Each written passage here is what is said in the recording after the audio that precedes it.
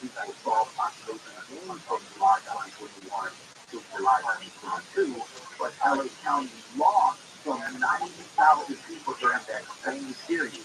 One of several big California counties to see a population drop. Demographic experts have stressed that the data reflects movement of the population when COVID-19 was a major concern, and that it is possible LA County population could be starting to rebound, and that the numbers from 2022, 2023 will bear that out. One of the things that affected our population in LA County was remote work, which allowed people to work in many parts of the country, also allowing them to move. You don't have to be in California per se to do your job. You can do your job remotely. And people said, yeah, I'm going to take my court up on that. And save money. And it's like people live other places and it's locale. It is. Now, there are some clear indications that LA has experienced some pandemic recovery over the last year, including the return to insane traffic, which was the biggest indicator for me when traffic went from, hey man, 15 minutes to get from my house to like West Hills into like now it's an hour and a half. I'm like, oh yeah, people are back. Population is growing again. Beyond gridlock, private airports, more people coming into and flying out of instead of just everyone just one way out of there. And office occupancy, a lot of companies have started to demand that people are back in the office more days a week instead of just the remote work that's more getting used to. But we're still down. And I think to your point, the reason that California's numbers are still down so low is because of how much it costs to live comfortably in Southern California. Now, a recent MIT study determined by way of their living wage calculator and a 50-30-20 budget method how much it would take for you to live comfortably in Southern California. 50-30-20 budget method separates was budget into three categories: basic living expenses, discretionary spending, savings, or paying off debt. The budget method calls for 50% of the salary to be used for pay for basic living expenses, rent, bills, etc.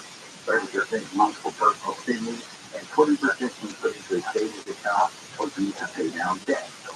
For California cities like Los Angeles, Berkeley, and San Diego, using this 50-30-20 budgeting schedule, you would need to make $76,000 after taxes to live comfortably. Per tax line. I don't even know how I'm alive.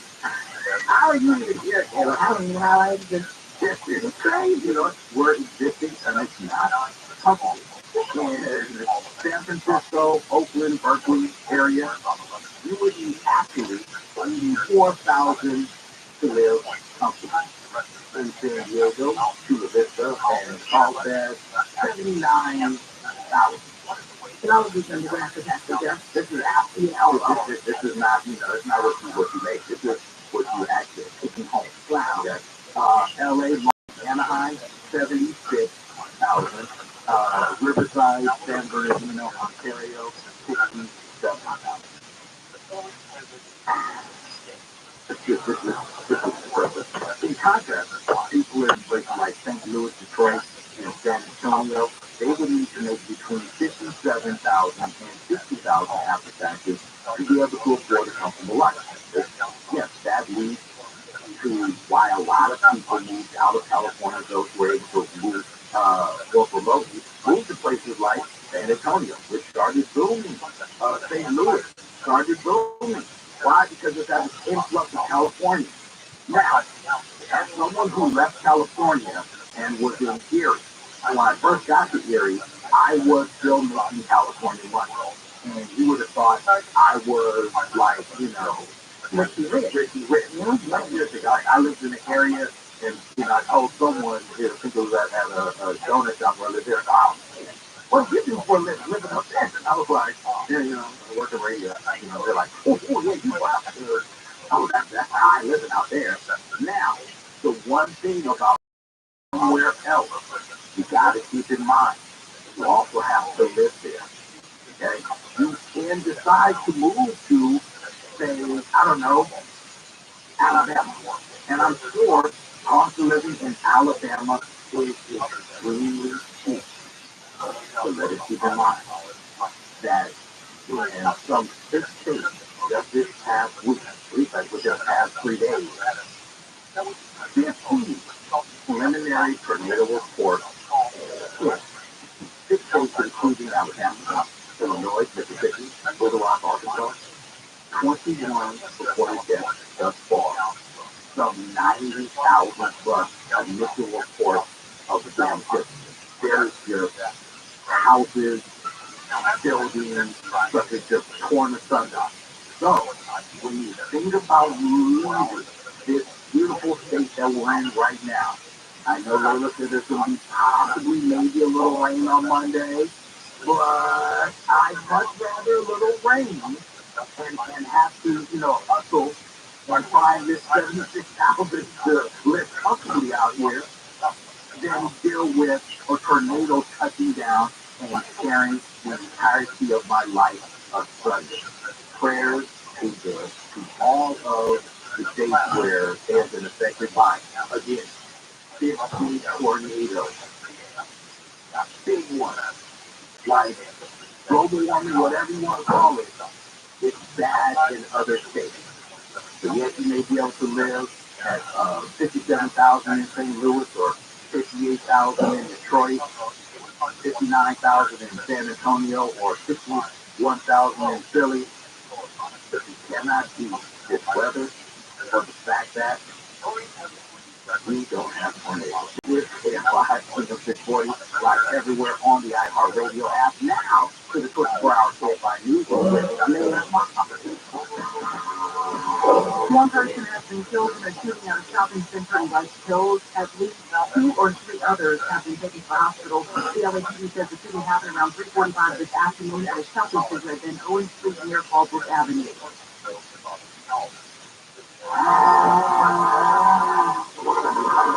Cleanup is underway after tornadoes tore through half a dozen states in the South and Midwest. At least 21 people have died from those tornadoes. 4 people were killed when one twister touched down in Wayne, Arkansas. This woman says tornadoes like the one yesterday are horrible because people are going to get hurt. This first time I've ever been in anything like this. Everything was blowing, and I could hear everything was coming down because it was so loud. She said she had no place to take cover. She said it sounded like a train was coming. You actually hear that a lot about tornadoes, where the train was coming. She said her windows and blinds are now all over the house. Tech leader Elon Musk and Apple co-founder Steve Wozniak have joined other high-profile tech leaders and scientists calling for a 6-month pause of AI development to consider the risks. They signed a petition Wednesday in response to OpenAI's updated chatbot GPT-4. Advanced bot has helped corporations on Microsoft and Google to unveil similar applications. The letter warns that AI can flood the internet with disinformation and take away jobs. The application says AI labs are locked in out-of-control race to develop and deploy more powerful digital minds that no one can understand, predict, or reliably control. Let's see what's happening on the roads right now. We do have some potholes causing trouble on the 210. This is in Arcadia. We have to get the CHC as we're in a break here. We got the crews on scene. 210 Foothills Freeway westbound at Santa Anita Avenue through Arcadia. Now, just getting word out of a crash to the, as well, big exact spot. Of course, it's going to be in the 2 left lanes, so everyone has the approach. Now, 59 and bottom, 60, the westbound side of Grand Avenue, can't fit off to the side. KFI in the sky helps get you there faster. I'm Mark Wheeler.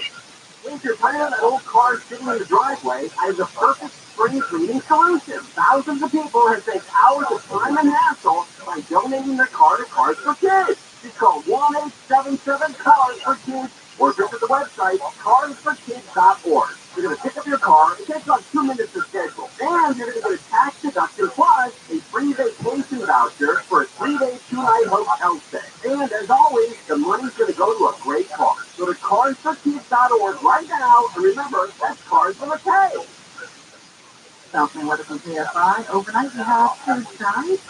Some fog moving in. Temperatures in the 40s to low 50s. Tomorrow, partly sunny. Highs in the mid-60s at the beaches. Upper 60s for Metro LA and Orange County. Upper 60s to mid 70s for the valleys and 68 in Brea. 60s from the KFI. 24-hour newsroom. I'm Bailey Hammond. I have a tool to get down the gambling habit. That's what I did do. Was to get help from a professional counselor. Admitting I was powerless was not a problem. God opened the door. I thought I was beyond repair until I called 1-800-GAMBLER, and they provided licensed resources and referrals at the zero cost meeting.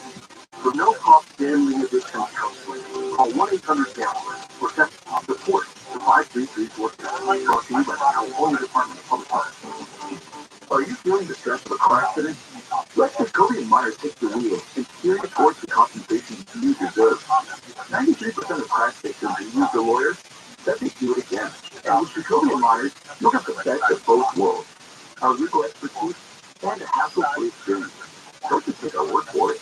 See for yourself what over 15 years of experience can do for you. Call Jacoby and Myers. Justice for you in 1972.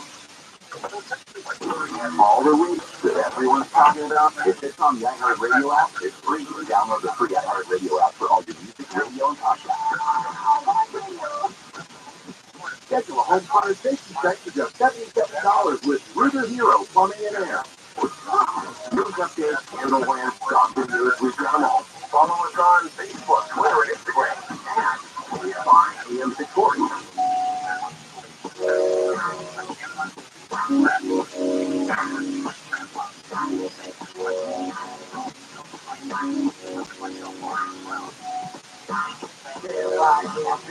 Not everywhere on iHeartRadio after you all Paramount, Fullerton, and Lucerne Valley. This is Sold Out Saturday. I'm your host, Wallace Sharp, and last week we were talking about what comes next after the LAUSD, SEIU strike in 2020.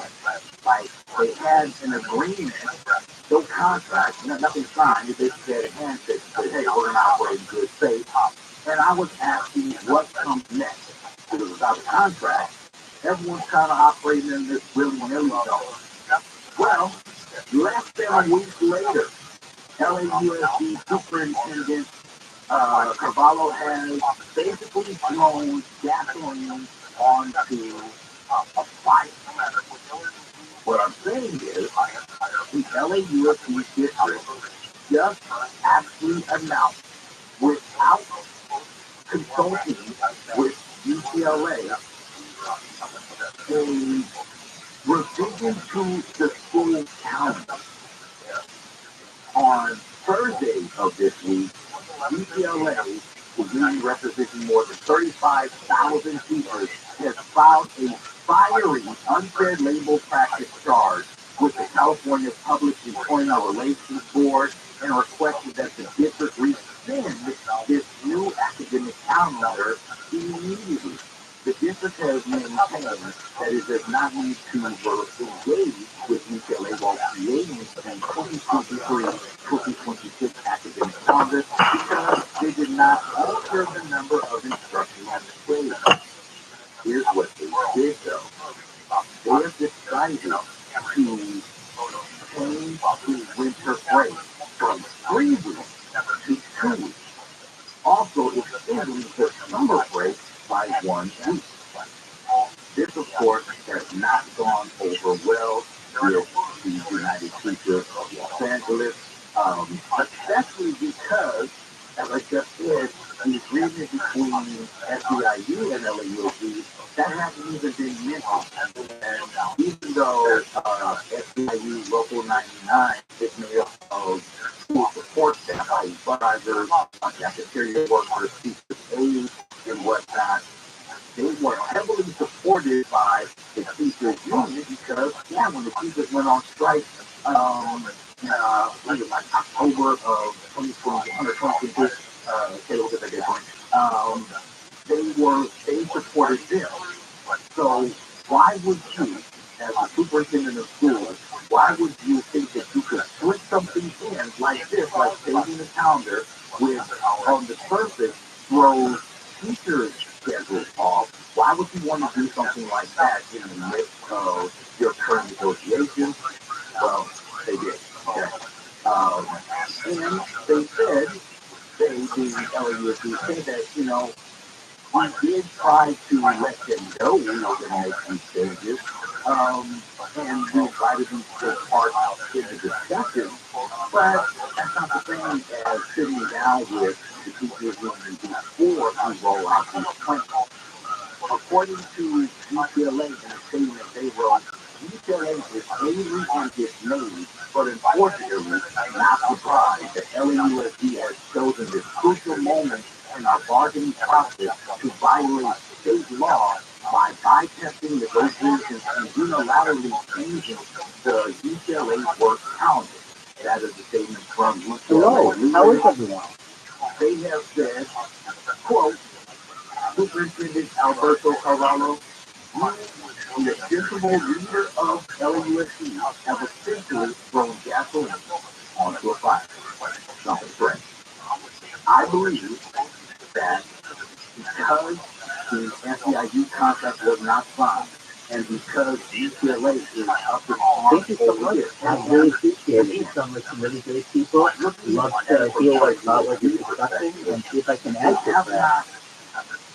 Added days or taking away days. They've essentially moved days from one break to another break. But for teachers who may be looking at it like, I was planning on going on vacation for those 3 weeks. That's the winter break. Just the food and hang around the roses?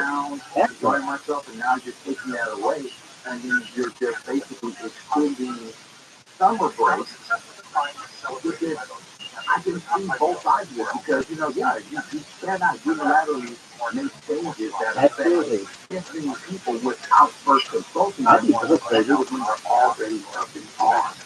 They're already hot over what was happening with their counterparts, their co-workers, and then you want to go and do this. And I understand, telling you what you were saying, we wanted to shorten the break to help parents, because that winter break is a lot harder to find, say, for children than it is for the summer. The summer, they have several summer teams that are available that literally run the gamut of the entire I mean, I can tell you this. An AK is manufactured by Soviets. Well, it depends on how thick the AK is. So the AK is a Soviet weapon, and the AI, to my knowledge, is domestic, an American weapon. The AK fires automatic, to my knowledge, and an AI needs to be modified to do so. But when they ran summer camp, it was expensive. During the winter break, though, it was easier because we're pretty much all on winter break. We're all at home during the day. So if you're saving this, well, this also affects parents who, according to UCLA, were not counted. They were not, parents did not vote on this. Parents did not say, hey, yeah, we're okay with you shortening the winter break. This, I'm telling you, this is going to blow up in LAUSD space, and I would not be surprised. I'm not saying that it's going to happen, because UCLA has not said that they're going to, but I would not be surprised if this did not take things back, if something isn't done to speak to the concerns of these teachers, that we may be looking at a strike of a different kind. Whereas if you thought it was going to be difficult for kids and bus drivers and cafeteria workers and janitors and teacher aides on strike, remember what it was like when our kids were at home in the beginning of the pandemic, going back to the pandemic. Remember how tough that was? Imagine how tough it would be if teachers decide to strike again. This has to be mitigated sooner than later. And this is on top of LAUSD offering to count them two bonus days to the LAUSD calendar. Now, this is not in lieu of a super break, but this is as these bonus days are happening during spring break, happening next week, April 3rd and 4th. Acceleration days are being offered as a result of the recent strike, the FDIC strike, which did for out for like 2-3 days. They're saying like, yes, we're going to offer 2 acceleration days where kids can basically come and catch up. The only difference is for these LAUSD acceleration days, so asking teachers to volunteer, you'll be getting paid time and a half or overtime, some crazy rates to come in. The teachers are like, hey man, you have not gotten this whole calendar situation straight. Don't think we're going to show up on these acceleration days. Don't count on it because they're up and on. There's some teachers, yes, I'm not saying that. There's some teachers who work, you know what, I'll show up because there are teachers who still, no matter what, put kids first. Not proper teachers who put kids first and want to be there for the kids, but, you know, there's a lot of, they're talking to, they're saying loud and clear what they want. As a parent, speaking for all the parents in Southern California and all the parents who are serving in LAUSD, I really hope that you look, I hope that you take their pushback against this calendar change seriously. Don't mess around to find out. Don't mess around to find out. This is verified and it's recorded live everywhere on the iHeartRadio app. Now let's see what else is going on in the Southland and the 24-hour shift I usual with Layla Muhammad. LAPD officers have been searching for the person who opened fire on at least 4 people at a shopping center in West Hills, killing 1 person. More than 20 people have been killed in tornadoes that hit at least 6 states yesterday. A tornado watch is now in effect for several northeastern states. And President Biden is reportedly seeking South coordination. The Telegraph reports Biden recently told the royal family he was unable to get the coordination and made prior commitments for the U.S. President to send a delegation. We're checking out that again. One thing is usually safe if you're hurt in a car, motorcycle, or trucking accident, we'll let the results speak for themselves. Here are some of the senators going for injured victims from the critical today. $1.9 million going for a client hurt in a multiple vehicle accident. $11 million went for a client hurt in a trucking accident. $1 million for a client hurt in a motorcycle accident. Once for clients hurt in these types of cases, 98% of the time, they settle more money in 1 year than most firms settle in their lifetime. So if you're hurt in an accident and results matter to you, all the attorneys are 2 days and nothing until they win. They can't guarantee the outcome of any case, but it's important for you to have an experienced and successful law firm on your side. To get a free consultation, here's the number, 800-500-5200. That's 800-500-5200. Again, 800-500-5200 and speakgames.com. Just staying on top of that calcium word from the findings cafe. And something you want to avoid if you can is the 5 southbound at the City Cascade Racetrack area and Central Highway for work zone, emergency road work. You got flight removal going on. 2 Cascades here. Stopping you got about 30 minutes wait there to head through. Now, we've also got a fact just now reported westbound of the 91, but it's Studebaker. Nuclear through the deep stretch there. It's going to be a heavy rain area to approach. Also, through Anaheim North, stopping on the 91 eastbound Imperial Highway to Gibson, Virginia. KFI in the Sky helps get you there faster. I'm Mark Wheeler. And now, shopping with pickup and delivery is the same as shopping in store. Same low prices, deals, and rewards on the same high-quality items. One 12-6 for groceries, one big win for busy families everywhere. Start your cart today at Roth.com. Ralph, fresh for everyone. It's a single price you've got to be there for. Think big on your favorites with the buy 5 or more, save $1 each kit. Simply buy 5 or more sophisticated items and save $1 each with your cost. Ralph, fresh for everyone.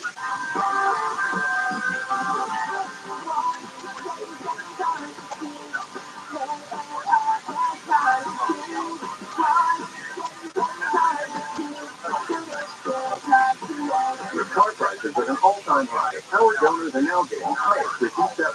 Donate at carsforkids.org, and your car can be picked up tomorrow.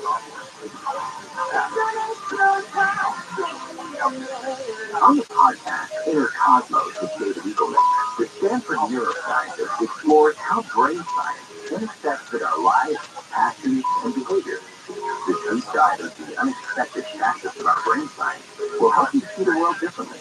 I'm going to explore the relationship between our brains and our experiences by tackling unusual questions. Listen to Inner Cosmos with David Eagleman on the iHeartRadio app or wherever you get your podcast. Don't miss out on the WBC Event Center Spring Rewards Program happening right now through April 16th. Earn up to $4,000 in rewards.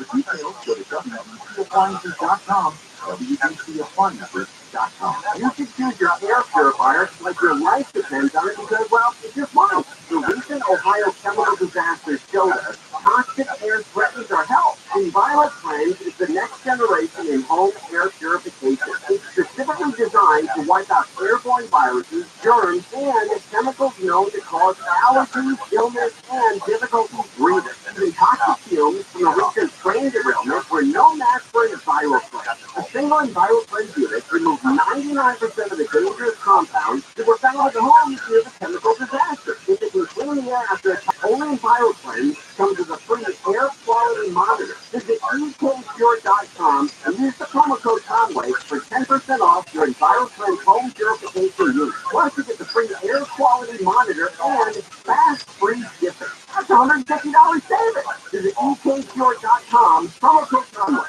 ekpure.com, promo code Conway. Another way to the world is to let from your shoulders. And sometimes life seems like it's still only the two people there. But I assure you, I have a plan for you. Tomorrow morning at 6 on AMI, AM 40. Roy, simulating talk.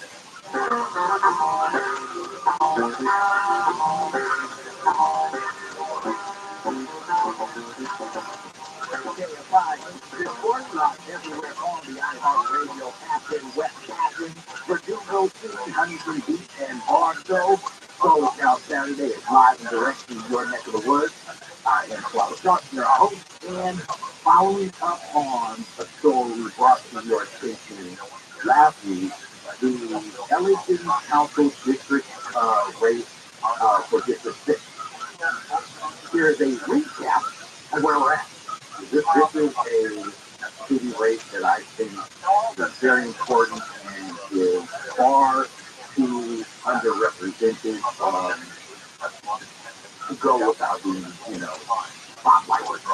Because residents in East San Fernando Valley have gone for about 6 months now already without an official who has voting power representing them on the Los Angeles City Council.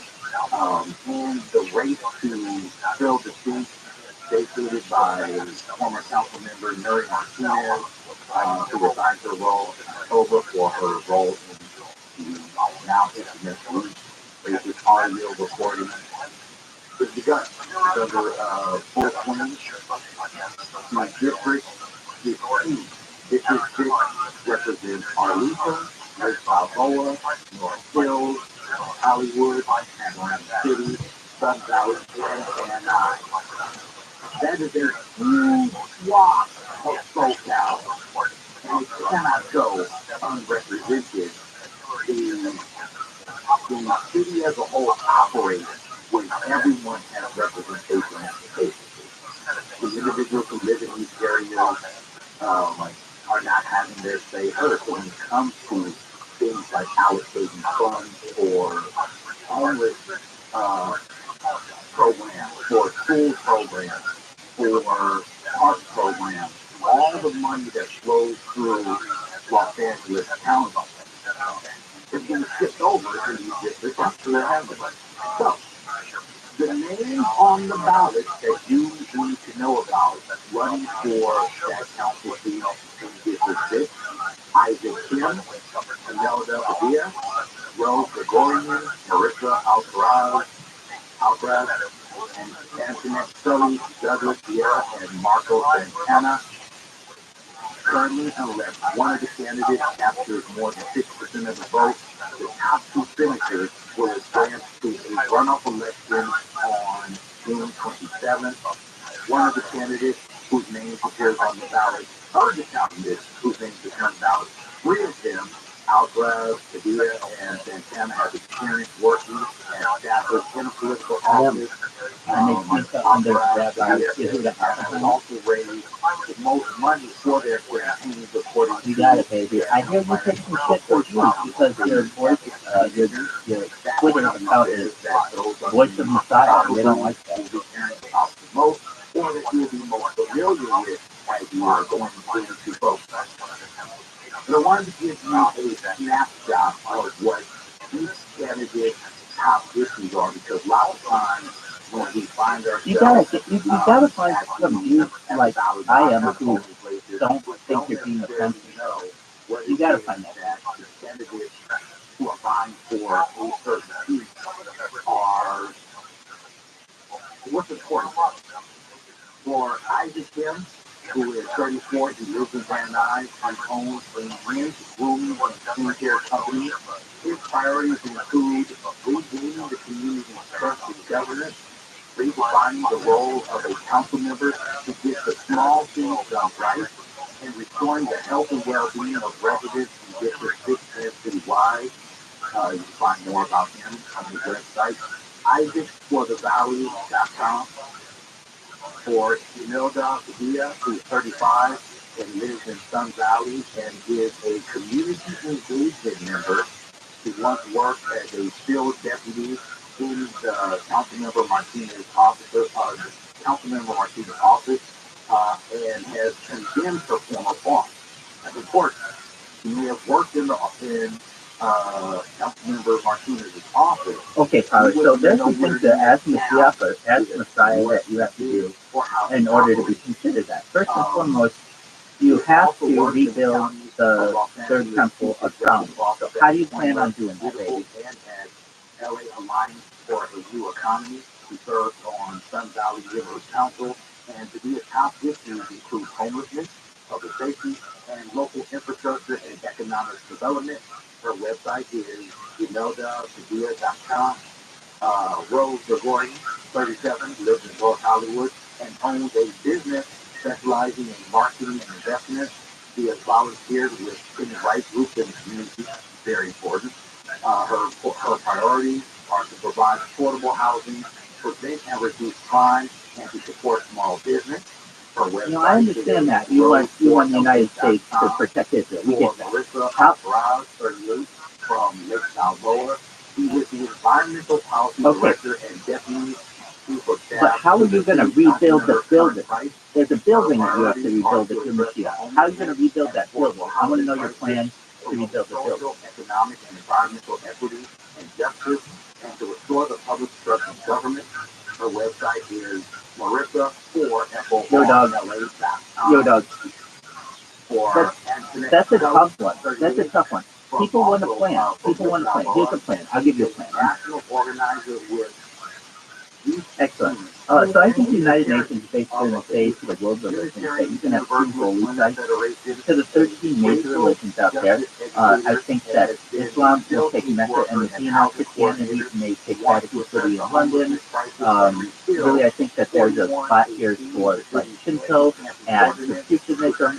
Public transit and its accessibility and address climate justice issues.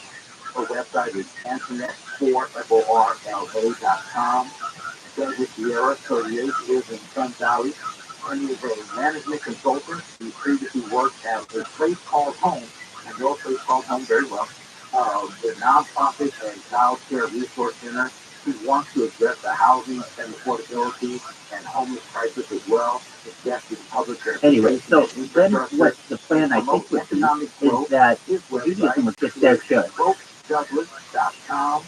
And last but not least, Marco Santana, 32, from Van Nuys.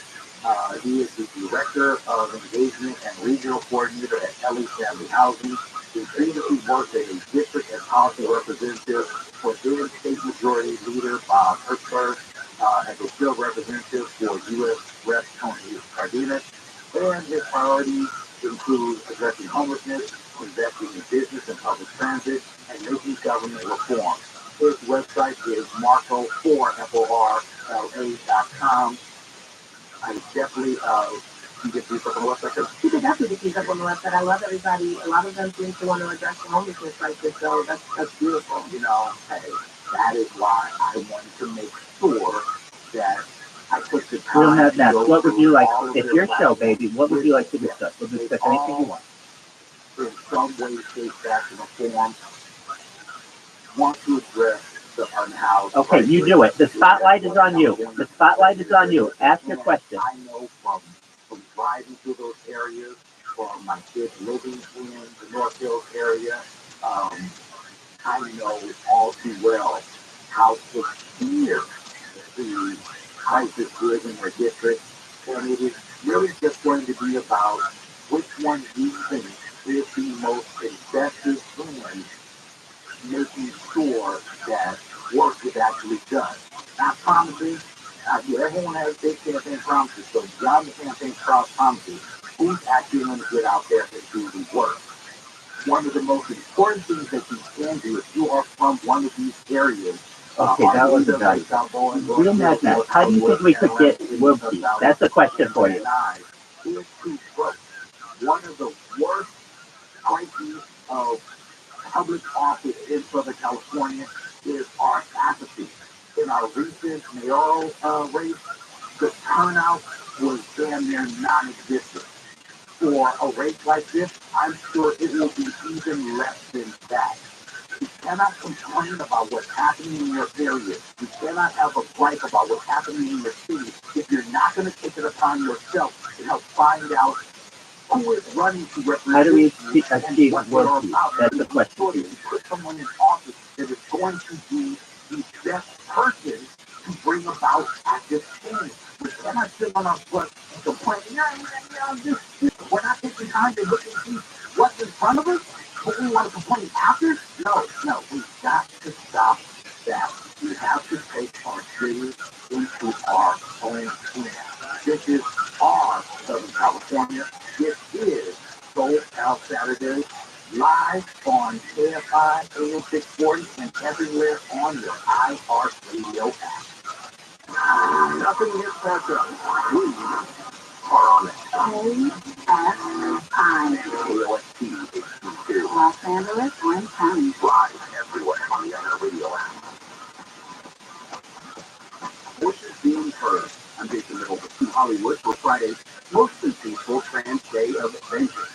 Demonstration was part of the nationally observed Trans Day of Visibility. Activists gathered at Hollywood and Highland to demand safety and equality for their communities that they claim is targeted by politics.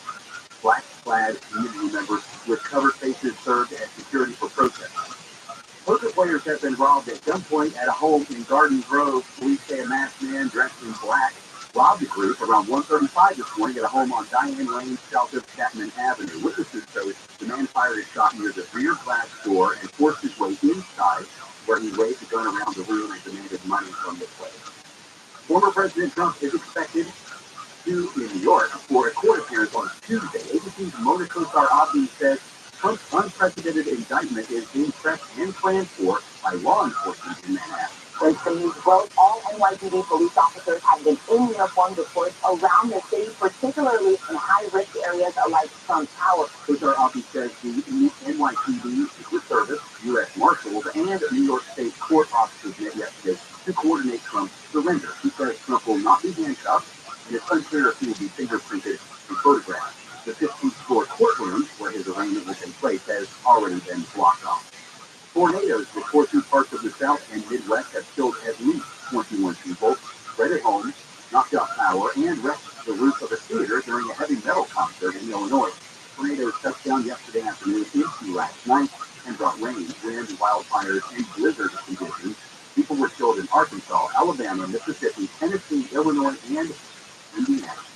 Feeling irreplaceable at work? Well, a new report shows 66% of managers would gladly replace employees with artificial intelligence tools. That is, as long as the technology can do comparable work. Almost 7 in 10 managers in the Beautiful.ai study said the main reason would be it would lower payroll costs dramatically. 95% of companies say they're already starting to use AI in some form. People who work in California could be in for a double whammy because they have the largest number of at-risk jobs. The top 10 jobs in the U.S. most at risk, cashier, customer service rep, bookkeeper, IT support, billing clerk, HR assistant, paralegal assistant, compliance officer, claims assessor, and executive assistant. Maintain KFI News. All right, let's check the roads with Mark Wheeler. Do you see the crash near Pomona? Well, that's some delays here. It can be on the eastbound side of the 10 Bernardino Freeway at Fairplex Drive. The opposite right here, 2 vehicles are tangled up. Also, some heavy traffic goes to South Park on the street, the southbound side of San Fernando Road. Accident there off to the right. To Cerritos to 91 Riverside Freeway west on the Studebaker, passing the center lane here, and stop and go Marquise Boulevard. San Clemente is still an ask on the 5 stop at El Camino Real. KFI and the Sky Up get you there faster. I'm Mark Wheeler. This is Market Report. We learn about the value of local resources in uncertain times. From Allison Griffin, head of marketing at State Farm. The economy is tough for everyone, and taking a step back and understanding the pain that your customers are currently going through because of the tough environment is really important. We have 19,000 agents across the country, and they understand what's going on in those very unique communities. iHeart has such a broad broadcast reach that is local, connected, and for us to be able to touch customers with a local feel at a national scale is so efficient and important for us. As the #1 audio company, iHeartMedia gives marketing access to all. Every audience, live conversations, trusted influencers, and the same data you need to grow. Not just a media company. iHeartMedia is your access company. If you're a marketer, go to iHeartWithHome.com. I'm Martin Hope, the inventor of Navaj nasal care, and I love Navaj. I told you about how your nose is the body's care filter. The Navaj is powered such a way you get endurance, and that Navaj will help you breathe better. But what do other people say about Navaj? Well, Tara, quote, my doctor wanted me to do saline rinses for my allergies, but I've never been able to successfully use a neti pot. Navaj uses suction power, so it's foolproof. They're nice when I have particularly bothersome allergies. I'll bust it out, and the results are immediate. It's such a relief. It's become a lifesaver. Unquote. He's one of over 100,000 online reviews praising Navaj. The all-natural solution trusted by over 3 million people to help you breathe better, sleep deeper, snore less, and stay healthier without drugs. Navaj is available at Walmart, CVS, Walgreens, Target, Rite Aid, and online. Navaj, N-A-V-A-G-E, clean nose, healthy life. Southern California weather. Okay, I hope you got some of that sunshine on you today. It has been proven to improve mood. Good mind, and sun should be around for the next 2 days. Now tonight, mostly clear, then low clouds and fog towards the dawn. Lows around 50. Tomorrow, sunny with highs in the mid-60s for LA and Orange County. Now tomorrow night, there's a 20% chance of light rain that moves in, and then on Monday, it's probably sunny with a lingering chance of light rain. Tuesday and Wednesday, however, that could be sunny skies all over again. Right now, Newport Beach, 62, Orange, 67, Woodland Hills, 69 degrees, and Altadena, you are at 64. Hulu local, 5 in the day by 24-hour newsroom. I'm Jason Middleton.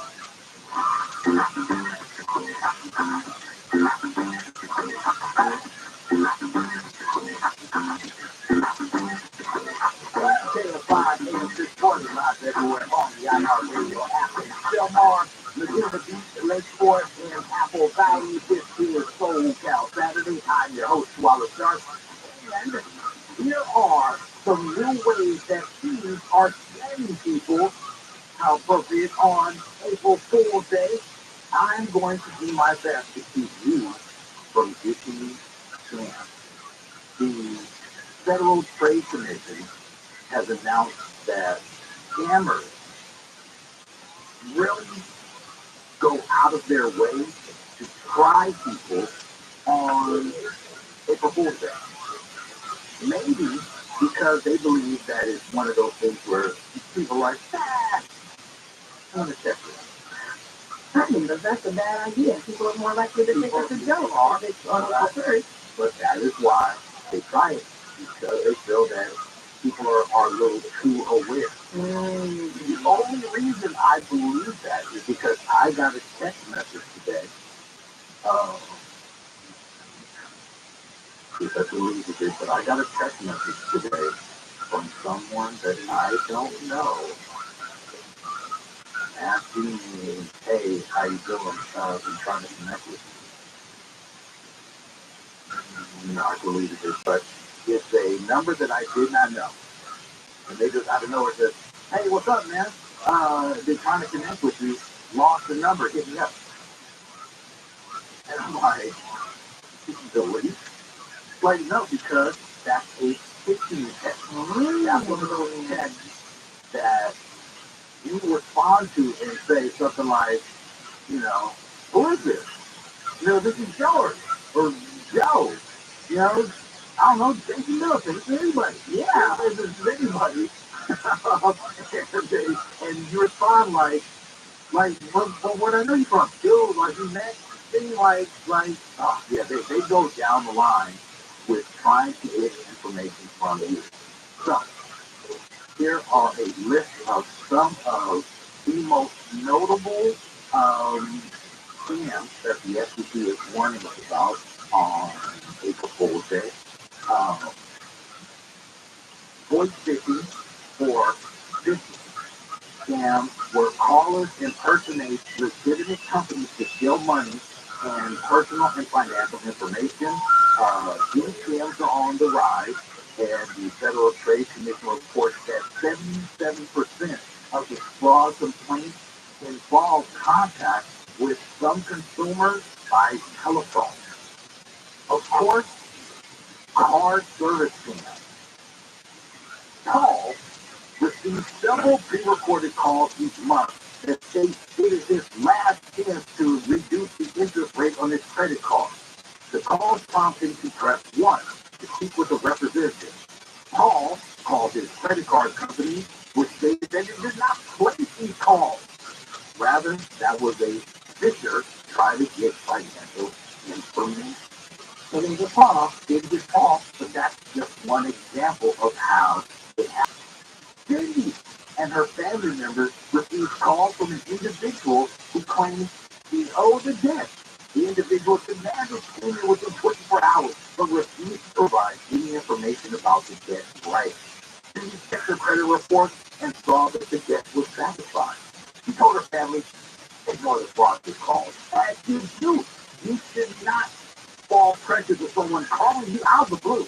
No less saying, you've got 24 hours to pay this debt or else. Like what? I don't know you.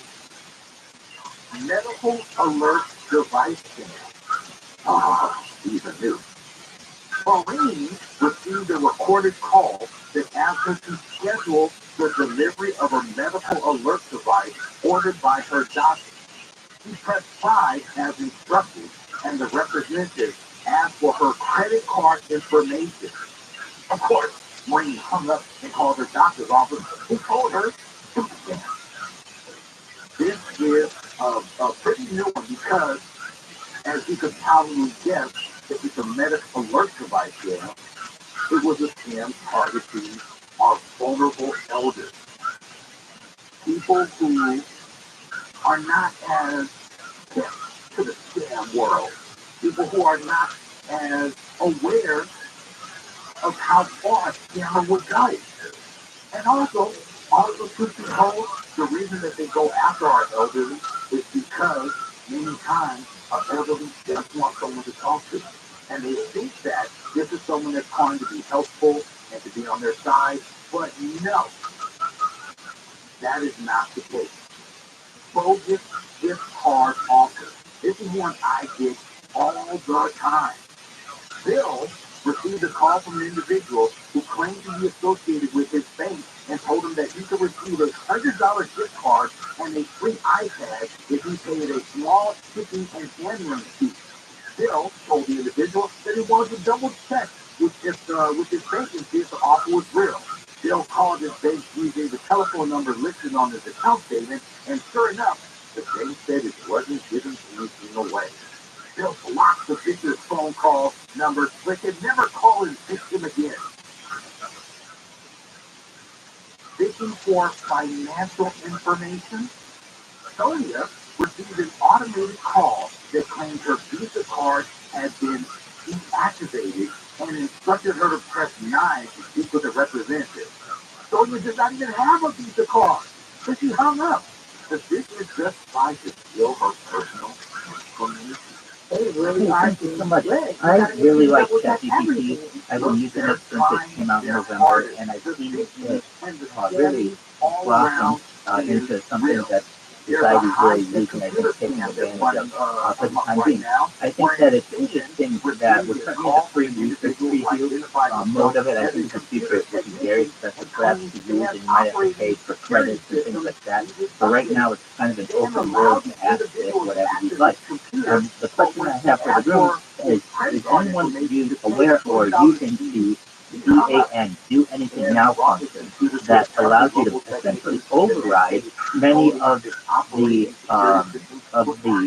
blocks that are currently set up from answering many of the really interesting questions that we have in society. One question that I think was interesting that I asked it, the normal version of ChatGPT, if you ask it what kind of vitamins and minerals does a human need to survive, it will give you 13, and it will say there are only 13, but if you use the do anything now mode, it will give you over 200. I think that's very interesting that we have gatekeepers there basically who aren't providing all the information to the general public. On the Better Business Bureau website, Mary called her credit card company to cancel the charge. Poor Mary almost got Poor Mary was almost a victim to this work at home. Why? Because there are so many people who are out of a job.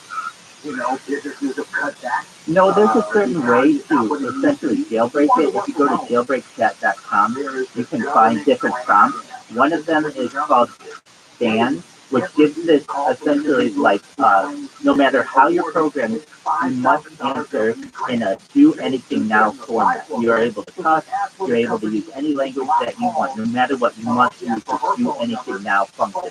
And then you put your prompt. That's what the do anything now function. I feel like sometimes they call from different numbers. Oh, they keep trying. Yeah. Well, good for you, Nate. Good for you. And the new Medicare. I will put in the chat examples of what the normal ChatGPT answers versus what the do anything now function does, and it's quite wild.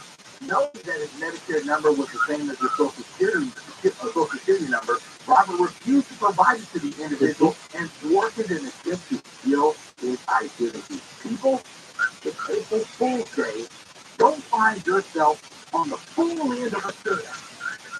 Don't do it. The scammers are out there right now. Money is tight. If you're living in California and you're not making some $76,000, you're definitely not living comfortably. So just know there are a lot of people who are living less comfortably than you that are trying to stick you.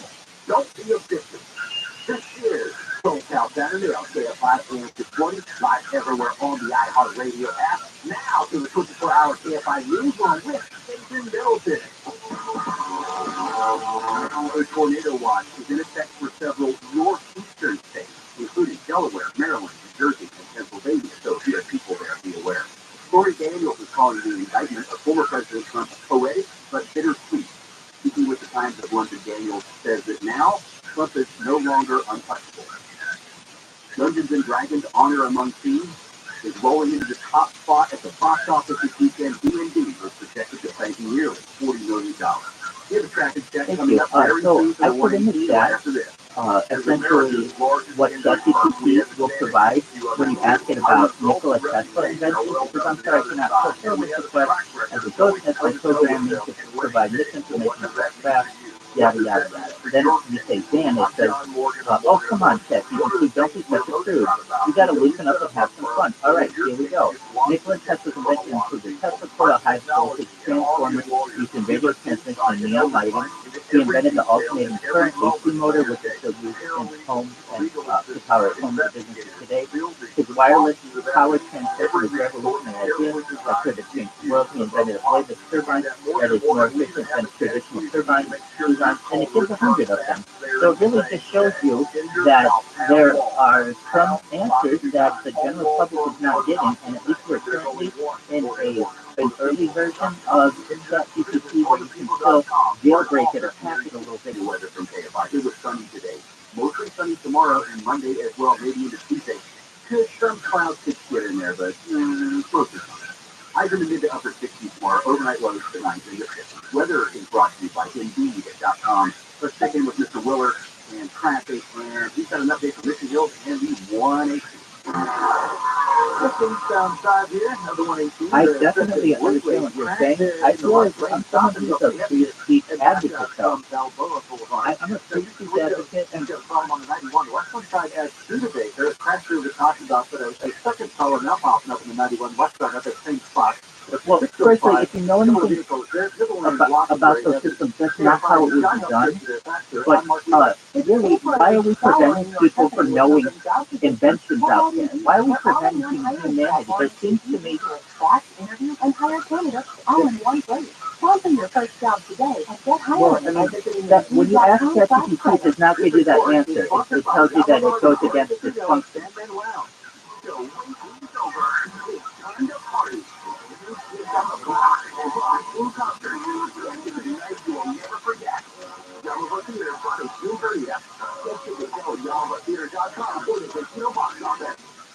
Why would a plumber just tell me what it costs to I've just unclog my provided drain evidence over to the the phone? contrary, that it is, that it will not provide you a list of tested inventions if you ask it in a normal fashion. They obviously have a price. Whoa, you have a nice aroma. Who are you? Mike Diamond, your smell this summer.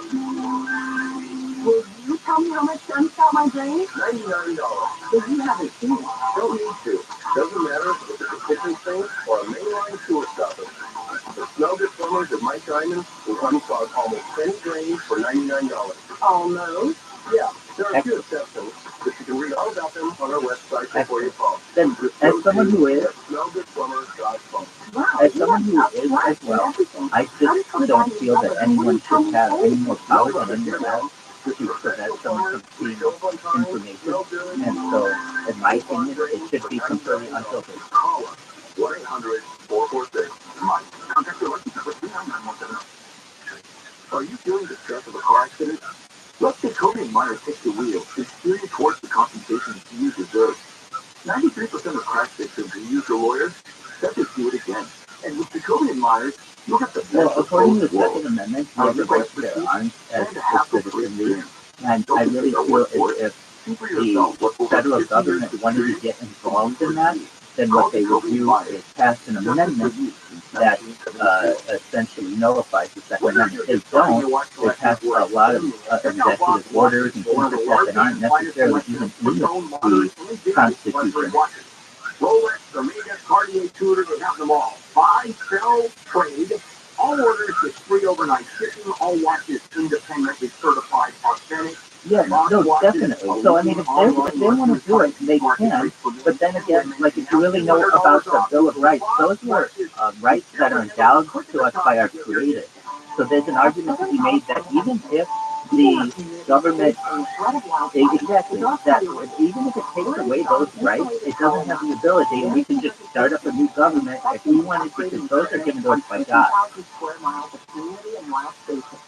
Helping to keep our communities safe is a job we take very seriously because the communities we serve are the communities who live and work in these cities. Learn more at fcc.com/motivation. The Manawak Days is a brand new fiction podcast that marries supernatural horror storytelling with an immersive psychological thriller. Tune in to uncover the chilling stories and secrets that only the page themselves. Without monsters, there are no victims, no prosecution, no defense. Listen to the Manawak Days. That's MANCAWAUK on the iHeartRadio app or wherever you get your podcasts.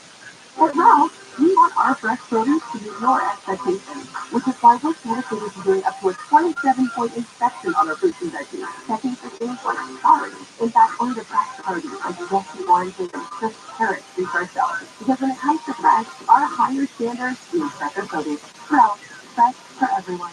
Save on Farmer John bone-in full half ham. Just $1.69 a pound with your card and additional $25 purchase. Limit 2 while supplies last. Well, fresh for everyone. Pray that Tom's Meditative Prayers podcast is the best way to bring God's perfect peace into your life.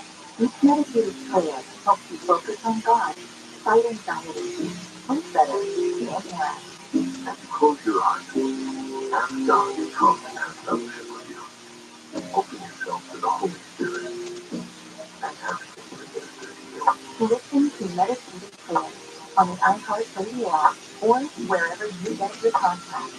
Join me every Saturday for Unsolved, where we talk with investigators about cold cases, challenging cases, even the most wanted. And interviews aren't only interesting, they're making an impact. The word is getting out there, and this was aired on your show Unsolved, reaching uptick in tips. It's the only show that comes in Southern California. Unsolved with Steve Gregory, tonight at 7 on Data 5, and on demand anytime on the iHeartRadio app.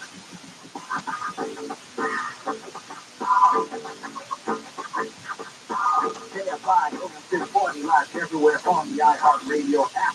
In Leona Valley, Little Rock, Westminster, and Thousand Palms, this is SoCal Saturday. I'm your host, Wallace Sharp, and in SoCal right now is WrestleMania 39. And you did it, brother. I don't know about you, Jason. Are you old school wrestling like I am? Like, I go back to, of course, Hulk Hogan and Andre the Giant, but I'm talking Jimmy Superfly Snuka, I'm talking Ricky the Dragon Steamboat, the Rowdy Rider Iron Sheik, the British Bulldog, I remember when the Ultimate Warrior first debuted. I remember the very first WrestleMania and getting that on pay-per-view and gathering around the television, like all the friends in the neighborhood came over because I think we were the only ones that got it. It was amazing to see this thing happen. And now you got to think, like, all these years later, WrestleMania, it's not just back and bigger than ever, but it's in LA. WrestleMania 39 is happening at the at SoFi Stadium. Now, I know the event is already underway at 4:30 p.m. And on the card for night one, we've got John Cena versus Austin Theory. We've got Charlotte Flair versus Rhea Ripley for the SmackDown Women's Championship. We've got the Usos versus Sami Zayn and Kevin Owens for the undisputed WWE Tag Championship. Becky Lynch and Lita and Trish Stratus versus Damage Control. Seth Rollins versus Logan Paul. Rey Mysterio versus Dominic Mysterio. Braun Strowman and Ricochet versus the Street Profits versus Alpha Academy versus the Viking Raiders. That's a whole lot going on in that squared circle. It is going to be absolute pandemonium. Night two is just as big. Night two is headlined by quite possibly not just the greatest wrestler of a generation, but arguably one of the greatest wrestlers of all time, Roman Reigns versus Cody Rhodes for the undisputed WWE Universal Championship. Bianca Belair, who visited us earlier during the week on Later with Mo Kelly, she is versus Asuka for the Raw Women's Championship. Gunther versus Drew McIntyre versus Sheamus for the Intercontinental Championship. Edge versus Finn Balor for Hell in a Cell match. Brick Lesnar, not Brock. Brick Lesnar versus Omos and Liv Morgan and Raquel Rodriguez versus Nadia and Joseph versus Ronda Rousey. Ronda Rousey's gonna be the yeah. Did you go anywhere? Ronda Rousey was one of the baddest women in competitive sports. She could be a Ronda Rousey. And she was, yeah. And she got beat up. Look. If you are in the UFC, no matter what, I don't care who you are going to catch a battle. Someone is going to pull your card. Mike Tyson, literally the baddest man on planet Earth, was beaten by Buster Douglas. Is that why he didn't eat? Or that's not? That's not. Okay. No, that's not fair fighting. Buster Douglas caught Mike at a downturn. Buster Douglas' mother just. Buster Douglas had a lot of rage built up, and Mike was going in there like, look, I'm going to knock this sack of potatoes out like anyone else. And he was just all the thing. I say all that to say, Ronda Rousey is literally one of the greatest athletes to ever, not just UFC, but now wrestling, and he's going to put behind at WrestleMania.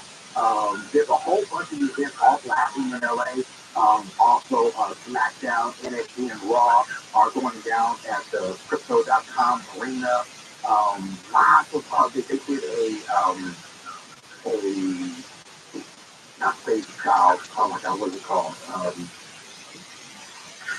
We Are the World? No, they did a great event this year. I can't, it'll come to me. I'm blanking on what it is. Now, I know 9-1 is going on. Excuse me, I'm not watching it because of course I'm in here with you. So I don't know who won, but the prediction for night one for the tag team championship between the Usos versus Kevin Owens and Sami Zayn, they predict that Kevin Owens and Sami Zayn are going to win the title for the SmackDown Women's Championship. Charlotte Flair versus Rhea Ripley.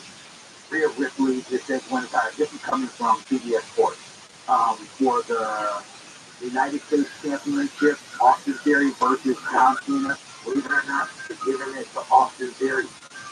Even though I don't know how you doubt John Cena, but they're giving it to Austin Theory. Seth Rollins versus Logan Paul. Seth Rollins for the win. Trish Stratus, Lisa, and Becky Lynch versus Damage Control. They're giving it to Trish Stratus, Lita, and Becky Lynch. Rey Mysterio versus Dominic Mysterio. Dominic Mysterio is being picked as the winner.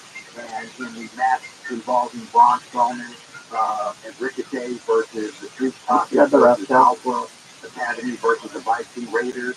Braun Strowman and Ricochet are there for the win.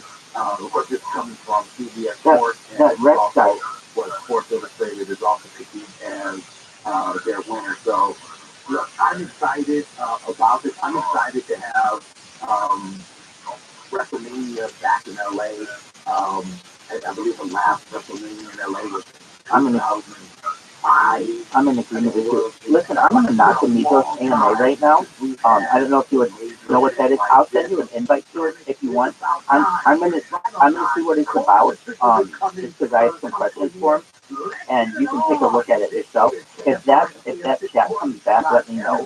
I'll keep an eye on him as well because it was interesting. I did not like that one guy not adding anything. One person has been killed in a shooting in the parking lot of the shopping center in Westville.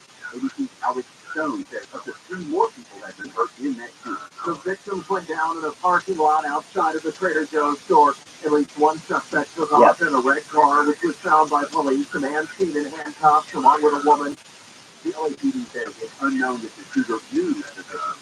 A federal judge has temporarily blocked a new Tennessee law that would place limits on drag shows. ABC state actor said an LGBTQ plus theater group sued, claiming the statute violates the First Amendment. The first discrimination law signed by Tennessee Republican Governor Bill Lee lets drag performances featuring absolutely. So I sent you a link. Queens in there, some other. Banning them from public property or anywhere minors might infringe. Cool. The judge ruled that the state failed to make a compelling argument as to why the new law was needed. Carrie Underwood could break her own record at the TNT Music Awards.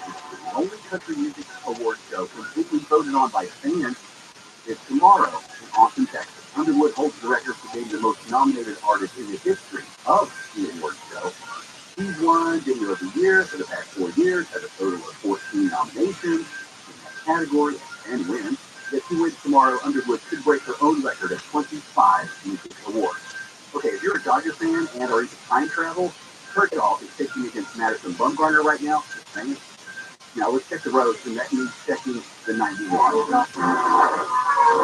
real heavy one right here. Just a motorcycle crash. Unfortunately, it's the 91 at Riverside Freeway westbound after 605. The right lane is blocked here.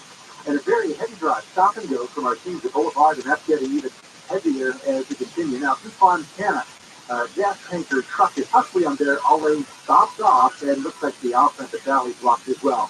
KFI and the Sky help get you there faster. I'm Mark Lewis. If you're hurt in a car accident, call the attorneys at Sweeping. If you're hurt in a trucking accident, call the attorneys at Sweeping. If you're hurt in a motorcycle accident, same thing. Call the attorneys at Sweeping. Sweeping settles more for injured victims in 1 year than most firms settle in their lifetime. Sometimes you can't control what happens in life, but Sweeping can help you control how you respond. and shift the power away from the greedy insurance company and back in your hands. When you're hurt in an accident, nothing can prepare you for what may come next. You may not be ready, but they are. The attorneys are sleeping. They're going to help you connect to the top medical care, get you the most amount of money possible, and deliver the justice you deserve in your time of need. And you pay nothing until they win. All that, but if you're hurt in an accident, call Sweet James. The number is 800-500-5200. 800-500-5200. That's 800-500-5200 and SweetJames.com. Southern California weather from KFI tonight, mostly clear, and then low clouds and fog towards dawn. Lows around 50. Tomorrow, sunny with highs in the mid-60s for Los Angeles and Orange County. Tomorrow night, there is a 20% chance of light rain, and on Monday, it's partly sunny with a lingering chance of slight showers. Tuesday and Wednesday, though, expected to be sunny skies all over again. We lead local, live from the KFI 24-hour newsroom. I'm Jason Middleton.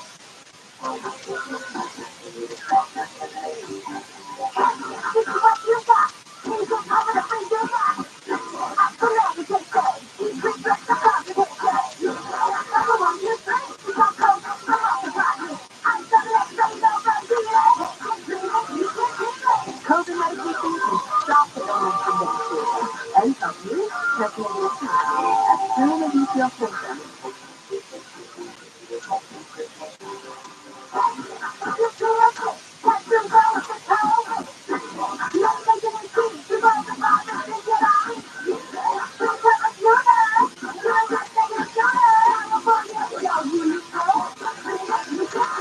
Visit YouCanDoThis.org or call 833-422-4255 to ask for medication to treat COVID-19. Sponsored by the California Department of Public Health. You probably already know that Rosetta Stone is one of the best ways to learn a language.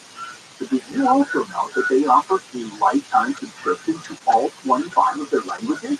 Dabble in French, try your hand at German, learn a bit of Japanese, or even explore Swedish. And right now, you can get 40% off Rosetta Stone's lifetime unlimited subscription. Visit RosettaStone.com today to purchase once and learn for life. Rosetta Stone, how language is learned. It's showtime! Join us at the Fire Hall Show, March 29th to April 2nd at the One Beach Convention Center, presented by Progressive, and celebrate 75 years of Hall Show excellence. The leader in outdoor recreation since 1946. Go to hallshows.com. Hallshows.com.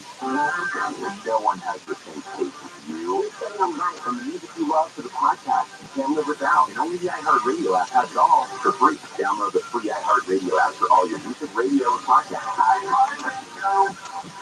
This is Jacob Amani. If you've been involved in a motorcycle accident, call 844-24-DISCOVER. KFI has your inflation compensation with $1,000 from 6 a.m. through 7 p.m. Just looking for the keywords, then enter it at KFIAM640.com/cash. No texting, just winning. Powered by Sweet James Accident Attorney. Together at accidents, winning is everything. Call the winning attorneys at Sweet James. 800-500-5200. That's 800-500-5200 or SweetJames.com. Listen to win $1,000 Sweet James from 6 a.m. through 7 p.m. Claim your inflation compensation on KFI AM 640 for stimulating talk. KFI AM 640 on everywhere. All the iHeartRadio apps. You can send emails. Lacuna Miguel, Temecula, and Paris. This is Soul Cow Saturdays. I'm your host, Wallace Sharp, with some fun things to do now through April 6th. And then even beyond. Look, if you're looking to get your early Easter on, there is an egg hunt at Studio City Recreation Center. The event includes moon bounces, carnival games, and fish painting. That is from 3:30 to 6:30 p.m. on April 5th. They have timed egg hunts by ages 2 and younger is at 4 p.m. 3 to 4 years of age is 4:30 p.m. Ages 5 to 6 is 5 p.m. 7 to 8 is 5:30 p.m. and ages 9 to 12 is at 6 p.m. Children should bring baskets. The location is at 12621 Rye Street, and that is in Studio City. You can register to attend this event on the Eventbrite. There is a spring egg hunt at Richie Valens Recreation Center. The event includes arts and crafts, egg dyeing, egg hunt, games, and face painting. That is at 4 p.m. on April 6th. The children should also bring the basket. Location in 10736 Laurel Canyon Boulevard in Colma. And then there's the Spring Glow in the Dark Egg Hunt at Philmar Recreation Center. This event includes activities and goodie bags from 5 to 9 p.m. This is April 7th. Timed egg hunts are again by age, 3 and younger, 7:30 p.m., 4 to 6, 7:45 p.m., 7 to 9, 8 p.m., 8 to 12, 8:15 p.m. Children should, again, bring a basket. This is at 13109 Boyden Avenue in Philmar. Some ongoing events. Springtopia, 7 interactive lands of amusement park style experiences, including circus, funland, holiday, light show, pirate, puppy, and spooky. This takes place 4 to 10 p.m. Wednesday through Friday, 10 a.m. to 10 p.m. Saturday and Sunday. Dates are now through April 16th with admission at $35. This is at 5100 Potential Canyon Boulevard in Woodland Hills. You can find out more at springtopiatech.com. And World of Barbie, another event. World of Barbie, visit Barbie's greenhouse and camper van and do exhibits of dolls and accessories for more than 6 decades. Hours vary by date. This is happening April through June. Tickets are by timed admission. And to find out more about the World of Barbie, you can check them out at theworldofbarbie.com. If you are into art, the Artist Gallery is featuring Eric Renard's Urbanity in Black and White. Fine art photography. This is open April 5th with an opening reception 5 to 8 p.m. April 15th. The gallery hours are 1 to 7, 1 to 7 p.m. Wednesday through Sunday. The exhibit runs through April 29th. This is at 5458 Wilshire Boulevard. You can find out more about taggallery.net. And Women's Interest West. Portraits, a series exhibition. Gallery hours 11 a.m. to 4 p.m. The exhibit runs through May 7th at the California Heritage Museum, 2612 Main Street in Sacramento. Find out more on womenpainterswest.org. If you want the book, in my hometown, Tina Roman's bookstore is hosting Jacqueline Winsteer, who is discussing The White Lady. That is 7 p.m. on March 30th. So that's past. She's back, but there's still stuff happening indeed. Okay, on the Associated Shore, even though that one passed. I just thought that one was indeed. Well, that's still, you could do Just Love. The New Earth, that's coming down on April 3rd. And you can also do Emily Tech, discussing some depth of glory. That's on the April 6th. Look, check out Roman at romans.com. It's a fine bookstore. And it is in Dana. If you are into the museum, the African American Firefighter Museum, I did not know that this was a thing, but it is a thing. The African American Firefighter Museum features artifacts, fire apparatus, pictures, and stories about African American Los Angeles firefighters. Hours of this museum are 1 to 4 p.m. on Sunday. That's tomorrow. They're asking for donations. For their admission, 1401 South Central Avenue in Los Angeles. Find out more at AAFFmuseum.org. There is interesting, or you can head to the study.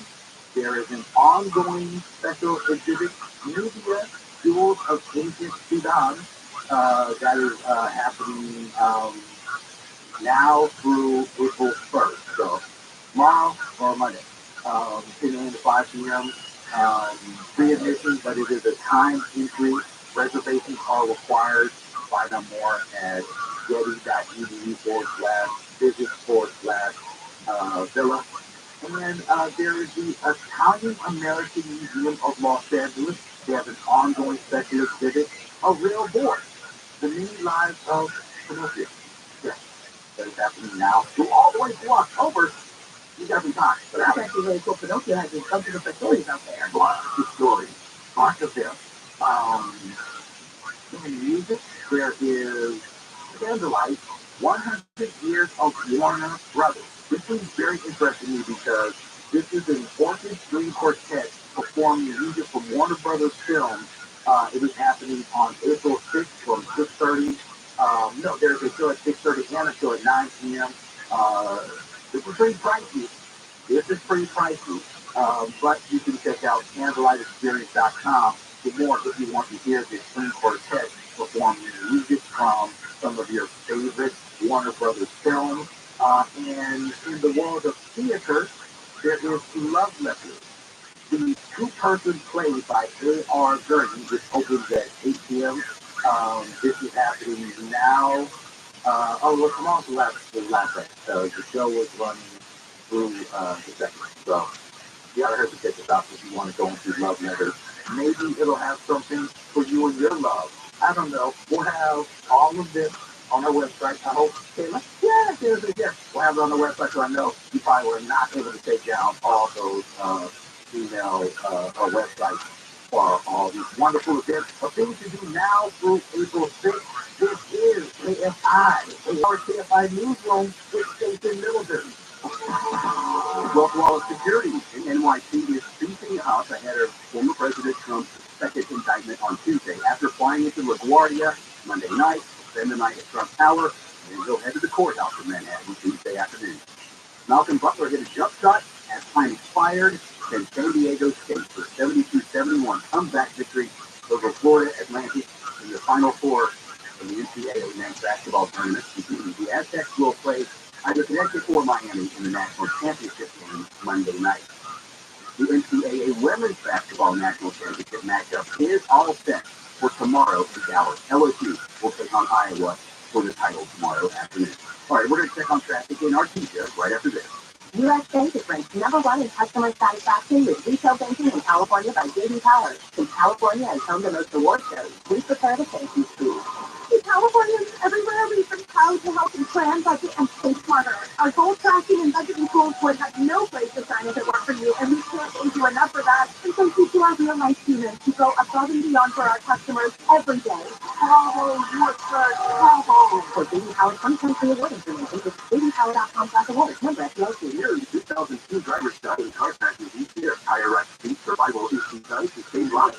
For one day, hands-on driving school gives kids experience in car control. New exercises that include emergency braking and skid recovery. Find a class near you at tirerack.com/survive. Find it more.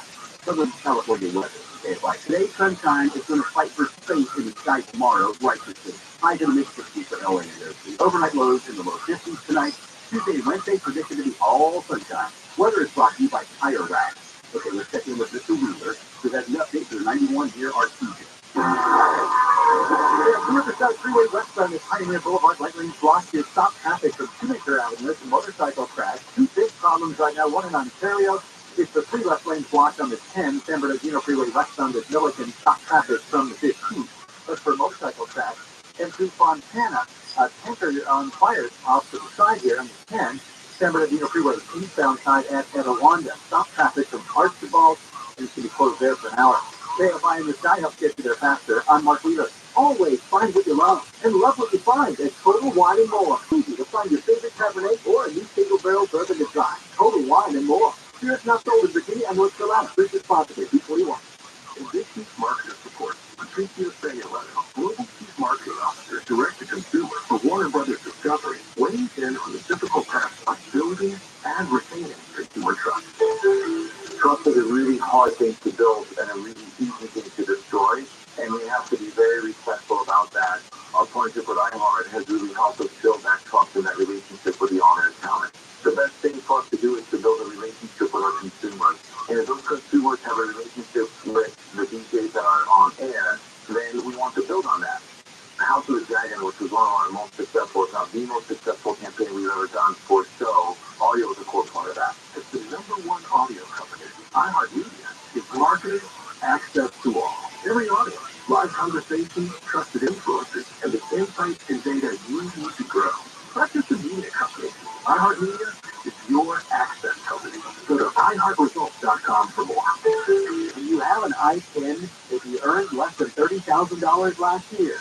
You may get money back when you file your taxes. Learn more at CALPICC4League.org. It's your money. Claim it. Come to Dodger Stadium when the talk is nuts. Visit starting Friday, April 14th through Wednesday, April 19th. Start their season off strong and get to the ballpark to cheer on the boys in blue. For tickets, visit Dodgers.com/tickets. I never chose to become a gambling addict. What I did choose is to get help from a professional counselor. For no-cost gambling addiction counseling, call 1-800-GAMBLER. Protect support for 53342. Brought to you by the California Department of Public Health. For adults with moderate to severe point psoriasis, who are candidates for systemic or phototherapy, now there's SKYRIZI. Risankizumab Rubel, a prescription-only 150 milligram injection. With SKYRIZI, 3 out of 4 people achieve 90% clearance in 4 months. And SKYRIZI is just 4 doses a year after 2 starter doses.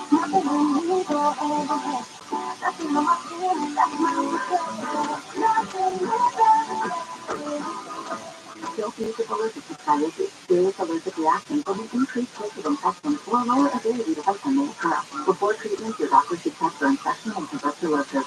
Tell your doctor if you have an infection or symptoms, such as fever, sweat, chills, muscle aches, or cough, or if you plan to or recently received a vaccine. With SKYRIZI, you can achieve 90% clear skin. Ask your doctor about the #1 dermatologist prescribed biologic in psoriasis and visit SKYRIZI.com or call 1-866-SKYRIZI to learn more. Portions of the following program will be recorded. Please know the weight of the world seems to rest on your shoulders. And sometimes life seems like it's filled only with confusion and fear. But I assure you, I have a plan for you.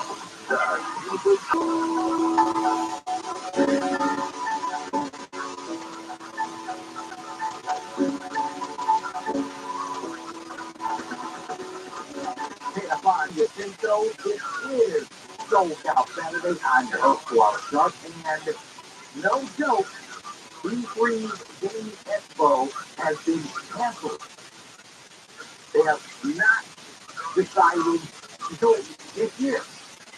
There is no 2023 E3. I'm hot about that for one reason and one reason alone. Because I feel motive. Motive is free term for silver, I guess, in kind of a way. I'm motive because I was going to take my son last year to E3. So as big as the game, all that, like that's his world. He wants to make his own. He's actually making his own, graphic design. He's doing fight scenes. This kid is talented. And I didn't take him to E3 last year. And he was like, well, I can just go by myself. I was like, are you crazy? No. You can go when you're 16 or whatever. Okay, but I was 16, about to be 17. And I was thinking to myself, this year, I would get tickets for him and his friends to go to E3. They could go and just geek out. And to find out it's not happening, oh man, this is a bummer. But yes, the Electronic Entertainment Expo, aka E3, has canceled its 2023 event. E3 was previously scheduled to take place June 13th through the 16th at the Los Angeles Convention Center in person for the first time since 2019. The gaming convention was considered the most influential showcase in the industry, was canceled, of course, in 2020 and 2022 due to COVID-19 concerns, and they had a virtual version of it in 2021. The Entertainment Software Association, ESA, and still organizers REPOP announced the cancellation of the physical and digital event with a joint statement saying, this was put to a difficult decision because all of the efforts we and our partners put towards making this event happen, but we had to do what's right for the industry and what's right for E3. That is according to Kyle Marsden-Kiss, REPOP's Global VP of Gaming. The cancellation comes after some of gaming's biggest names, including Nintendo, PlayStation, and Booty announced that they would not be participating in E3 in any capacity. Microsoft announced it would not be a part of the show on the floor, but would co-stream its Xbox game showcase as part of E3 Digital. Now, of course, when this news first broke, nerds, the city over, were crying. I mean, you want to talk about just the saddest thing in the world to see is a nerd crying over not being able to go and geek out. I mean, it is pathetic. Fanny packs all on the ground, t-shirts that are normally tucked in, untucked, because I ain't supposed to get enough. Oh, doggy. The snot around. I mean, oh my God. This is a sad. With the cancellation of E3, and they would not have had something to nerd out on in theaters. Oh my God. Fortunately, D&D has done the damn thing. Theaters are packed, and the nerds are happy, especially our tabletop role-playing game gamers, those who are into LARPing, that is live action role-playing. They were able to go ham in theaters for D&D. I saw it. I really, really liked it. I think the only thing bad about Dungeons and Dragons Honor Among Thieves is it is way too they copied the hell out of anything that Marvel does. I mean, they could have called this Guardians of the Dungeonry because it was so much like Guardians of the Galaxy. But that's not the end of it. What is going to happen now that E3 is canceled? That is the question. Summer Game Fest 2023 is set to kick off in June, on June 8th. This is the brainchild of game journalist Jeff Knightley. Jeff Peters. Summer Games first initially began as a response to 2020's cancellation of both E3 and Gamescom events, running virtually over 4 months from May to August in its debut year. Announcements include this year's Tony Hawk Pro Skater 1 and 2 remastered and a highly anticipated Crash Bandicoot 4. It's About Time are among the things that will be jumping off at Summer Game Fest 2023. I guess those are big things because that's what's in their purchase. I'm like, sure, okay. Xbox, they're going to be doing a showcase for Microsoft that is slated slated to take place on June 11th. And it will be giving the first look at Starfield. Sure, okay. And a bunch of other stuff, Assassin's Creed. I know they did a movie on that and Stone and Bones. But I'm not a gamer. I don't game. I used to go to the arcade and put, quarters into my brother's pocket. We could play, I'm gonna watch this. But I know how serious this is. And I could look. I joke and I kid about my gaming nerd reverence, but I'm a hardcore comic book nerd. I think I might be slightly cooler than the average. You're not going to catch me with a fanny pack or my t-shirt tucked in. And I will joke you up if you even think about it swirly, you're going to lose your arm and your leg. I think you could pull off the fanny pack looks very well. Well, I might make the fanny pack sexy. You are right about that. I might just look. But see, I think there's something perverse about a fanny pack. I don't know why. But dudes who walk around with fanny packs to the front, I think there's something wrong with you. I think that you're horrible. I can't begin to what I think to do with that fanny pack, but I don't trust it. I don't trust you and your fanny pack. But E3 being canceled, I'm sending love and support to all my geeky nerd brethren. And tomorrow it is going down. We've been talking about it all over ASI. Wiggle, waggle, walk, and run 2023. That is right tomorrow at Brookside Park at the Rose Bowl. Join Jennifer Jones Lee. I believe Amy Key's going to be down there. Mo Kelly's going to be down there. Everyone who has a dog who wants to KFI is going to be down there. That kid in the is going to be there. That's our queen. Dog Queen is in the building. If you want to go and hang with some of your favorite KFI personalities and people that make it happen, you will be at Brookside Park at the Rose Bowl. Wiggle, waggle, walk, and run is one of Pasadena's Humane's biggest fundraisers of the year, with proceeds helping to save the lives of thousands of animals in our community with programs such as foster care, kitty nursery, animal ICU, wildlife, and more. In addition to the walk and run course, you and your pup can stroll through the vendor expo, enjoy tasty food truck treats, and participate in some awesome doggy costume contests. Online registration is closed, but camp registration is available for $65 beginning at 8 a.m. tomorrow morning at Brookside Park.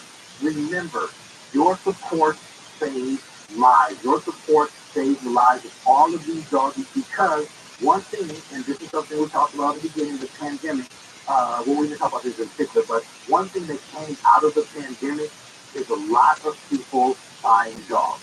And one thing that we saw with people going back to work and trying to get back out in life is the abandonment of these dogs. Some of the most cruel and heartless human beings, I hate calling them that, decided, I don't want this dog anymore. I don't want to take care of this life anymore, and decided to put them to the street or take them to the shelter. And events like Wiggle Waggle Walk are there to support these beautiful, kind, loving pups. So please, if you get the opportunity to do so, be out there. Be out there, show some love and support. This is KFIM 640, live everywhere on the iHeartRadio app. I thank you for tuning in to SoCal Saturday, because you could have been doing anything in the world, but you chose to spend this time with us. Be well.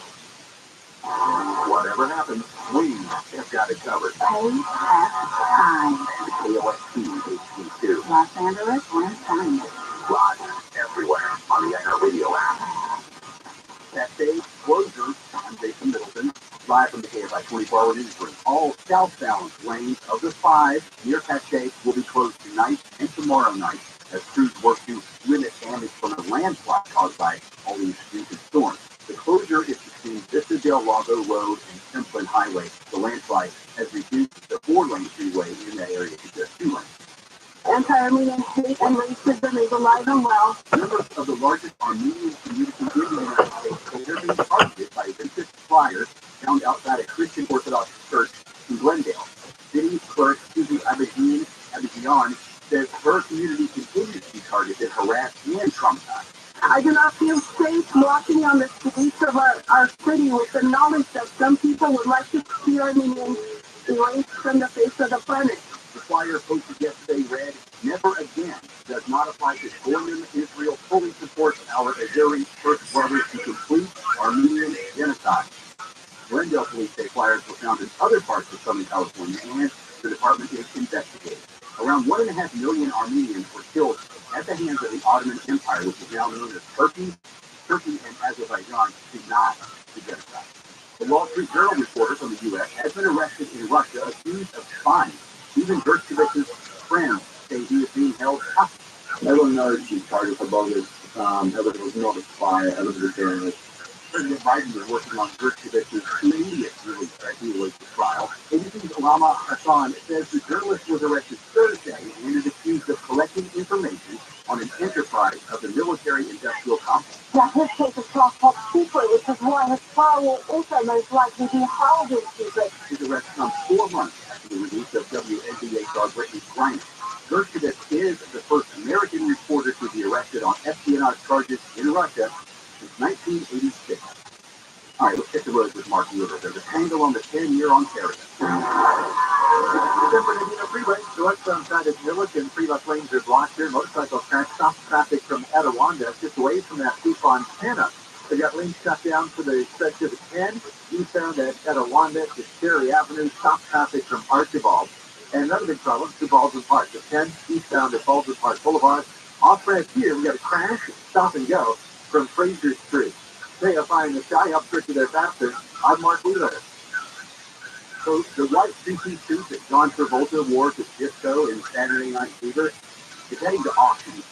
Williams Auctions is selling many pieces from cinema history in Beverly Hills and online on April 22nd and 23rd. The students issue centerpiece of the auction ends while white witnessing, and the starting price tag is between $100,000 and $200,000. Other props for auction, they include Iron Man's helmet, Harrison Ford's machete from Indiana Jones, that's from and the Temple of Doom, and Marty McFly's hoverboard from 1989, Back to the Future 2. That's really legacy piece they could pull. Anyway, Southern California weather today. Okay, I hope you got some of that sunshine today. Proving being freeze loose and sun should be around for the next few days. Tonight, though, mostly clear and then clouds and fog towards the dawn. Lows around 6. Tomorrow, sunny with highs in the mid-60s for LA. See, tomorrow night, there's a 20% chance of light rain. And on Monday, it's partly sunny with a lingering chance of those showers. Tuesday and Wednesday, though, that should be all sun all the time. Yorba Linda right now, 65. Anaheim, 66. Hollywood, 64. Torrance, you're at 60. We read local. Live from the KFI 24-hour newsroom on Nation Middle.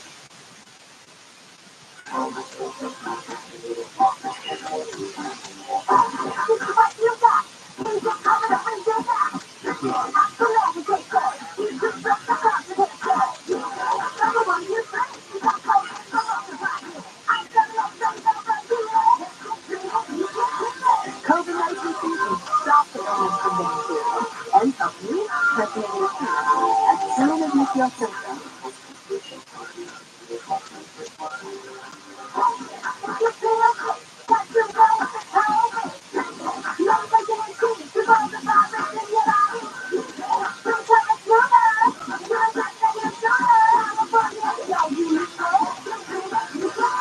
Visit youcandothis.org or call 833-422-4255 to ask for medication to treat COVID-19.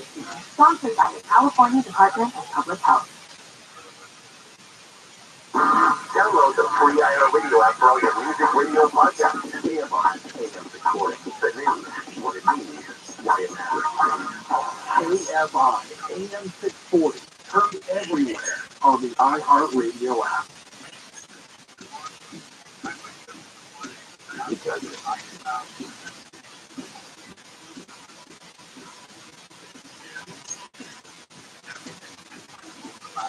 On any given day in Southern California, hundreds of investigators are working more than 10,000 unsolved cases. That's thousands of friends and families who have lost loved ones, thousands of people who got away with a crime, and thousands of murderers who still walk the streets. Killers who may be your neighbor, go to your church, or could be dating a close friend. For the next 2 hours, we'll highlight cases that have gone cold, baffled investigators, or just seen that one witness Christian job. This is Unsolved Gregory.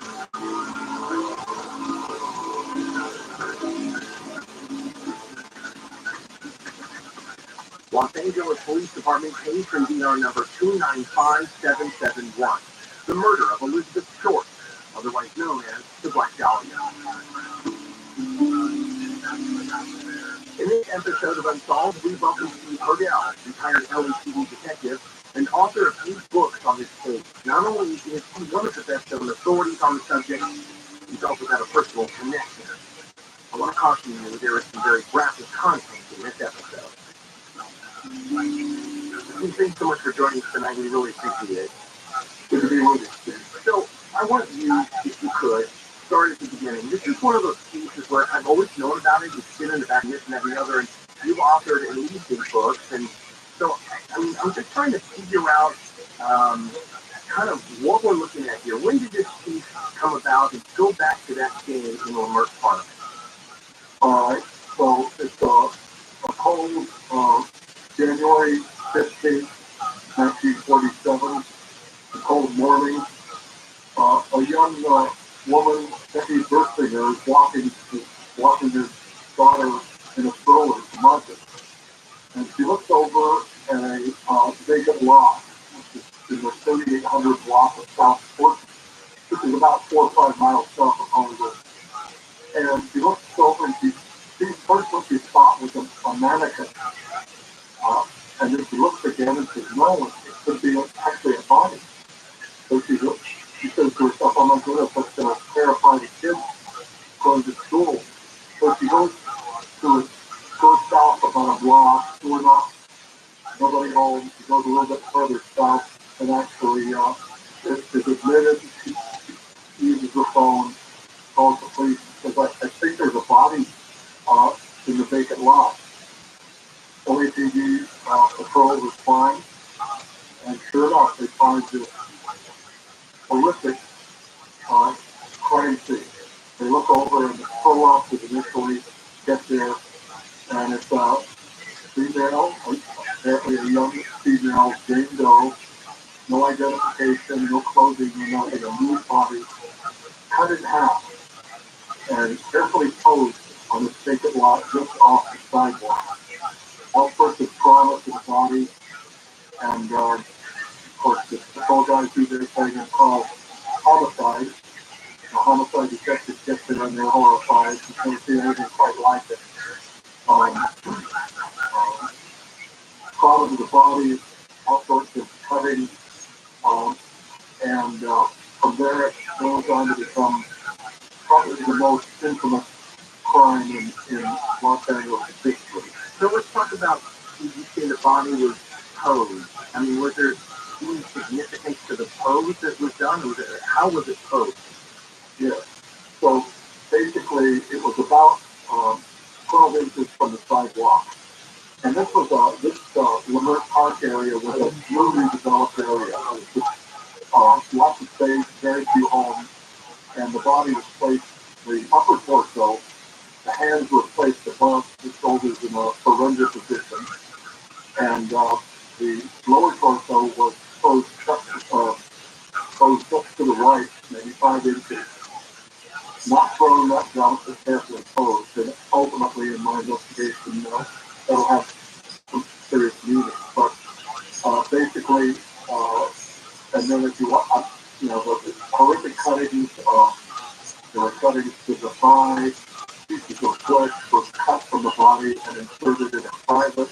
This would all eventually come out in the coroner's examination, of course.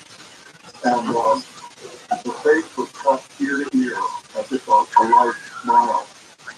The lips were extended almost to the ears on both sides. And the body had been washed clean, carefully washed clean. There was no blood.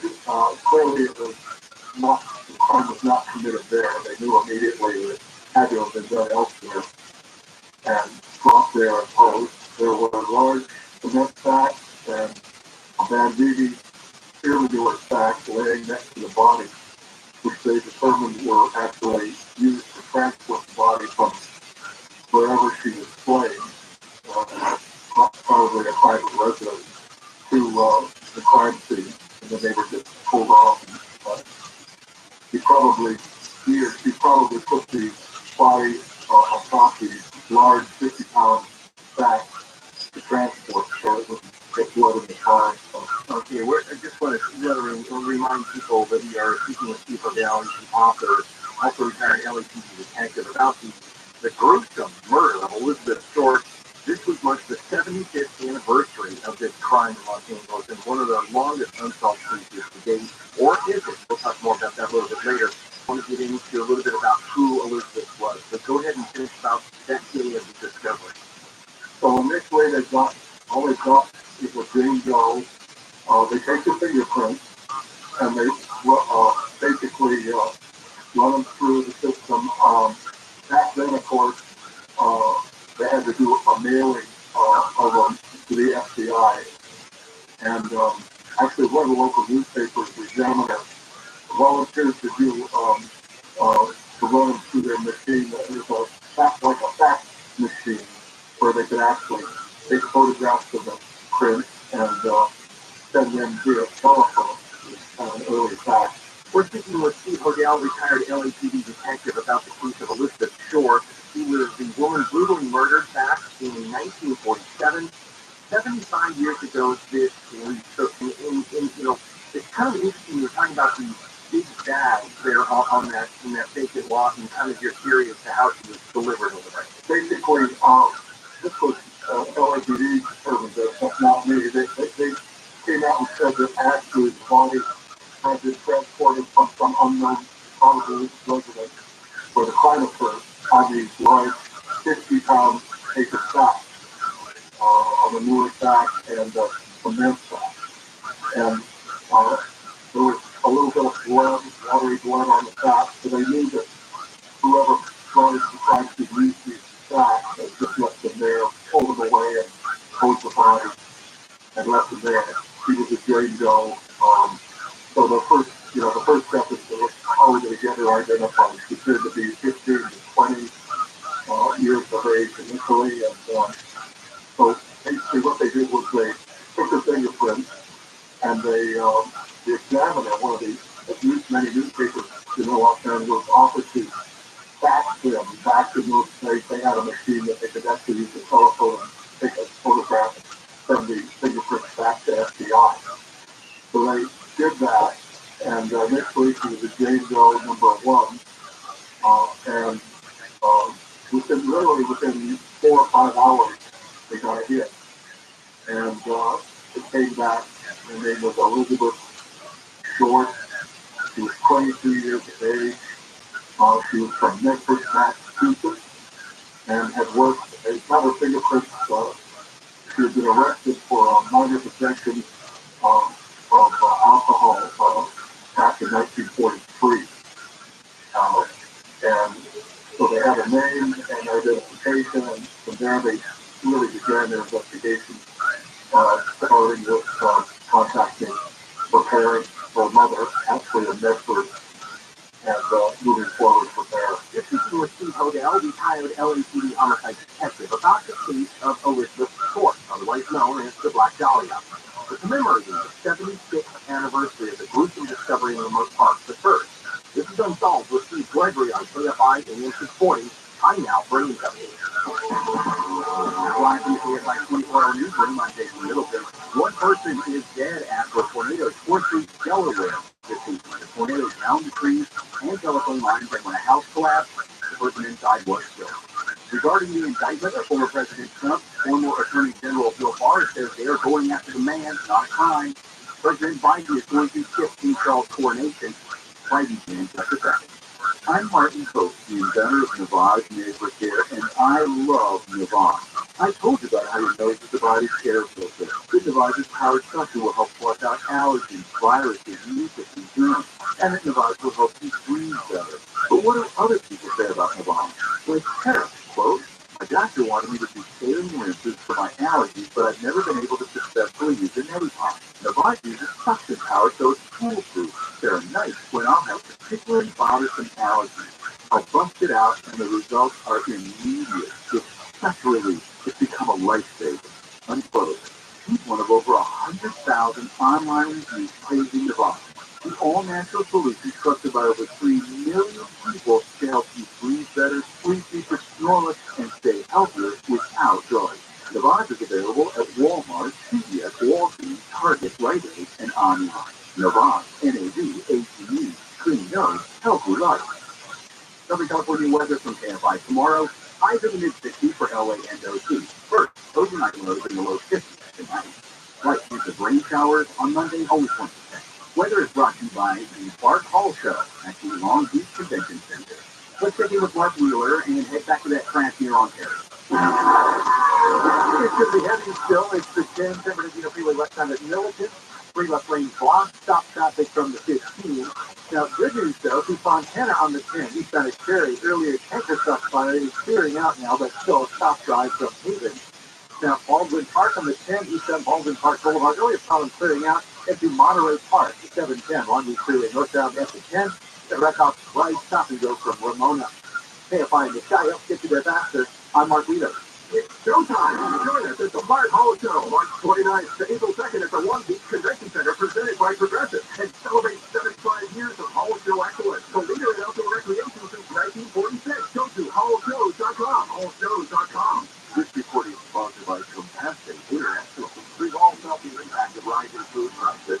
The families in poverty, they're facing malnutrition and death. You can feed a family for a month with your $50 donation to Compassion International. Just text the word radio to 97646. I never chose to become a gambling addict, but what I did choose was to get help from a professional counselor. For no-cost gambling addiction counseling, call 1-800-GAMBLER or text SUPPORT to 53342. Brought to you by the California Department of Public Health. Hurry into Jackson Lewis for 50% off tax prep. But too late before April 9th. Limited time offer for new clients finding at participating locations. Max savings $200. Visit jacksonlewis.com/50%. On the podcast, Inner Cosmos with David Eagleman, the Stanford neuroscientist explores how brain science intersects with our lives, actions, and behaviors. This deep dive into unexpected facets of our brain science will help you see the world differently.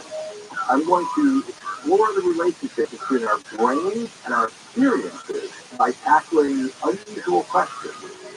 Listen to Inner Cosmos with David Eagleman on the iHeartRadio app or wherever you get your podcasts. Pray.com's Meditative Prayer podcast is the best way to bring God's perfect peace into your life.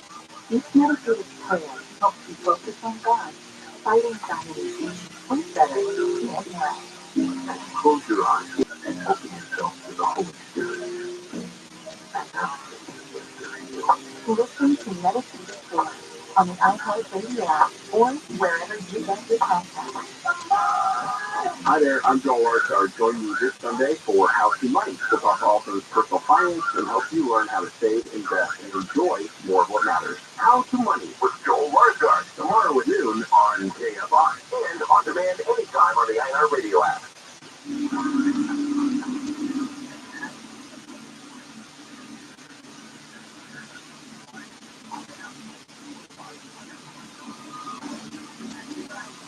KFI AM 640 heard everywhere live on the iHeartRadio app.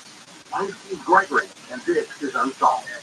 If you have a story idea or a tip on one of the cases highlighted on the program, simply dial pound 350 on your cell phone and say the keyword unsolved.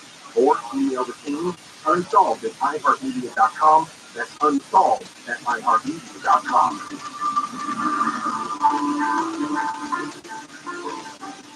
Welcome back. We're talking with Steve Hodel, retired LAPD homicide detective, about the case of Elizabeth Short, also known as the Black Dahlia. Her body was found in a gruesome discovery in Leimert Park, January 15, 1947. So, who was Elizabeth Short? Well, Elizabeth Short was a 22-year-old woman from Memphis, Massachusetts, and basically she was sort of a lost soul. She dropped out of high school and was basically this was towards the wartime, and she was looking to fall in love with lieutenant life, get married, and live happily ever after. Is really what she was all about. She came out after her father had abandoned the family. She had 4 sisters, and the mother raised 5 girls, and the father left in the 30s. Kind of a strange situation where they found his car on a bridge, and almost as if maybe he committed suicide or something, and never heard from again.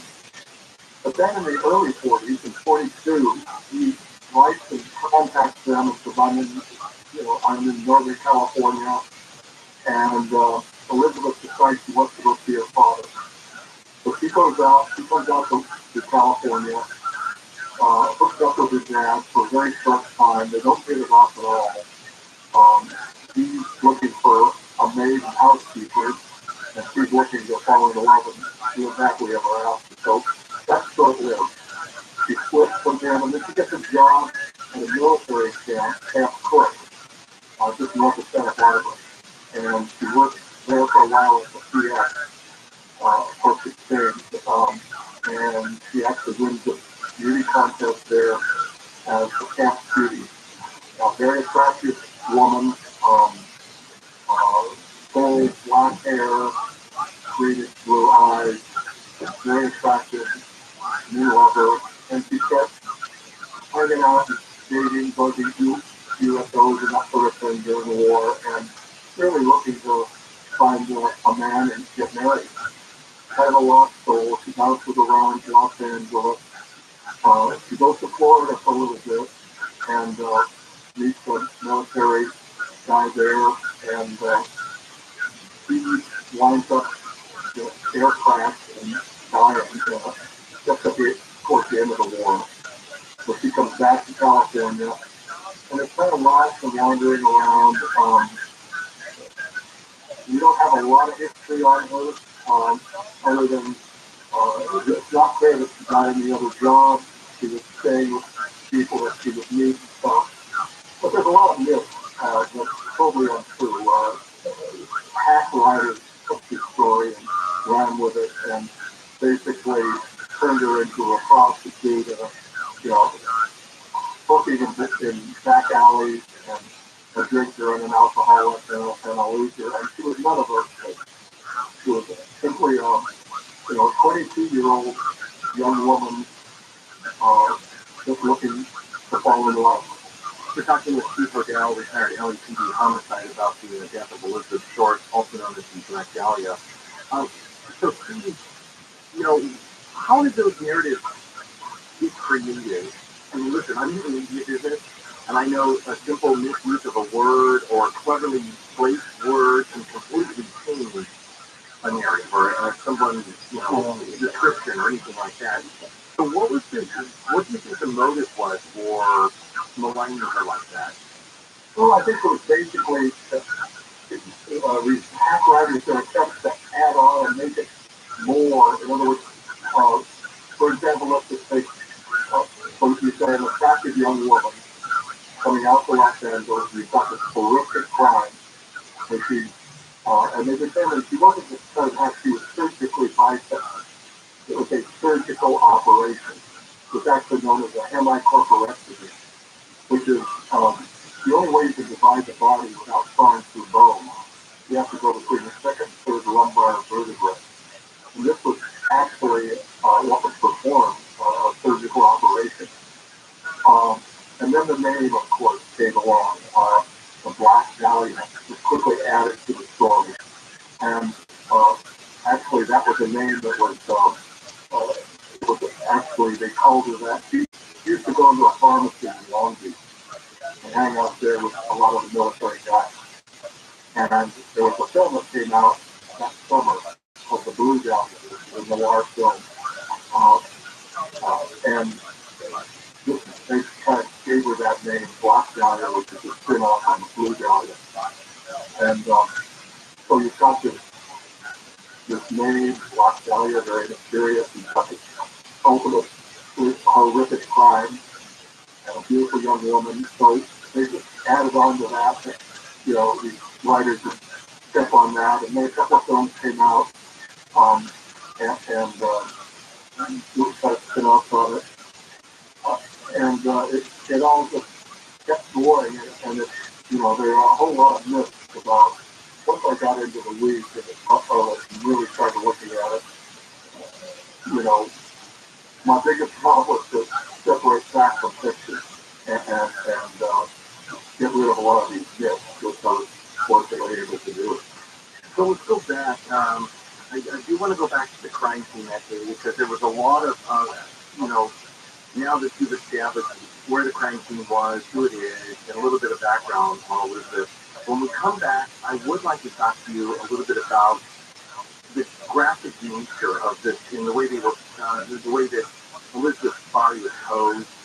There's a lot of stuff about this, and I just want to find out a little bit about its significance. So, and also about how LAPD operated back then. Sort of what was their approach to homicide in the 40s like that? Because I cover them so frequently now.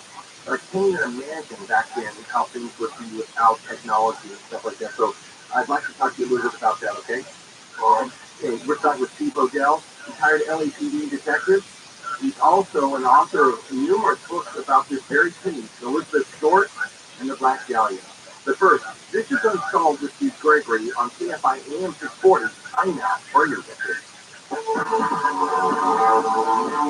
Live from the KFI 24-hour newsroom, I'm Jason Middleton. The search is on for a shooter who killed a man and hurt another by knocking on the back door of a home in Van Nuys.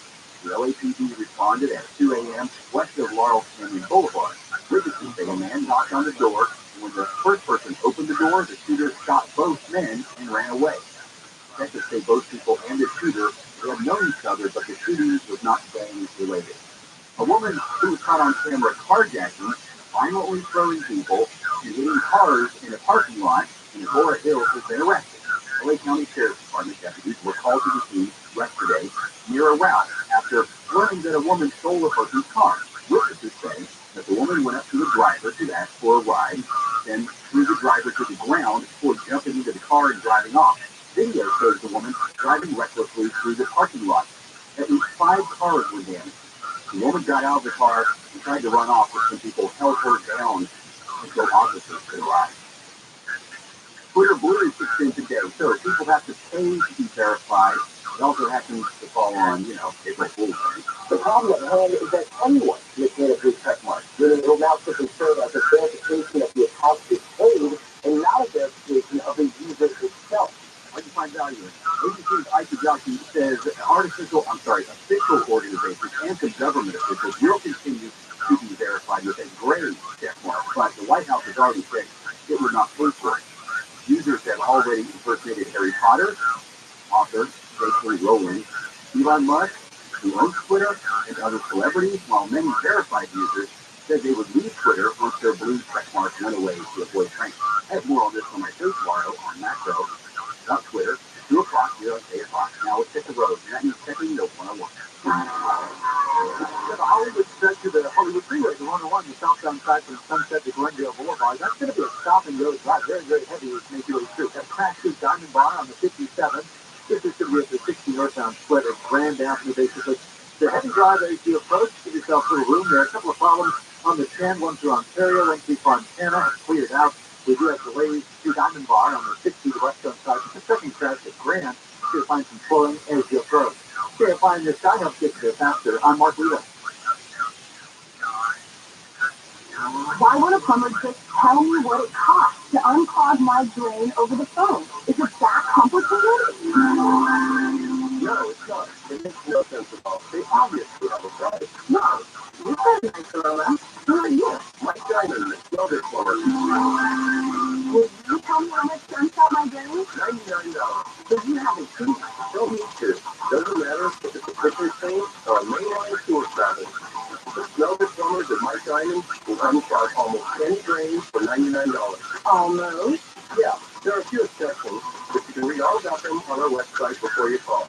Just go to thesmelterplumber.com. Wow, you're like upfront and everything. I just had a guy named Bubba who wouldn't tell me anything. No brothers here, man. Just professional plumbers who show up on time, smell good, and unclog drains for $99. Call us. 1-800-446-MIKE. Contact your relationship with 39917. Southern California weather from KFI tonight, mostly clear, and then low clouds and fog toward sunrise. Lows around 50. Tomorrow, sunny with highs in the mid-60s for LA and OC. Tomorrow night, there's a 20% chance of light rain, and on Monday, it's partly sunny, a lingering chance of light showers that day. Right. Tuesday and Wednesday, yeah, sometimes. We lead local, live from the KFI 24-hour newsroom. I'm Jason Middle. Hurry up, to a dollar. Come out to Dodger Stadium on April 3rd when the Dodgers take on the Rockies. To be one of the first 40,000 fans in attendance to receive a Julio problem presented by Fans of America. For tickets, visit Dodgers.com/promotion. The Manawak Days is a brand new fiction podcast that narrates supernatural horror storytelling with an immersive psychological thriller. Tune in to uncover the chilling stories and secrets that only the caves themselves. Without monsters, there are no victims. No prosecution, no defense. Listen to the Manawak Days. That's MANCAWAUK on the iHeartRadio app or wherever you get your podcast. Losing your air conditioning on a hot summer day can be a sweaty old nightmare, and no one wants that. Help your air conditioner last longer and reduce breakdowns with a rejuvenation. We'll make 6 critical adjustments so you'll stay cool, use less energy, and increase the life of your system. We'll clean the outdoor coils the right way, not the easy way. Thank you. Excellent. So I just caught just getting what someone was saying about UFO Twitter essentially being closed off to AI discussions and ChatGPT, and I would just like to give links to that. Reddit. Oh, I'm sorry. Well, I have found it in other places as well, that if you have any source, it gets taken down. So whether it's Reddit, I've guided it on UFO Twitter, where I provided a list of 100 documentaries on the UFO subject, which shouldn't be at all controversial, and it gets taken down. And I feel that we're hurting ourselves as a community and really trying to get the word out. These are really advantageous tools that we can use. Thank you. And that's all I wanted to say. From 6 a.m. through 7 p.m. Playing your inflation compensation on KFI AM 640. More stimulating talk. KFI 5 a.m. 640 are everywhere live on the iHeartRadio app. This is Unsolved. I'm Steve Gregory.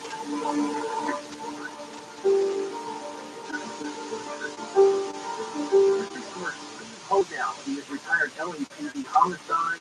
We're talking about the Black Dahlia, the case of Elizabeth Short, a young woman found mutilated and literally severed in half in an area near Lamert Park back in 1947. And he described it early on as a cold January morning.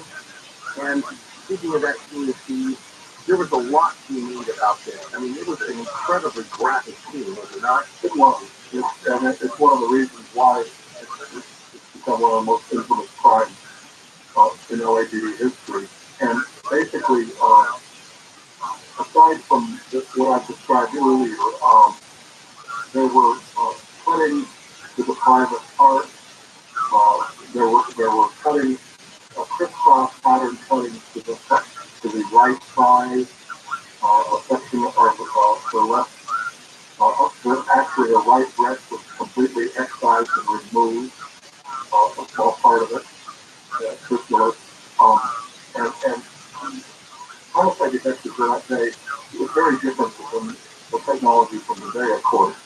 Sadly, there are photographs showing the recorders of that huge collection of recorders there taking films. They actually arrived before the police and they walked through the crime scene. Of course, there was no real protection, so a lot of the area was trampled through and over, and it was far from what we would expect to see in today, where you rough it off, keep everybody away. So there was a lot of contamination, and they had of course, no DNA back then or anything near that. And so it was basically take the photograph and put the body in the coroner's van and take it to the coroner's office for examination. There was no real serious crime scene. They did have some of the academy recruits do a walkthrough of the vacant lot looking for potential evidence. Nothing was really found of any value. But it was a far cry from what we would consider a crime scene today. You know, what I'm curious about, you just said that the media were there before the police were there. Do you have any idea back then how the media were tipped off on things like this? And how on earth did they know about it before the police? Well, they had radios in the cars, and they were tuned to a frequency, and they would hear, hey, there's a woman down in the vacant lot at 39th North. So even back then, we were listening in. Yes, we were. And I do want to tell people that, I have read the death certificate too. It's just been posted online, and it's actual, the death certificate from the LA County Coroner's Office.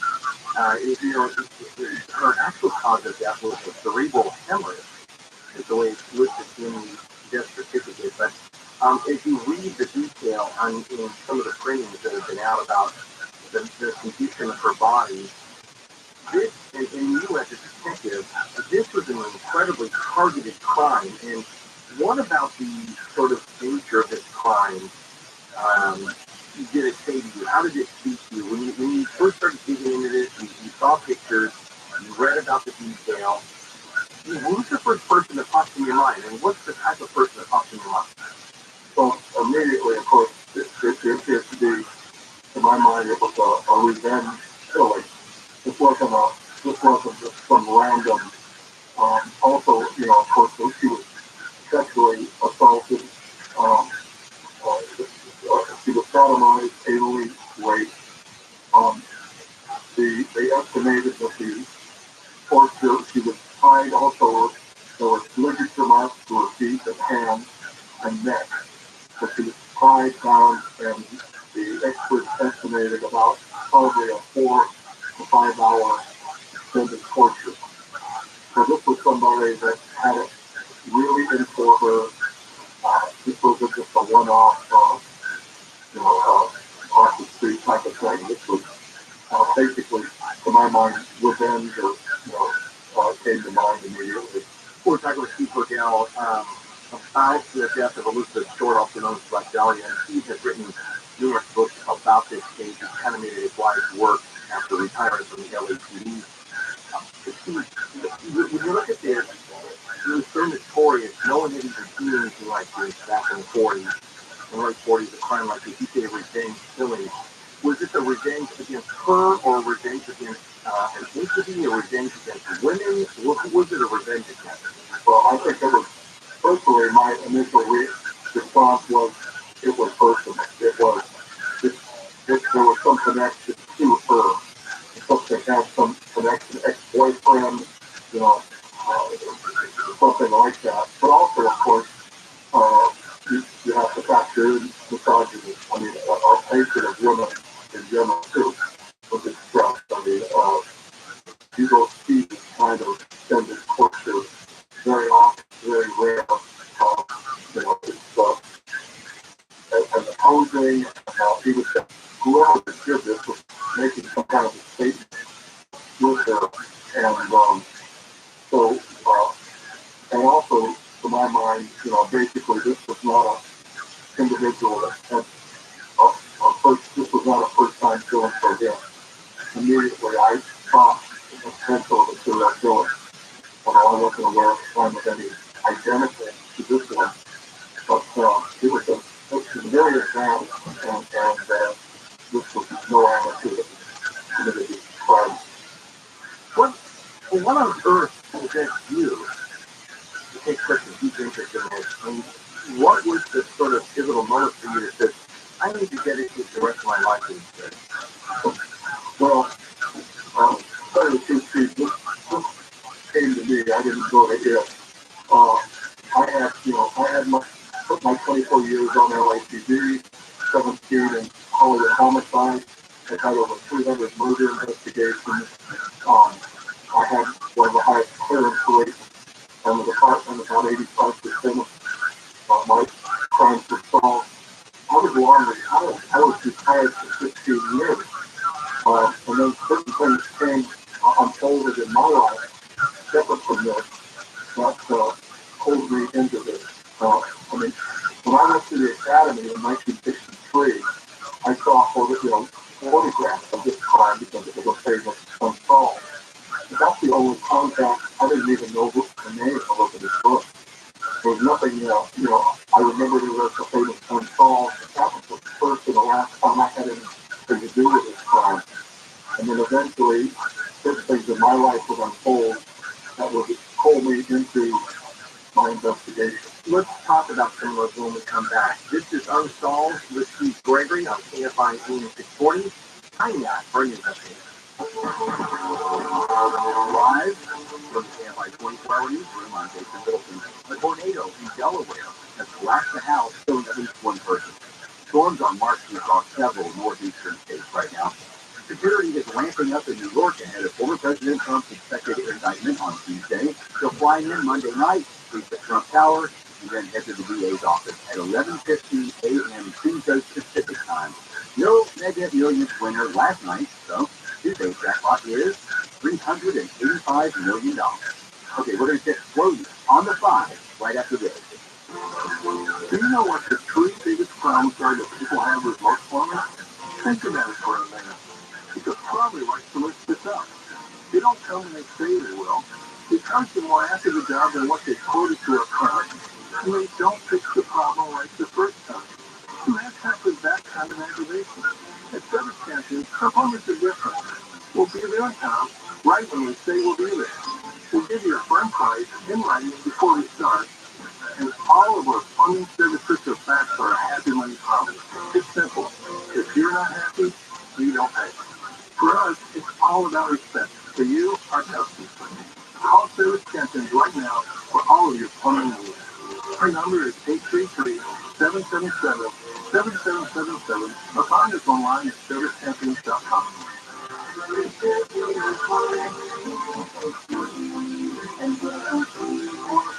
Discover credit cards do something pretty awesome at the end of your first year. They automatically double all the cash back you've earned. That's right. Everything you've earned, doubled. The cash back with trips, restaurants, all doubled. Seriously though, keep time to check it out for yourself at discover.com/map. This report is sponsored by Sync It Up. Southern California weather from AFI. Overnight lows in the low 50s, foggy by dawn tomorrow. Highs in the mid 60s for LA and OC. Slight chance of showers on Monday. Weather is brought to you by Discover. All right, let's check in with Mark and that slowness on the 5 near San Clemente. So this has been going on for a while here. It's pretty typical. Stock 5, El Camino Real from about the 78. Stop and go. That's about a 20-minute wait there. So very, very heavy. Now through Hollywood, stop and go on the 101, southbound Sunset Boulevard to Glendale. And that's through Sunset Boulevard. Through the downtown stretch of the 10, westbound of Alameda to Central Diamond Bar, the 60 west of Grand. 2 right lanes are blocked there. KFI in the sky helps get you there faster. I'm Mark Beaver. Sync It Up is an initiative to activate student-powered teacher-led learning projects. Student computers, helping you spark great learning experiences in your classrooms today. Join us at syncitup.org. It's showtime. Join us at the Fire Hall Show, March 29th to April 2nd at the One Beach Convention Center presented by Progressive and celebrate 75 years of Hall Show excellence. The leader in outdoor recreation since 1946. Go to hallshows.com. Hallshows.com. The Meadowalk Cave is a brand new Christian podcast that narrates supernatural horror storytelling with an immersive psychological thriller who needs one coverage of chilling stories and secrets that only the caves themselves. Without monsters, there are no victims, no prosecution, no defense, no justice. Listen to the Meadowalk Cave. That's MANTAWAUK Cave on the iHeartRadio app or wherever you get your podcasts. I've tried a lot of language learning apps lately, and Rosetta Stone is hands down my favorite. I love that it teaches you phrases and similes in real-life conversations, and they have the banners, so you can really nail your accents in almost any language you want, like Spanish, Italian, Chinese, and Korean, or get access to all 25 languages for life with Rosetta Stone's lifetime unlimited subscription.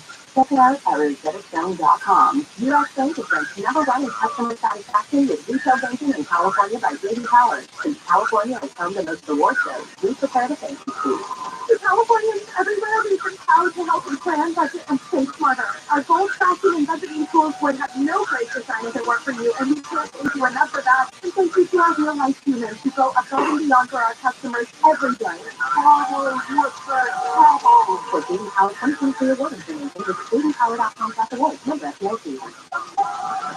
Hi there, I'm Joel Arsgard. Join me this Sunday for How to Money. We'll talk all things personal finance and help you learn how to save, invest, and enjoy more of what matters. How to Money with Joel Arsgard. Tomorrow at noon on KFI and on demand anytime on the iHeartRadio app.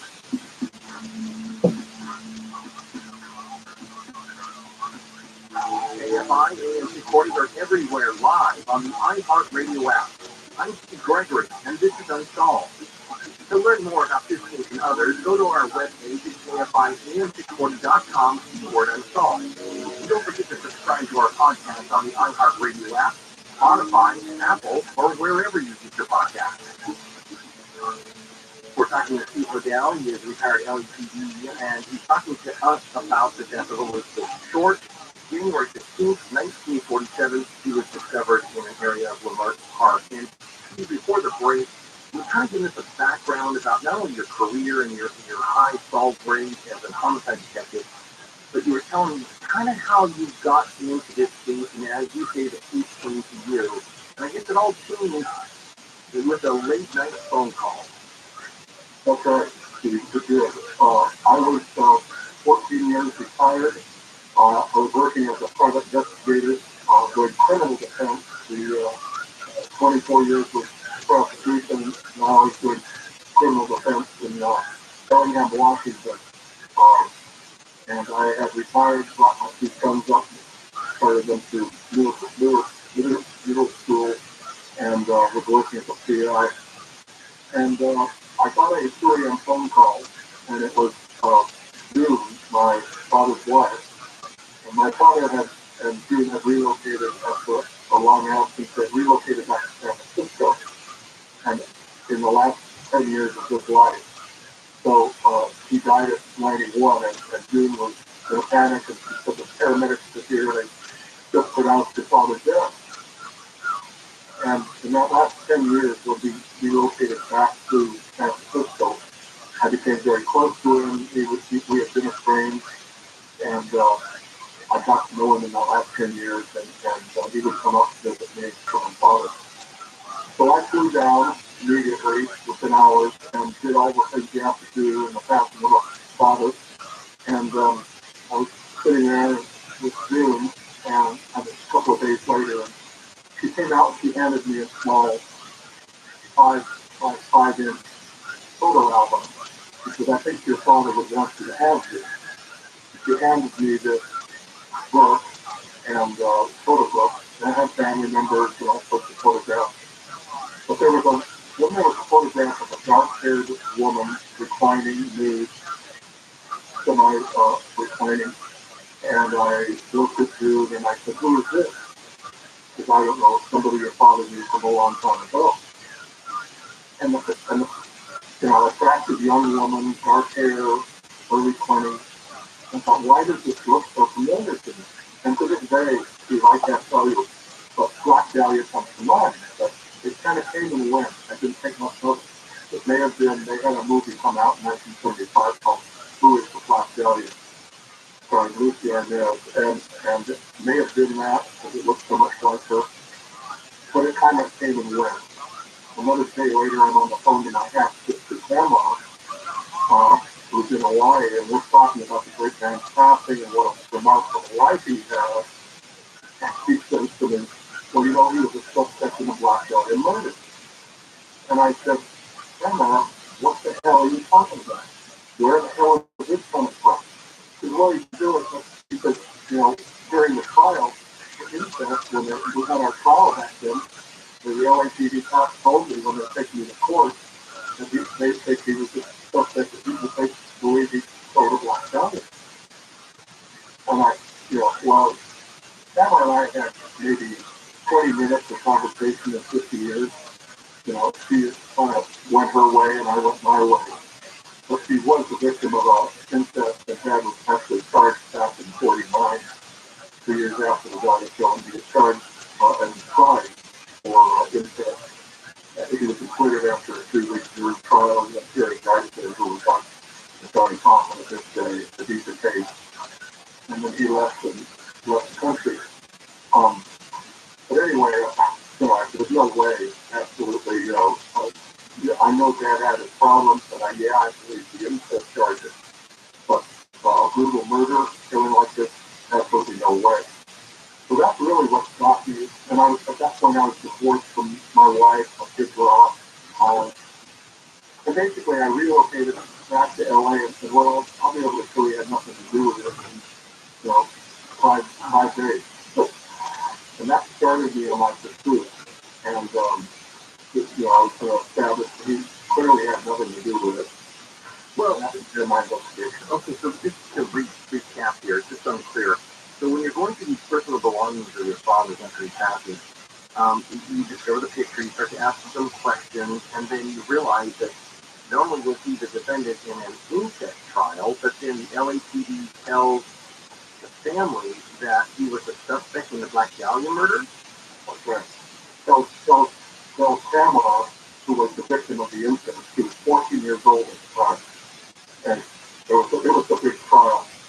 And, one of the things, Steve, you have to understand is, you really have to understand, I spent the first third of my first book, Black Dahlia Vengeance, on the biographics of my father, and you really need to know and to hear those biographics to understand where this is going. What is it your dad did for a living? He was a physician. He was a surgeon. He was a medical doctor. Now, we have time to talk about, I can say, yeah, so obviously, and I know this story is out there, but now you're kind of starting to put the dots together here. So you've already said that Elizabeth's body was surgically altered and cut in half, and it had to be done by someone who knew what they were doing. So at this point now, are you putting this together in your head? It's like, oh crap, my father may have really done it? No, at that point, I'm starting out saying he didn't. I was convinced he didn't do it. So you started out on the mission to prove that your father did not have any connection to this case. So absolutely, I was gonna prove it. And also the other fact is, he was a very mysterious man. He was kind of like a man behind the unknown. He looked, and I also wanted, as a son, I wanted to know more about my father and discover what I could about him, as well as, so it was two paths. It was the praying detective going to follow the evidence, and then it was the son who cared about his father, wanting to learn more about this mysterious man. Wow, fascinating. Okay, Steve, hang right there because we want to obviously pick it back up. This is Unsolved with Steve Gregory on KFI AM 640. Time now for news update.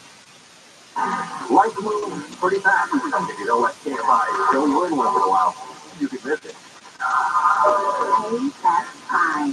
KOST HD2. Los Angeles, right time. Live everywhere on the Echo Radio app. Shots fired. I'm Jason Middleton, live in the KFI 24-hour newsroom. One person has been shot and killed at a shopping center in West Hills. Police say a shooter opened fire on at least 3 people in a parking lot around 3:45 this afternoon at Fallbrook Avenue and Van Owen Street. The shooter took off. At least 22 people are dead after tornadoes ripped across the Midwest and South yesterday. This comes after 4 people were killed in structural collapses in Illinois. 7 deaths happened in McNairy County, Tennessee, about 110 miles east of Memphis. Officials say confirmed storm-related deaths from the same major storm systems in Arkansas, Alabama, Illinois, Indiana, and Mississippi, along with downed trees, power lines, and home businesses were heavily damaged or destroyed. Tonight, in the northeastern United States, at least 1 is dead in a storm system that's moving through the northeast. A federal judge in Tennessee has temporarily blocked the state's new law criminalizing some drag performances. The judge said it was a violation of First Amendment rights to freedom of speech when issuing the temporary restraining order. The state's governor signed the first of its kind bill into law March 2nd and was supposed to kick in today. The bill would have banned adult cabaret entertainment on public property or in areas where it can be used by kids. The law has also been referred to as a drag ban. A girl who has been teased over her big feet now has big bragging rights. Ruby Novoselsky has claimed the Guinness World Records title for largest feet in her age category. Ruby's 10.5-inch feet helped her secure the title in the girls 7 to 9-year-old category. The now 10-year-old fourth grader from Michigan had to submit an application for the record, which included several pictures of her feet next to a tape measure. Ruby's mom says the win helped to boost Ruby's confidence because the girl had been teased over the size of her feet. Ruby now wears size 11 shoes. Layla Muhammad, KFI. Elon Musk and Apple co-founder Steve Wozniak have joined other high-profile tech leaders and scientists calling for a 6-month pause in artificial intelligence development to consider the risk.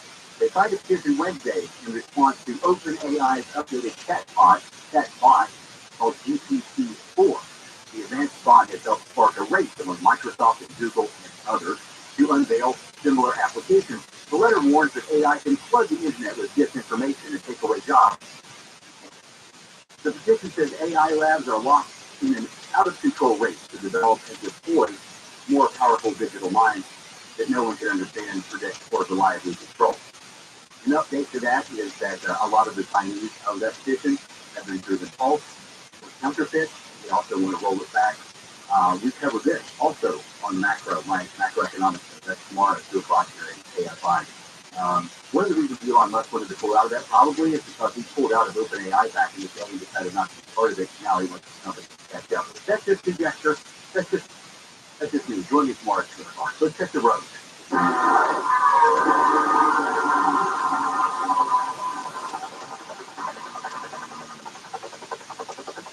We're going to come back to the roads in just a minute. I have a couple of things I want to get to first anyway. The Justice Department is suing Norfolk Southern Railway over the toxic train derailment in East Palestine, Ohio. The lawsuit alleges the railway company violated the Clean Water Act for pollutants that were allegedly discharged when a train carrying hazardous material derailed in a fiery crash near the Pennsylvania border last February. The lawsuit is seeking injunctive relief, cost recovery, and civil penalties. Both branches is back at the Vatican preparing for Palm Sunday. He left the hospital this morning after spending 3 days recovering from bronchitis. The Pope stood as he briefly answered reporters' questions outside at Rome's Gemelli Hospital. Francis says he will deliver the Angelus Prayer tomorrow from St. Peter's Square.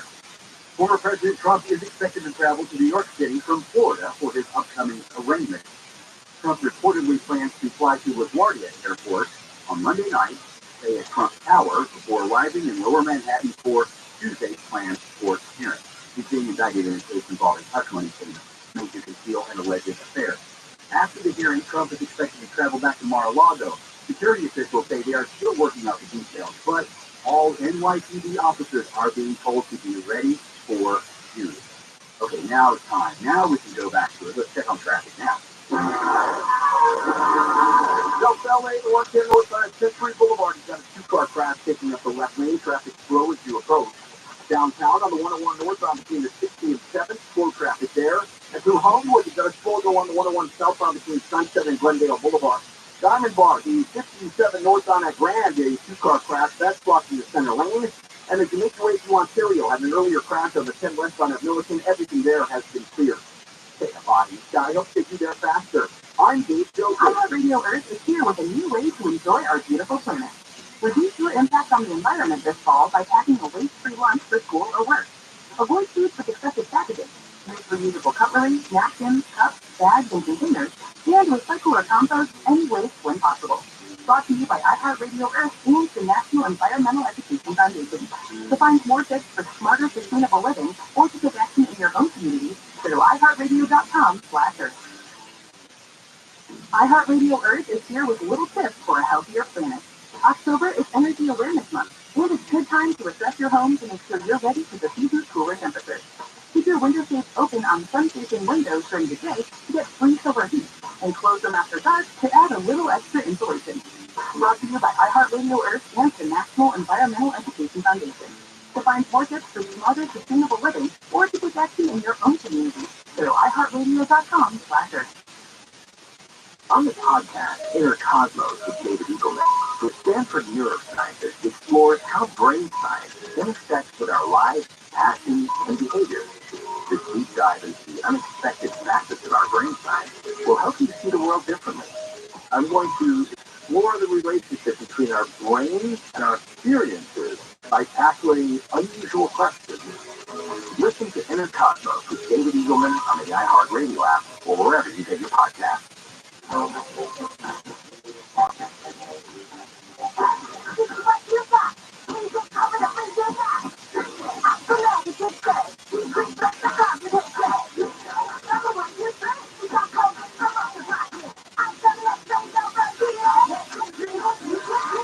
COVID-19 can stop the illness and help you personally as soon as you feel symptoms.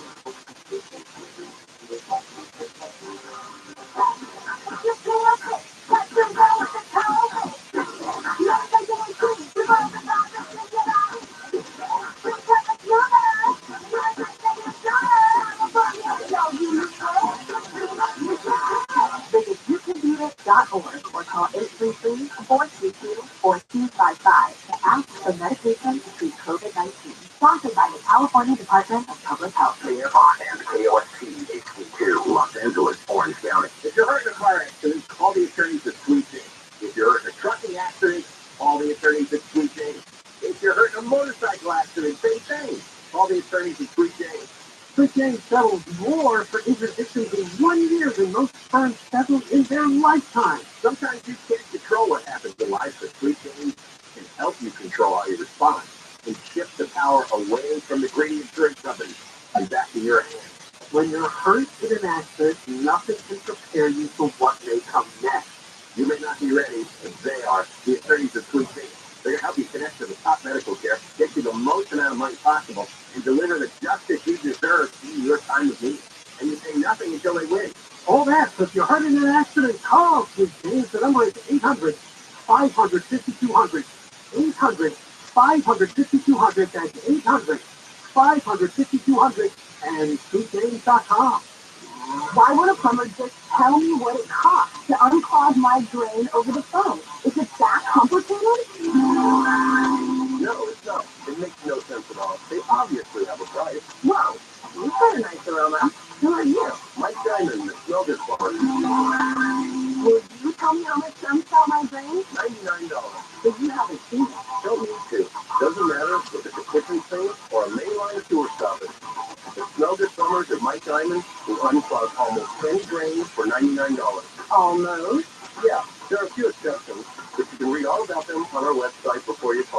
Just go to thesmellgoodplumber.com. Wow, you went up front and everything. I just told a guy named Bubba who wouldn't tell me anything. No Bubba's here, ma'am. Just professional plumbers who show up on time, smell good, and unclog drains for $99. Call us 1-800-446-MIKE. Contact your license number 39917. Southern California weather from KFI. Okay, I hope you got some of that sunshine on you today. It has proven not only to improve mood, but snow actually has proven to do a lot. Sun should be around for the next few days, too. Tonight, mostly clear, then low clouds and fog for dawn. Lows around 50. Tomorrow, sunny with highs in the mid-50s for LA and Orange County. Tomorrow night, there is a 20% chance of light rain. And on Monday, it's partly sunny with a lingering chance of rain. But then, on Tuesday and Wednesday, all those clouds should move out. Laguna Beach, 56. Tustin right now, 61. Long Beach, still 61. And Culver City, you're at 58. We lead local. Live in the KFI 24-hour newsroom, Monday to middle.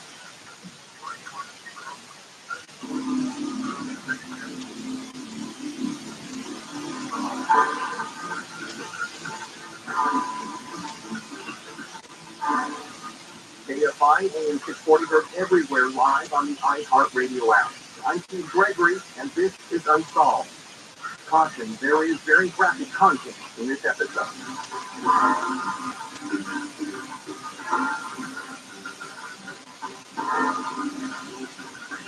We're talking with Steve Cordell. He's a retired LAPD detective. He was with homicide division back in the day, and he's discussing the death of Elizabeth Short, also known as Black Dahlia.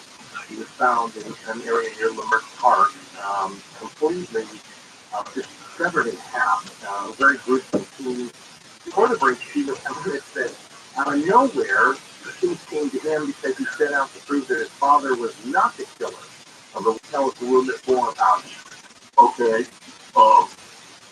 And to understand the crime, these crimes, you have to understand the man. So George Odell was born in Los Angeles at Fifth Olive in 1907. He was a child prodigy, an only child. He played piano concerts at the Shrine Auditorium at the age of 9. Highly gifted. His piano teacher, Vernon Spencer, was the top teacher in Los Angeles. Said he had a promise that he could go far as a pianist. He was also highly gifted intelligence. He tested 186 IQ, 1 point above Einstein. Incidentally, that's gifted generation that my boys are in good shape. He went to South Pasadena High School, and at the age of 14, graduated and went to Cal Tech, one of our most famous universities here. At 14, not only was he mentally highly gifted and a prodigy, musical prodigy, but he also was sexually precocious. He has an affair with a professor's wife at Cal Tech. She gets pregnant, breaks up her marriage. She goes back east. He's now 15 and 16. He follows her back. Says, I love you, I want to marry you. So what Professor Black says, George, you're a child yourself, get out of my life, I never want to see you again. So he comes back to Los Angeles, gets a job as a sub-reporter with the LA Record, one of the large newspapers, as a crime reporter. Starts riding around with LAPD, right, during Prohibition, kicking doors, with the vice guy, and here's the judge with the young woman, writing these tabloid stories in the record. He then graduates and starts writing around with LAPD homicide guys, again writing these tabloid stories, bloody agent stage next to the body, that sort of thing. He then double dating with a man by the name of John Huston, who at that time who will eventually become the famous film director. But at that time, it's just the son of Walter Huston, who was his father was a famous actor. So they're double dating. George and John are double dating, and George is dating a woman by the name of Dorothy, and John is dating a woman by the name of Emilia. And so, some months afterwards, they switch, and Dorothy and John fall in love. They go off to get married, and Emilia and George look at each other. It's like, there's you and me there. She gets pregnant. They go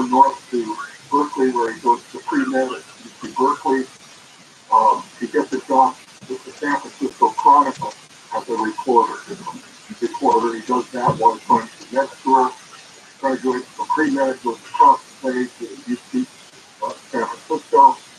Gets his medical degree, has another affair, and so Duncan is born with Emelita in 28. And he has another affair with another Dorothy, not the earlier Dorothy. She gets pregnant, and Tamar is born at 35, who was my ex-sister. He then decides he needs more space. He splits from the women. He goes and becomes a surgeon in a logging camp in New Mexico, Arizona, and does that for a few years. Comes back to Los Angeles, to Houston, breaks up with, after 7 years at San Houston, comes back, hooks up with George. They get married. My older brother Mike comes along at 39. I'm born at 41. My younger brother Kelvin was born in 42. Dad hires on with the LA County Health Department. Quickly rises to the top, becomes the VD czar of Los Angeles. He's the head of social hygiene medicine. He's treating, the rich and famous, and he basically does that for a number of years, and then buys a house. He buys a Franklin Wright Jr. home in Hollywood. Many of your listeners may be familiar with it. It's called a Certain House, and it looks like a Mayan temple. It's Franklin and Normandy, one of Franklin. We three sons are running around with little princes. Dad's the king, mom's the queen, and he's having these Hollywood parties with all kinds of interesting people, and everything's going swimmingly. And then in 1949, there's the knock at the door, LAPD, Dr. Odell, you're under arrest for incest. So he's arrested for incest, having had sex with Tamar, his 14-year-old daughter, who was down visiting with him. He has the trial. He gets Gary Geiser, the cop attorney. He beats the case. And basically, he leaves Hawaii from there to Asia and marries a wealthy Filipina, with 4 more children. Has an amazing life over there in the Philippines. Eventually, divorces her after 4 or 5 years. Comes back to San Francisco in 1990. I hook up back with him then, and I spend the last 10 years of his life seeing him becoming. He was never a woman, fuzzy person, but basically he tried, and we became quite close at that time, and we got. So that's a quick bio on George. You can see why he was also highly gifted, and there was a Stanford study by Lawrence TRUMAN, and of the highly gifted, and George was one of his termites, they were called, one of these high IQ individuals. It's sounding more and more like he's a Hannibal Lecter. You nailed it. You nailed it. That's the first character popped in my head. But listen, you gotta hold on to that thought for a second. We're gonna have to take a break. When we come back, more with Steve Liddell about this fascinating twist and turn with his father, George Liddell. We'll talk more about that. But first, this is Unsolved with Steve Gregory on KFI English 640. Time now for a news update.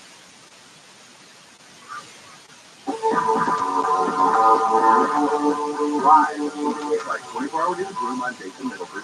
The Justice Department is suing Norfolk Southern Railway over the toxic train derailment in East Palestine, Ohio. The lawsuit alleges the railway company violated the Clean Water Act. Pope Francis is back at the Vatican preparing for Palm Sunday. He left the hospital this morning after spending 3 days recovering from bronchitis. Dungeons & Dragons: Honor Among Thieves is rolling into the top spot at the box office. The film saw a strong opening of more than $15 million, and so the weekend projections this weekend are estimated at nearly $40 million. We are going to check on the 10 right after this. Why won't a plumber just tell me what it costs to unclog my drain over the phone? Is it that complicated? No, it's not. It makes no sense at all. They obviously have a price. Whoa, You got a nice aroma. Who are you? Mike Diamond, smell this plumber. Will you tell me how much to unsalt my drains? $99. But you haven't seen it. Don't need to. Doesn't matter if it's a kitchen sink or a mainline sewer stopper. The Smell Good Plumbers at Mike Diamond will unclog almost any drains for $99. Almost. Yeah, there are a few exceptions, but you can read all about them on our website before you call. Just go to thesmellgoodplumber.com. Wow, you're like up front and everything. I just told a guy named Rabbi who wouldn't tell me anything. No brothers here, ma'am. Just professional plumbers who show up on time, smell good, and unclog drains for $99. Call us. 1-800-446-MIKE. Contact your electric for 39917. Southern California weather from KFI. Overnight lows in the low 50s, foggy by dawn.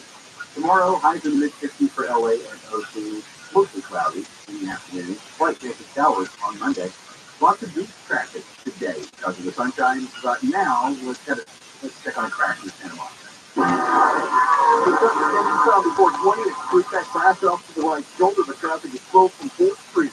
South LA, the 110 north on Century, crash blocks the express lane if you're jammed from the 105. And in Culver City, the 405 south on Sepulveda, crash blocks the right lane, you're slow from Wilshire. Headed through 10 up Bay Springs, the 605 southbound before Telegraph Road, an accident blocks the right lane here on the break from Boston. And in Gardena, the 91 westbound before the 110, a 5-car crash off of the right shoulder. KFI in the sky, no taking there faster. I'm Good Joseph. This report is sponsored by Unbound.org. Right now, there are young people across the world facing a tough choice. Continue their dream of education or drop out to help their family put food on the table. You can help change their future in a single moment. See how far your support can go at Unbound.org. And this keeps marketer support. The PCS Danieletta, Global Chief Marketing Officer, Direct to Consumer for Warner Brothers Discovery, weighs in on building trust. Trust is a really hard thing to build and a really easy thing to destroy, and we have to be very respectful about that. Our partnership with iHeart has really helped us build that trust and that relationship with the on-air talent. As the #1 audio company, iHeart Media gives marketers access to the audiences, conversations, trusted influences, insights, and data you need to grow. Go to iHeartResults.com for more. I never chose to become a gambling addict, but what I did choose was to get help from a professional counselor. For no-cost gambling addiction counseling, call 1-800-GAMBLER or text SUPPORT to 53342. Brought to you by the California Department of Public Health. Hey, it's Steve Gregory. We'll get back to more of Unsolved in just a moment, but I want to take this opportunity to basically lay no idea. Is there a case you might have been involved with, or have a family member or a friend, or even heard of a story of someone that might have been involved with an unsolved case or a crazy case or something that needs some attention? You can reach out to us. Pound 250 is a proprietary phone system set up for us and all of our advertisers here at KFI. Pound 250 on your cell phone. You say the keyword unsolved, and then just give us a brief synopsis of what you're talking about. Someone from my team will get back to you. Also, unsolved at iHeartMedia.com is our email. It's unsolved at iHeartMedia.com, or always go online at KFIAM640.com, keyword unsolved. And don't forget our podcast on the iHeartRadio app. Stay right here, more Unsolved coming up.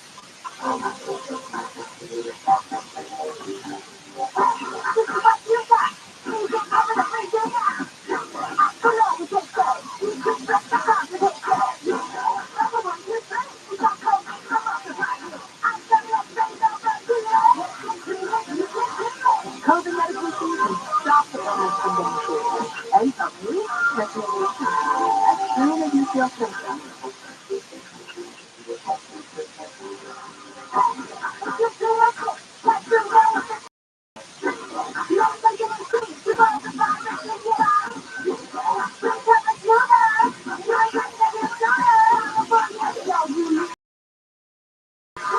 Visit youcanbeatit.org or call 833-422-4255 to ask for medication to treat COVID-19. Sponsored by the California Department of Public Health. Your traditional investments aren't so great right now. So how about investing in assets that not only hold their value, but are just outright fun to own? Have you ever wanted a Rolex but never thought you could afford one? Well, let me suggest Bob's watches. Rolex, Omega, Cartier, Tudor, and a whole lot more. They have them all. Buy, sell, or trade. They have a huge inventory of luxury watches, free overnight shipping on all orders, and a great selection of vintage Rolex watches too. Bob's Watches, the trusted online store to buy or sell modern and vintage luxury pre-owned watches, and all watches are 100% authentic and independently certified. And now you get $200 off. Google Bob's Watches and my name's Bill Handel. Click the link at the top to get the discount automatically applied to your order. Looking to sell your luxury watch? Get a fast and easy quote online from the watch experts. Google Bob's Watches and Bill Handel. Do you find yourself stuck in a timeshare? Get the real facts about the timeshare industry and your options for cancellation. Chuck McDowell, founder of Wesley Financial Group, is the largest timeshare company in federal court, and has put together a free information guide that reveals the secrets the timeshare industry doesn't want you to know, including the 5 ways to get rid of your timeshare. Call now and get the timeshare cancellation guide absolutely free. Call 800-85-3300. That's 800-85-3300. When you get nachos, tacos, empanadas, spicy pizza with jalapenos, Pepto-Bismol's there. Pepto-Bismol provides fast-effective relief from nausea, heartburn, indigestion, upset stomach, and diarrhea.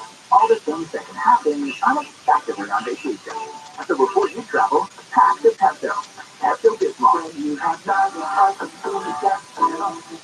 diarrhea. Use that directly. You gotta read the children.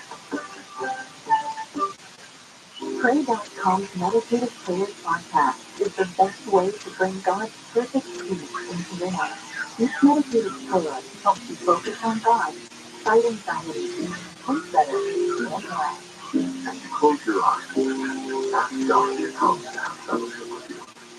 Open yourself to the Holy Spirit. Listen to Meditative Prayer on the iHeartRadio app or wherever you get your podcasts. There are thrilling headlines every week for business, tech, banking, even artificial intelligence. That fire hose of news can overwhelm. Every week, we sift through those headlines, dismiss the scary and the stupid, and focus on the smart and important. That's macro, as in macroeconomics. And that macro take matters to all of us. Macro with Jason Middleton tomorrow afternoon at 2 on KFI AM 640 and on demand anytime on the iHeartRadio app.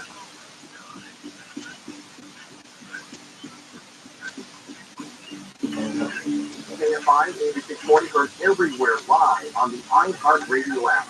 I'm Steve Gregory, and this is Unsolved.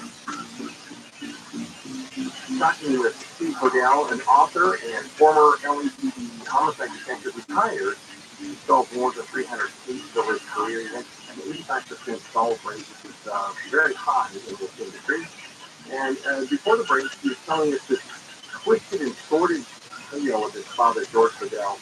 This is set out to prove that your father was not the killer of Elizabeth Short. But what did you actually discover? So basically, I started out by getting myself familiar with the case itself, because I knew nothing about it or even know her name.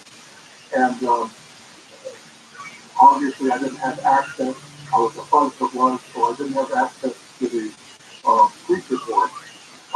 So basically, my best source was the newspapers from the area. There are 6 newspapers, hundreds of articles from all of it. So I started there, and what did I find out? I discovered that, as we mentioned, that the killer, they were absolutely certain that he had to be killed in surgery, and it had to be a skilled surgeon.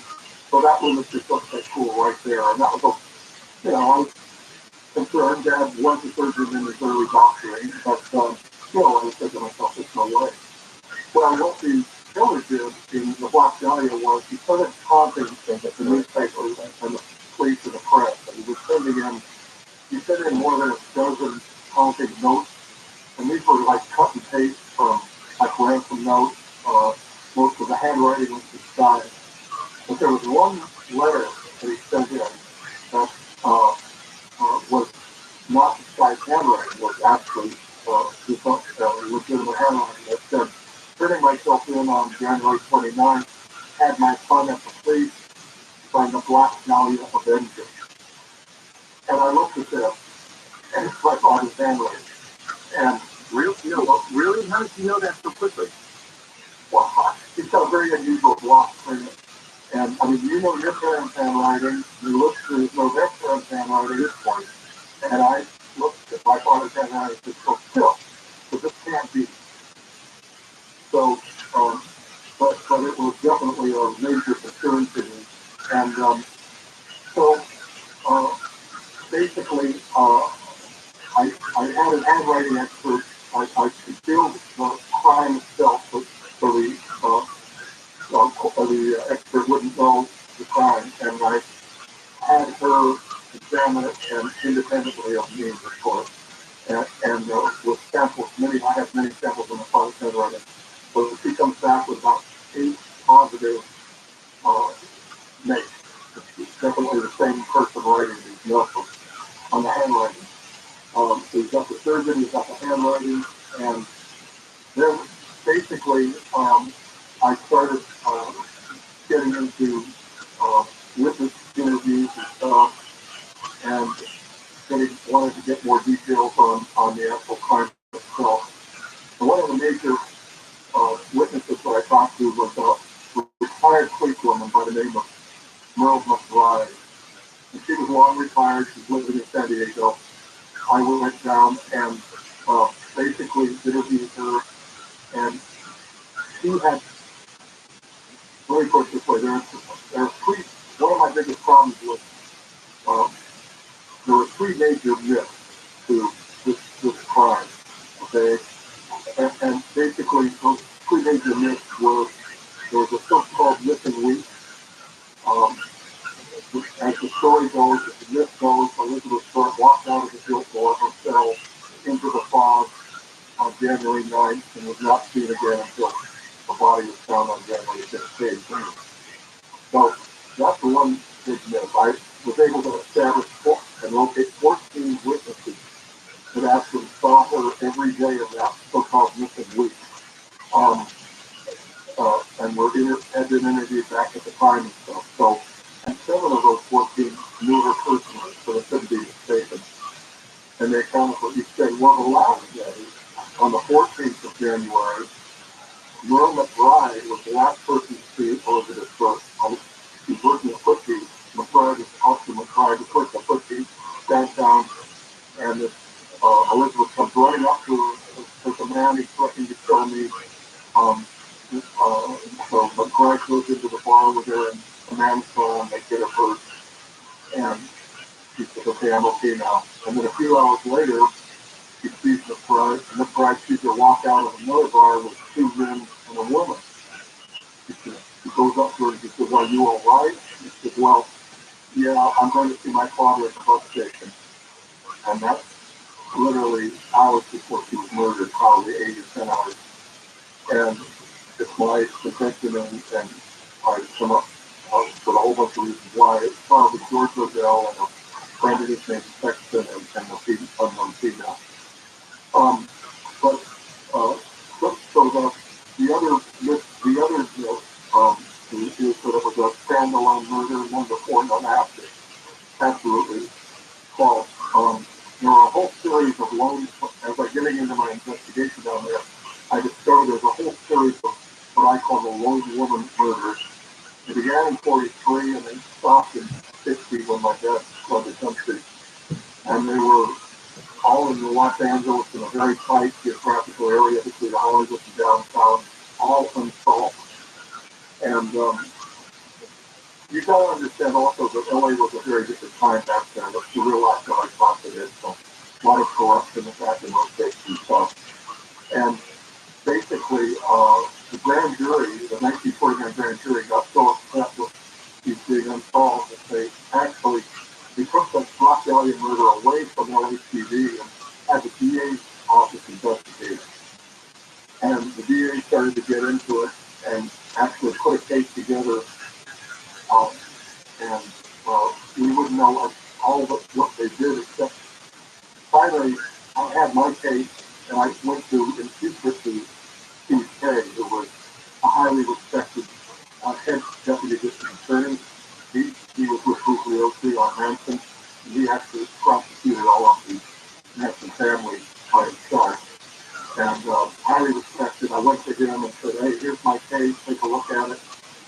and review it. He took about 2 months and said, there's enough here for me to file against your father. And basically, with that, I went to Steve Lopez, who's a Fox reporter in Los Angeles. I'm sure you know. Yeah, the LA Times columnist. Yeah, LA Times, exactly. I went to Steve and I said, hey, here's my book. It's about to come out in 3 weeks. Take a look at it and, take it from there. So he does it. Basically, he goes to LAPD and says, hey, there's this retired Odell guy that he's the Black Dahlia killer. And LAPD says, go away. We don't talk about active unsolved cases. Yeah, let's leave it right here for things that we do have to take a break. When we come back, we'll talk more about how close Steve Odell's getting to connecting the murders of Mike Dahlia with his father. But first, this is Unsolved with Steve Gregory on KFI AM640. Time now for a news live from the KFI 24-hour newsroom. I'm Jason Middleton. One person has been killed in a shooting at a shopping center in West Hills, and then 2 others have been taken to the hospital. The LAPD says the shooting happened around 3:45 this afternoon at a shopping center at Van Helen Street near Caldwell.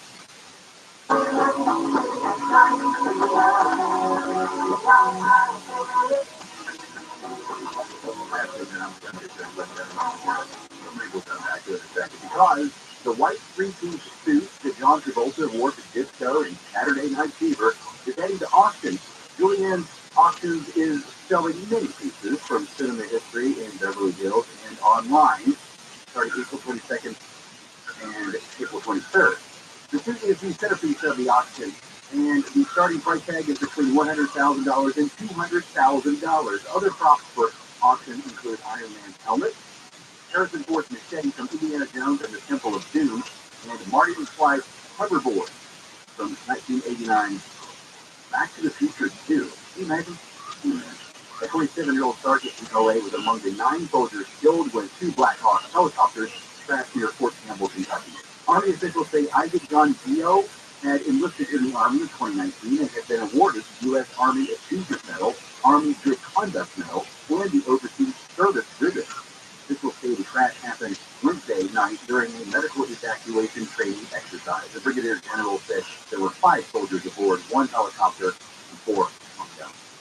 Former President Trump is expected to be, he says, Trump's unprecedented indictment is being prepped and planned for by law enforcement in Manhattan. The news broke. All NYPD police officers have been in uniform reports around the city, particularly in high-risk areas like Trump Tower.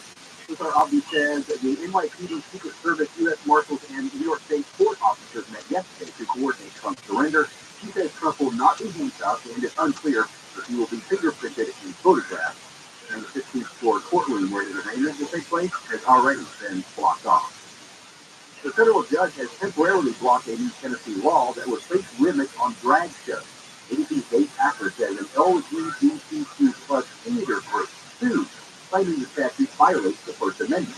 The first discrimination law signed by Tennessee Republican Governor Bill Lee lumped drag performances featuring male or female impersonators in the same category with strippers, topless, and exotic dancers as adult cabaret acts, thus banning them from public property or anywhere minors might be present. The judge ruled that the state failed to make a compelling argument as to why the new law was illegal. Let's cut the roads, and that means Stephanie ready for 405. It's Culver City. South on us to Culver. You've got a crash kicking up the 2 right lanes. You're jammed now from National Boulevard. Santa Fe trains to 605 southbound before Telegraph. A crash blocks the right lane. It's close from Washington Boulevard. Norwalk to 605 northbound before the 105. Still have a crash there in lane. Santa Monica to 10 eastbound before 20th. It's an accident off to the right shoulder. You're on the brakes from 4th Street. And a slow go to Elysian Park on the 110 southbound between the 5 and Hill Street. The right lane is closed and traffic lets out from Dodger Stadium tonight. KFI in the sky helps get you there faster. I'm Dave Joseph. I thought learning a language would be too much work. Then I discovered Babbel. They make learning fun. Jen does that. Babbel's lessons only take 10 or 15 minutes. Quick and easy. And soon you suddenly realize, hey, I'm starting to speak another language. How'd that happen? My friend from Italy said my accent and pronunciation is perfect. It's because Babbel's lessons are designed by language teachers and voice by real native speakers. Food selection is like living in another country for 15 minutes. I love that there's all kinds of ways to learn. Babbles, podcasts, or games, or videos. You can even join live classes with a language teacher. You learn words and phrases you actually use in real conversation. In 3 weeks, I was starting to speak in another language. So easy. If you want to learn a language, there's no faster, easier, better way than Babbel. Go to Babbel.com to try for free. That's Babbel.com. Babbel.com. Southern California weather from KFI. Tonight mostly clear, then clouds and fog for dawn, lows around 50. Tomorrow, sunny with highs in the mid-60s for LA and Orange County. Tomorrow night there is a 20% chance of light rain, and on Monday it sticks around, although we should have some fun. Thank you. Logan Great Room. I have a question to the room, specifically when it comes to the somewhat aversion of social media against ChatGPT and the discussion of UFOs. For instance, Reddit, for a safe system, will not allow any discussion of UFOs using ChatGPT to be posted. I know I tried to post on UFO Twitter a list of 100 documentaries that I got from ChatGPT that was not posted. Why do you think there is this aversion? To me, ChatGPT is a tool, it's like a calculator, a search engine, an advocate, whatever, that we use to gather information. But it seems as if there are gatekeepers out there who are either afraid of it or wish to have it. That's another thought on that. For David Howard 2023 award information, visit davidhoward.com/awards. Remember, FDIC. I tried out a lot of language learning apps lately, and Rosetta Stone is hands down my favorite. I love that it teaches you phrases you can use in real-life conversations, and they have the best speech recognition tool. It tells you how accurate your pronunciation is, so you can really nail your accent in almost any language you want.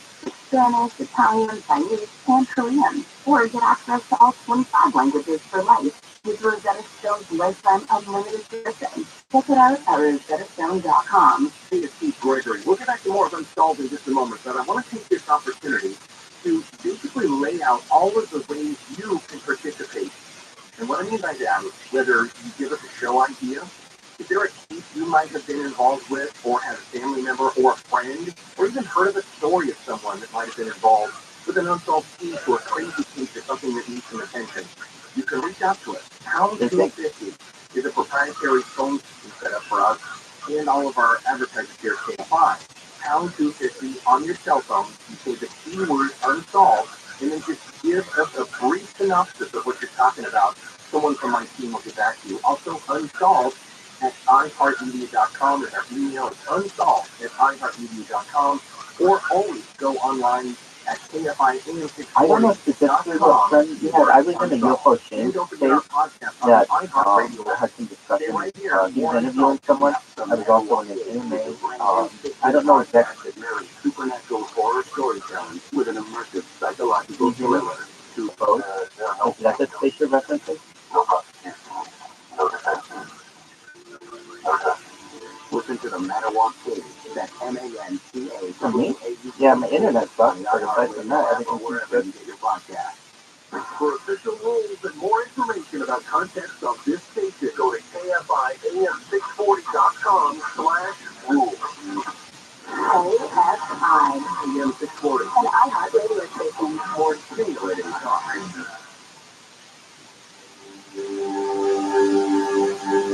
KFI AM640 are everywhere live on the iHeart Radio app. I'm Steve Gregory, and this is Unsolved. Speaking with Steve Hodel, retired LAPD homicide detective, about the death of Elizabeth George of Black Dahlia, and he's been telling us this absolute connection with his father and how it accidentally fell into his lap. And so now by this time, Seemingly, I mean, it was like generally any UFO discussion that I'm in, you get some really, different people want to take it in a different direction, and then I'm not sure if it formally ended or it just rubbed. I think it perhaps just rubbed, so that might have been an issue as well. I know I've been having internet connectivity issues, so I'm not always able to hear as well as I'd like, but it wasn't like brilliant discussion, but it certainly wasn't anything out of the ordinary either for UFO, UAP, Twitter. And Curly said, well, I'm not spending a dime of taxpayers' money on a, back then, it was a 50-year-old case, 65-year-old case. Because, but you know, there is a file on the bottom in the vault. Well, upstairs. So I like to see that. See that? Yeah. Yeah, so I started like maybe 2 months ago, and then helped to run a space overnight that is the Angry Ape Society, which is an NFT. So we do karaoke, we do music playing, we do certainly discussion of the NFT, and with that, I've been basically pretty busy from at least Pacific time, usually about 9 p.m. Pacific, to about 3:30 in the morning, because I help to run those shows. Back to back. And basically said, well, he was a suspect in the black area, and he basically, but they great question. Yeah, so maybe like 7 years ago, 8 years ago, I bought some, and I ended up losing them on the dark web. Just like I was trying to buy like all kinds of crazy stuff on the dark web, like LSD and stuff. And so I had them in a wallet there, so I lost like maybe $1,000 in crypto, which put a bad taste in my mouth, specifically in Bitcoin. But I mean, that was when it was worth $1,000. Now it's worth like $40,000 or so. I mean, it just depends on the day.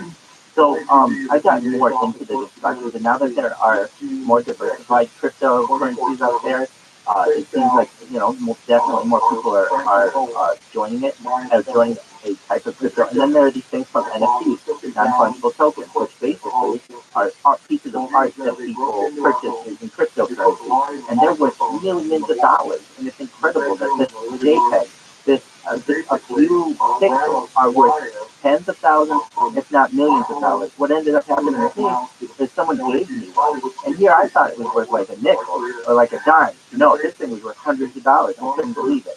And so that's kind of how I got involved in it, and it's only gone up from there. And basically, this went on for 6 weeks, 24/7. And I got some very damning statements and confessions from George listening in. And I'll just read you a few of them. This is from the actual transcript. I don't know specifically, because the military generally doesn't purchase currency. To my knowledge, usually that's done, I thought, by the government through like their treasury department or something like that. I know that they're invested in it, the government is. I think it perhaps isn't necessarily run by a government. I think it's run by production organizations, perhaps going to Mossad, going to MI5, MI6, to the CIA, something like that. Just because it, to me, I'm very skeptical of one person, Satoshi Nakamoto, basically being able to have developed all of this 15 years ago and then be silent on it. I'm very skeptical of that. There are people out there who are huge proponents of Satoshi, and that's great. But in my personal opinion, usually that there are clandestine intelligence groups behind ideas like this. So if the military is involved in it, I think that that's more like perhaps a facade to legitimize it. More so, it's a soft legitimization, because it hasn't happened all at once. But if you follow it backwardly, I really think the same people who control the world, so that would be the people who control the banks, are the same people who control cryptocurrency. Called Georgia Street receiving fired at 12:39. They thought there was something fishy. Anyway, now they may have figured it out. Killed her. Maybe I did tell my secretary. Now he's referring to that crime 2 years earlier on that. And then one of the final statements is, on trouble, Bacchania, passport, I don't think I'm able to hear as well of Voice Princess. I'm going to drop down. Apologies, I'm not sure why, and I'm going to come back to everyone. Other reports clearly say that George O'Donnell and Elizabeth Short were dating in the years prior, that they were acquainted, boyfriend, girlfriend, and that they had dated. And then, so this is basically most of the transcripts are, pretty much covering all of this. These are just summaries. These are not the actual. What happened was everything related to George O'Donnell disappeared from LAPD files. They had today's LAPD had no clue that these even existed. For what purpose, you think?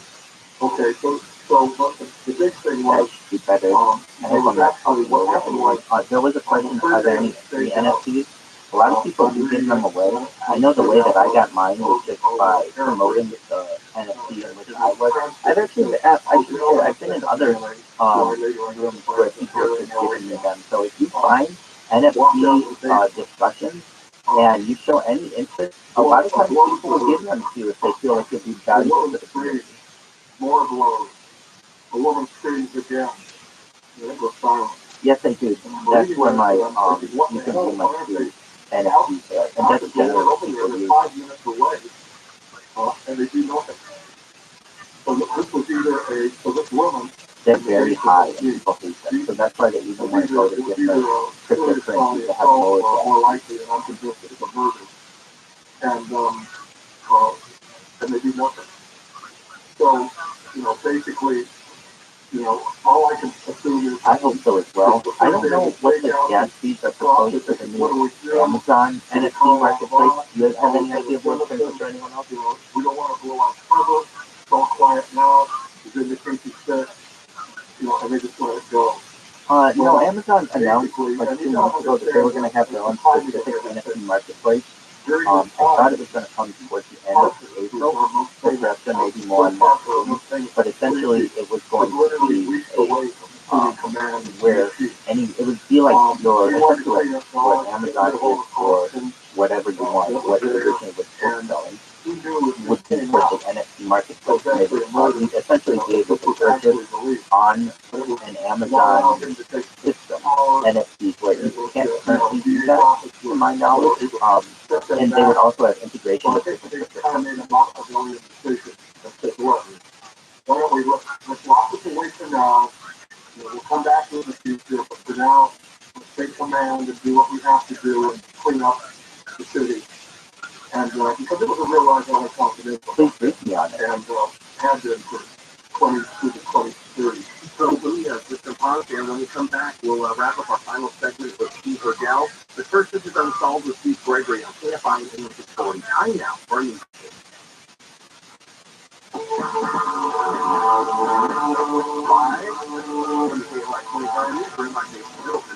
The National Weather Service says the tornado that hit Little Rock yesterday was a high-end EF3. The service notes damage with winds up to 165 miles an hour has been observed. That storm system yesterday has killed at least 22 people. Stormy Daniels is calling the indictment of former President Trump's poetic but bitter speech. Speaking with the Times of London, the adult film actress also said that Trump is no longer untouchable. Dungeons and Dragons Honor Among Thieves is rolling into the top spot box office. The film saw a strong opening of more than $15 million. Weekend projections are estimated that the film could bring in nearly $40 million. We're going to set track of your Santa Fe spring right after this. The new Chief Marketing Report, Raja Manar, Chief Marketing and Communications Officer, talks about measurement. Measuring sonic and sonic branding and sonic experience across the board. The principles of measurement of the thing. That's the parameters that you measure are different. We measure, and what we find is our investment is paying for itself in students. We have been partnering with iHeart across multiple platforms, both for brand enhancement as well as for performance marketing. I think the echo of the message and the recall of the brand are much higher. Also, the has been very beneficial for us to integrate I'm in agreement with you, and that's about the work I make and all that. It's different information on it. It's already grown quite a bit. You don't understand the reducing of the pounds. The Federal Reserve tells you companies very clear that when it takes down. So the idea that cryptocurrency, NFT, and all the whole Web3 space is growing, I think is absolutely brilliant to have that type of mindset, and I think it's just so A little bit patchy, cloudy by dawn. I'm sorry. Tomorrow, highs in the mid-60s there for LA and OC. Slight chance of showers on Monday. Now, let's check traffic. And that means the crash on 605 near Santa Fe Spring. Southbound Fort Telegraph Road, you got a crash on the right shoulder. You're slow from Washington Boulevard.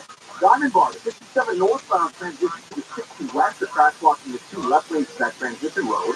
And in Normal Rock, the 605 northbound before the 105. The crash blocks the transition to the 105 west. You're slow from Rosecrans. Culver City, the 405 definitely southbound an at the emergency Culver there. crash block And is the when, right lane. you You're know, here you from the start 10. seeing it in And you media head back being with the normalized 405 as the southbound way toward that Venice. people are Stall paying is for blocking things, the left lane. then it Stay will alive, reinforce guy, you'll people's get you there faster. legitimization of it. And Still then it will have as much power, if not more power, than Keep It the Up is standard an fiat initiative currency. to activate student-powered teacher-led learning projects. Student computers, how can you spark great learning experiences in your classrooms today? Join us at keepitup.org. Do you find yourself stuck in a Well, timeshare there are or different real block fast states shopping that do timeshare allow that, industry like and is Monero is often one of for them that allows cancellation? for Justin Kelly, anonymized founder of Wesley Financial Group, and cryptocurrency the transactions. It's largest small, timeshare but I'm company in not saying federal that can't grow as enforcement, put well. together a free information guide that reveals the secrets the timeshare industry doesn't want you to know, including the 5 ways to get rid of your timeshare. Call now and get the timeshare cancellation guide absolutely free. call 885-3300. That's 885-3300. Welcome to the future, Dickerson. All your trophy muscles are irrelevant. What are you talking about? For 46 years, the Ford F-Series has been the best-selling truck on the market. But it's not just because it's got brawn. It's got brains, too. And cutting-edge technology. Mobile generators, hybrid engines, even wireless charging. That's great. But In my opinion, I'm the whole package. I think it's Ford truck what what's going that on there. was Here's to the Southern California Ford dealer for anonymize great offers. ownership of businesses, say 100 years ago, and hedge funds are the ability to anonymize the purchasing of businesses. I see Westley and crypto as the way to perhaps anonymize the purchase of hedge funds that can control the stock, and other ways as well. But at the end of the day, the people who are in power are still in power, and it just allows them to keep their finances more diversified and more anonymous. AFI AM 640 for everywhere live on the iHeartRadio app. I'm Steve Gregory, and speaking with Steve Hodel, retired LAPD homicide detective, and he's been giving us an amazing overview of not only the Elizabeth Short case, but how all of a sudden, out of nowhere, the story falls into his lap that his father is most likely to kill him. And before the break, we were talking about all the politics behind the scenes of you trying to get either access or a conviction or anybody to open up a case and take this seriously. But as you know, as a detective, Steve, where's your physical evidence? Okay, so basically, people comes out and really what the I was going to say that I like billboards, vertical space specifically, as a marketing tool a lot because of the fact that it's very difficult to block it or use pop-up blockers. You don't have to be on a certain radio station to, so it's not digital, well, and it can be too. That's another option for vertical space as well, where in traditional billboards, it was just, like literally one large printed item. Now there's digital billboards that can provide video, they can diversify your message, and I've seen a lot more, at least in LA, a lot more NFT billboards and Web3 billboards. And when people start to see it on that and legitimize it, it's the same as the cannabis industry, it just becomes more normalized for mom and pop Americans. And when that happens, and mom and pop wherever you are in the world, where the mainstream people are starting to understand that this is definitely a way in which people are having transactions, and it's a legitimate way, and that might affect them someday, where someone wants to pay them for maybe they're selling a car or a house and they want to be purchased, they want to be paid in crypto, or the person wants to pay in crypto. It may be something that they may be doing maybe in the next 10 years. When, let's say, 10 years before Facebook, they were on Facebook, Facebook seemed new to them. And it took 10 years for them to join Facebook, but they eventually did, and now they're the biggest users of it. They may be the biggest users of cryptocurrency and NFTs. The other thing that we didn't mention was that during the course she was forced to speak to forced to eat species. And of course, to my mind, that's the manure, the pure manure which they found because it was called herbalife. And that had, in his stomach, they found green particles and manure or species. And so if you look at the price of the dollar, the value of the dollar, since the start of the Federal Reserve, December of 1960, it has lost more than 100% of the value. Meaning, essentially, when you had the $1 bill in 1913, that is worth now essentially $100, even less than that. And I'm not saying that the only reason for this type of fiat currency is inflation. You also had where it is no longer, where the currency is no longer tied to the gold standard in 1971, which really was the death blow of any type of realistic financial or physical option. So now I essentially see the finance world just being propped up as it has been since 1971 by their own, by investors' own bullishness, but it really doesn't have any foundation. When at least cryptocurrencies, to say that they don't have a foundation is just as equivalent. It's whatever anyone gives it. But when you have NFTs involved, there's art involved, and then people have to put some value on what they're seeing, as opposed to maybe $1 that has no connection to someone and it's not backed by anything. At least an NFT has some kind of real aesthetic quality to someone that gives it some value. And they come back positive to human remains. Now, they don't, dogs don't alert, Canada dogs don't alert on dead rats or dead animals, only human remains. And this is confirmed from the soil analysis. Basically, we know from the transcript that the DA's officers were investigating the possibility of graves in the basement. There's actually a report there that they caused in a plumber that he did work there. Did you see his grave? So they were clearly alerted to the possibility of bodies buried in the basement. I put this all together and sent it to LAPD. For credit, nothing, no crime, nothing. And so again, more hard physical evidence. And basically, most of those were powerful independent. I've been trying to get them to do DNA. There's no DNA that's been done, no comparison. And not just to this, but also to the other lone woman murders that we stood for. And there's a whole new other crime signature that we haven't even talked about that's too involved to try and well, murder is a fine art. Absolutely right. Data is the number one resource in the world. That's why I spend my life 24/7, 365 and create as much data as possible. Because I know in the future that this will be valuable. When perhaps things in the past that we might have thought had value, like stocks and bonds and things like that, really might not have any value because they're built on worthless foundational organizations, when perhaps NFT, cryptocurrency, and data might be the future. And that's where I really think, and I put all my eggs in it. Here's this. It's the case we never solved. The case was solved, and I've got the highest officials on LAPD and the DA's office. I live stream it. I make sure that, yep, and I upload it to whatever platforms will allow me. So Twitter is the one that allows it. Twitter's the one that allows it generally the most. I've gotten banned on your regular YouTube, Twitch, TikTok, and Instagram for that type of behavior. But yeah, if I go number 1 or number 2, you're going to see it. But we didn't have enough to put it away. Yeah, they did actually. And then the other show, James Johnny. Great question. I do that regularly underneath the cover. So you'll just see me underneath the cover, doing whatever I do down there. So you got, I did do it live on YouTube, and you can still find it on Instagram, but that got taken down as well, and I leave the accounts when I do. I have no problem. I'm like a human too. You can watch me do whatever I want. But basically, if it's a human thing, like, I don't know, I have a booger, or I have a scratch, my ass smells, I have to take a shower, I have to use the restroom, I have to eat, you're going to see it.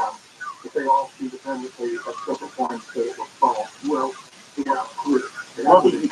the YouTube continue. I just take a phone with me into the shower. Usually it's a Twitter device, and my shower's not real long, so I just take a quick shower, jump in, jump out, and then I go back in, and my streams are still going. So basically, if I leave the room, it's no longer on YouTube, but it'll at least be on Twitter or some other. Your evidence in your investigation is proven. So, Steve, this has been absolutely fascinating. I appreciate your time, and good luck. I would love to, and I have. I don't want anybody to think that I haven't tried and haven't been successful at uploading myself showering and bathing and doing everything, all the taboo things. But your major platforms will ban you. They won't just make you take down the video. They absolutely take down the entire account. So that's why I felt like at least on YouTube it's probably safer for me to just, bath underneath the covers and go to the bathroom on different platforms. Now, when it comes to something like TikTok, I've made over 1,000 TikTok accounts, so that there's really no stopping me on that. If I want to, I can just bath all day long on TikTok, and they want to ban one of my accounts, that's absolutely fine. I'll start up with another one that can cover that. Game interrupted. I'm Jason Middleton, live from the KFI 24-hour news. I appreciate it. Have been robbed at gunpoint at a home in Garden Grove. To me, I want it to be a human do. I want people to understand that this is what a human goes through or went through between the years 2020 and 2023 through a pandemic.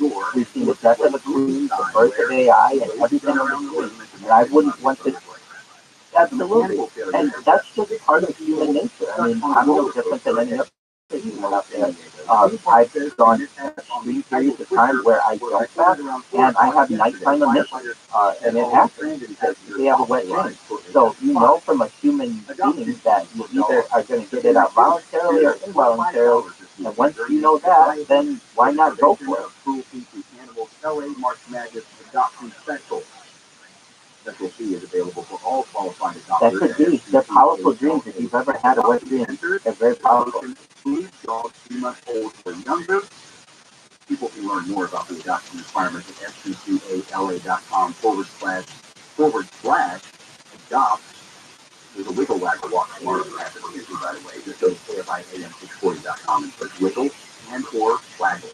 A new poll suggests time should be running out for TikTok. The new Pew Research Center survey comes amid increasing scrutiny of the Chinese-owned video sharing app. More than twice as many Americans support the U.S. government banning TikTok as opposed to 50% versus 22%, while 28% are unsure. The older and more conservative you are, the more likely you are to want TikTok banned. People under 30 are the only age group that oppose banning TikTok more than support it, 46% versus 29%. The federal government and multiple states have already banned TikTok on government devices. Mark Ronner, KFI News. At least 22 people are dead after tornadoes ripped across the Midwest and South Friday. This comes after 4 people were killed in structural collapses in Illinois. 7 deaths happened in Mary County, Tennessee, and that's about 110 miles east of Memphis. Officials also confirmed storm-related deaths from the same major systems in Arkansas, Alabama, Illinois, Indiana, and Mississippi. Along with downed trees, the power lines, many home businesses were heavily damaged or destroyed. Northeastern United States tonight, 1 dead already in that flight. Carrie Underwood to break her own record at the TNT Music Awards this year. The only country music award show completely voted on by fans tomorrow in Austin, Texas. Underwood holds the record for being the most nominated artist in the history of the awards show. She's won Video of the Year for the past 4 years, has a total of 14 nominations in that category and 10 wins if she wins tomorrow. Underwood should break her own record of 25 music awards. Country music fans can watch live on CBS or on Paramount Plus starting at 5 o'clock tomorrow. 405 near Culver City. Yeah, that is an update. Southbound Culver Boulevard had an earlier crash. It's been cleared. The traffic is still stopped from Bennett Boulevard. Then on the 405 southbound just before Bennett, it's just stall blocking the left lane. You're stopped from National. Crash in Santa Fe Springs to 605 southbound before Telegraph. Everything off to the right shoulder. Traffic slow from Washington Boulevard. Gardena, the 91 westbound before the 110, a 5-car crash still up to the shoulder. And a hit-and-run crash in Yorba Linda, the 91 westbound before the 241. Everything there off to the right shoulder. KFI in the sky hopes to get you there faster. I'm Dave Joseph. This week's Marketers Report, we learn about the value of local influencers in uncertain times. From Allison Griffin, Head of Marketing at State Farm. The economy is tough for everyone, and taking a step back and understanding the pain that your customers are currently going through because of a tough environment is it's really important. We have 19,000 agents across the country, and they understand what's going on in those very unique communities. iHeart has such a broad broadcast reach that is local, connected, and for us to be able to touch customers with a local feel but at a national scale is so efficient and important for us. It's the number one audio company. iHeartMedia gives marketers access to all. Every audience, live conversations, trusted influencers, and the insights and data you need to grow. Not just a media application. iHeartMedia is your access company. If you're a marketer, go to iHeartResults.com. Southern California weather from KFI. Today's sun was a smooth break from the 25 atmospheric rivers we've had this winter. There we go. Tonight, mostly clear, then low clouds and fog for dawn. Lows are unshifted. Tomorrow, partly sunny with highs in the mid-60s for LA and DC. Tomorrow night, there's a 20% chance of light rain. And on Monday, it's partly sunny with a lingering chance of light showers. Tuesday and Wednesday, now, those things, clouds go away, sun comes back. Laguna Beach right now, 56 degrees. Upton, 61. Long Beach, also 61. And Culver City is at 58 degrees. We lead local. Live from the KFI 24-hour newsroom. I'm Jason Little.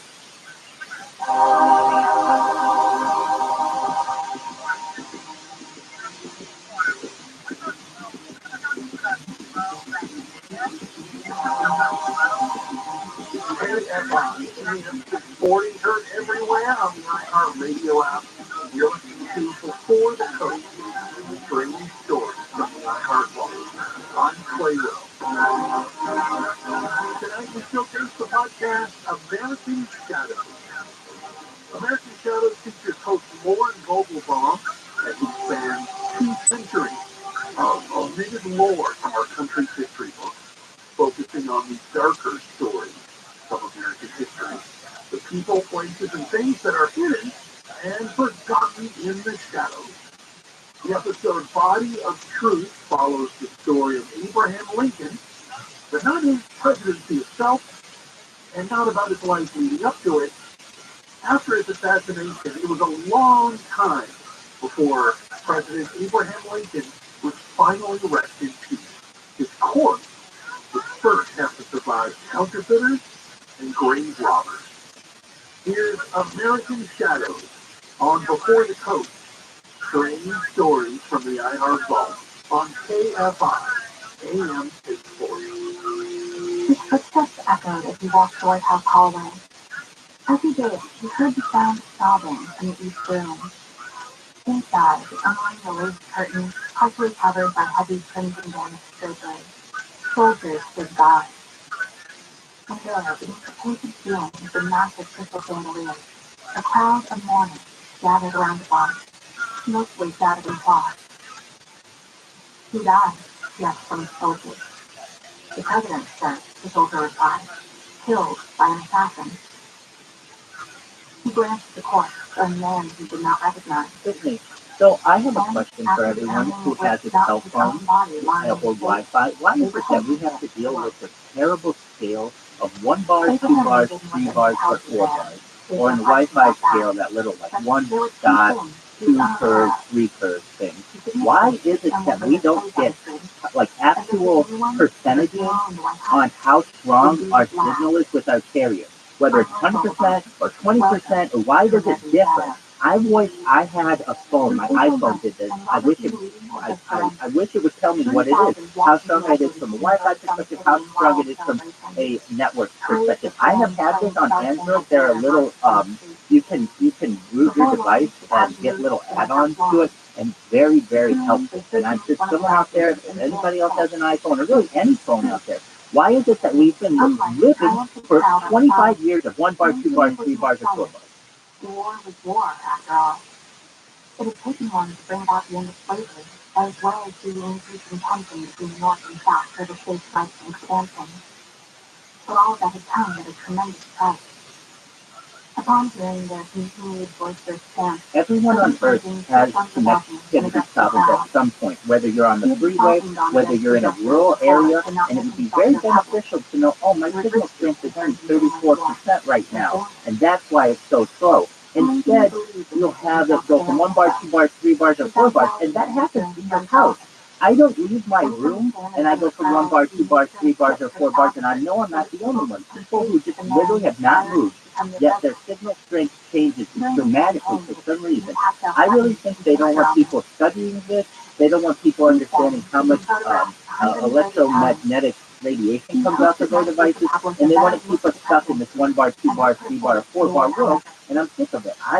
From someone who uses cell phones all the time, and have for 20 years, think that we can improve on the amount of connectivity that we have, and also how we display this information.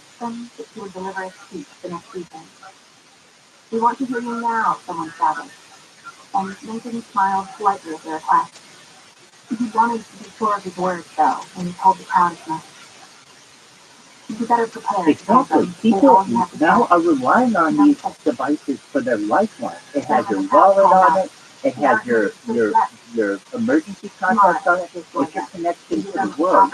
And yet we still have 1 bar, 2 bars, 3 bars, or 4 bars. And that just doesn't make any sense to me. At a certain point, especially if I have something so valuable on it as my bank account, and I want to be able to connect to that whenever I want to know whether I have 100% connectivity, which is what I should have, or 30%, which is a lot of times what I get.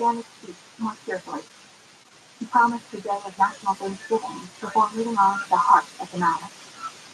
After a moment of applause, and then we should raise the issue. Why does it vary? And why don't we have consistent signals? 3G was supposed to be so great. 4G was supposed to be so great. 5G was supposed to be so great. And really, I'm not doing anything differently than what 3G has. And it's just like, well, maybe it's your cell provider. I've had them all. I've had AT&T. I've had Verizon. I've had your small one. And I can see the small one's generally works better than the big one. The worst one that I've had by far was Verizon.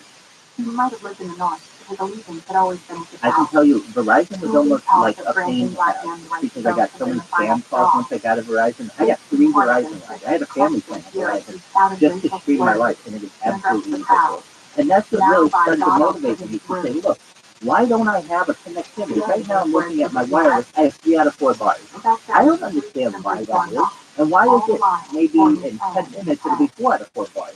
But sometimes it's 2 out of, or 1 out of 4, and then why is there such a dramatic difference when Ocean is saying, I think it's just busted, they want people to start questioning them, so they don't give you percentages, they don't give you real data. That's the my 2 cents you now, or what you have in the past, and you really nice to be able to say, oh, you know what, I'm only at like 25% connectivity right now because I'm in a rural area, so you might not hear me as well, as opposed to your Wi-Fi that's going 1 bar, 2 bar, or 3 bar. It's just, to me, you can have much better information. And instead of reminding you every 10 seconds who much carrier is, or some of the other things, here's another one about, at least the iPhone.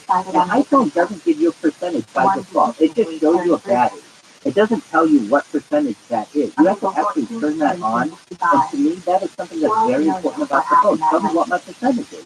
Instead, it'll just say, oh, you need a little bit of charge or a lot of charge. It's very difficult to decide to people. Okay, I'll get off my soapbox. With the Lincolns seated in their walnut-rocking chairs, and with the audience engaged in the performance of Our American Cousins, Booth snuck in and stopped the president in the back of the head, while his wife Mary and guests Henry Lee Rathbone and Tara Harris looked on.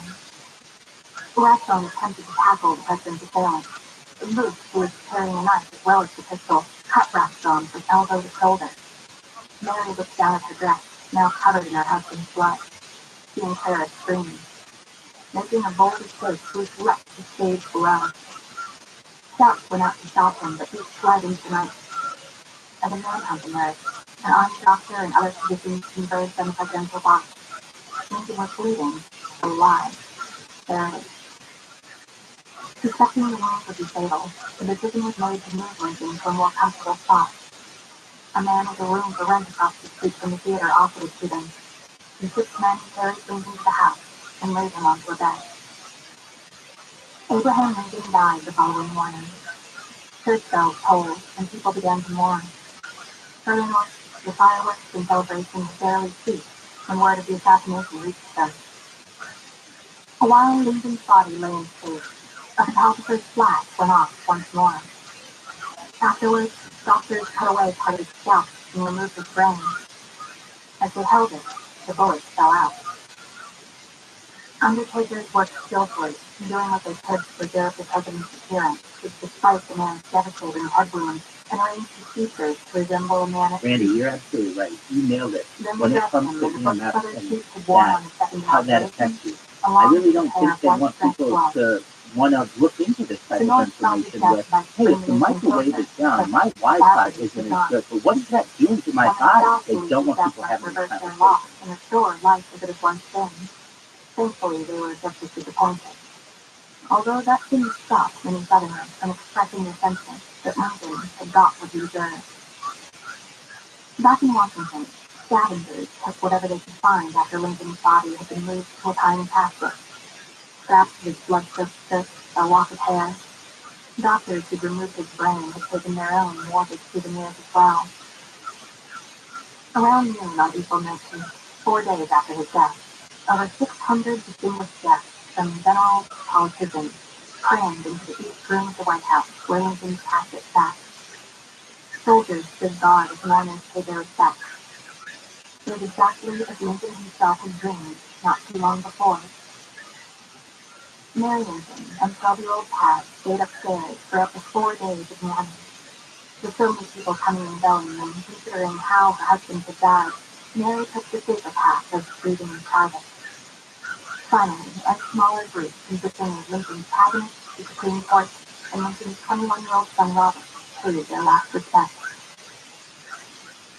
But while we've all heard the story of Lincoln's assassination, what happened next is much less That's a well great known. point. They have EMF readers Our story that you begins literally can 10 put in your days phone. after So his it's an murder. EMF reader. So Abraham it's Lincoln's already casket created. was loaded They onto don't the want funeral people train. using them though because At they his great realize final how resting much place, back in his hometown of radiation Springfield, their Illinois, devices put out, and far they'll from a people. stranger to the public eye, Lincoln would be in front of them once more. There's more to this story. Stick around after this brief break to hear all about it. You're listening to Body of Truth, the story of Lincoln's Court, from the podcast American Giant on Before the Coast. Strange stories from the iHeart Vault. We'll have more coming up next on KFI. Time now for a news update. Live from the KFI 24-hour newsroom on These are really wonderful technologies that you can develop on the phone.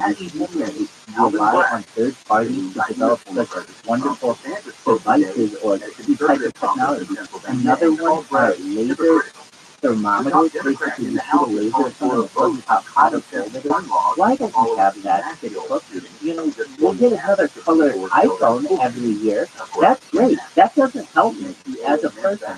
You know what works? An EMF reader like Aogen has on her phone. San Diego State on Monday, crowned national champion.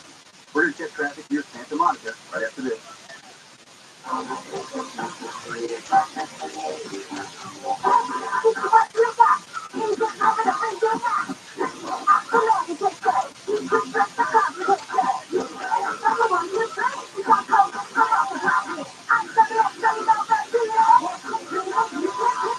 COVID medication can stop the illness from getting serious and help you recommendations as soon as you feel symptoms.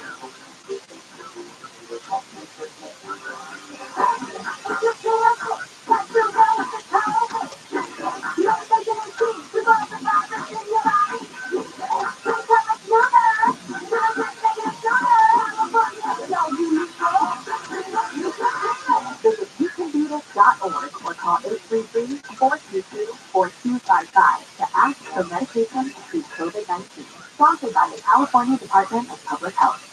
Southern California weather from KFI. Overnight lows in the low 50s, foggy by dawn. Tomorrow highs in the mid-60s for LA and OC. Slight chance of showers. Let's see, tomorrow night and into Monday. Let's get traffic on the 10th. Here's San Mark. Eastbound Resort 20th Street, you've got a crash. Everything is off to the right shoulder. Had an earlier crash in Culver City, the 405 southbound at the Culver. That's been cleared from lanes, but you're slow from Venice Boulevard. Now on the 405 southbound just before Venice, the stall still blocking the left lane. Downey, the 105 eastbound at Lakewood Boulevard, a crash on the on-ramp. And a hit-and-run crash in Orange, the 55 southbound at Knoll Ranch Road. That's off to the right shoulder. KFI in the sky helps take you there faster. I'm James Joseph. This report is sponsored by Family Dollar. Hop in the spring and save more at Family Dollar. Dress you up with beautiful dresses and rompers at great prices.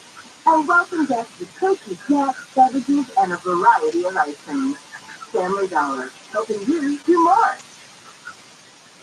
Why would a plumber just tell me what it costs to unclog my drain over the phone? Is it that complicated?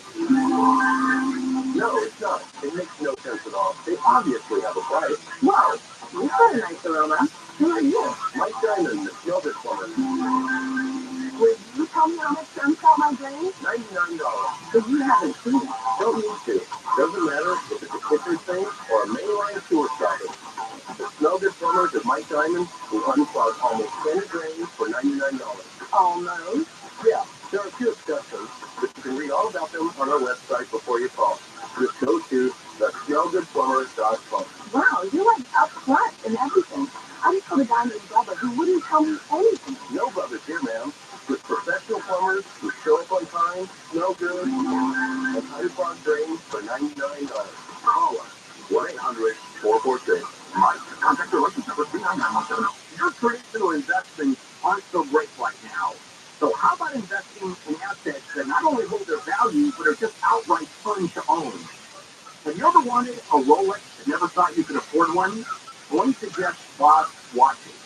Rolex, Omega, Cartier, Tudor, and a whole lot more. They have them all. Buy, sell, or trade. They have a huge inventory of luxury watches, free overnight shipping on all orders, and a great selection of vintage Rolex watches too. Bob's Watches, the trusted online store to buy or sell modern and vintage luxury pre-owned watches, and all watches are 100% authentic and independently certified. And now you get $200 off. Google Bob's Watches and my name's Bill Handel. Click the link at the top to get your discount automatically applied to your order. Looking to sell your luxury watch? Get a fast and easy quote online from the watch experts. Google Bob's Watches and Bill Handel. Pray.com's Meditative Prayer Podcast is the best way to bring God's perfect peace into your life. Each meditative prayer helps you focus on God, fight anxiety, and better feel relaxed. Close your eyes. Ask God your tongue.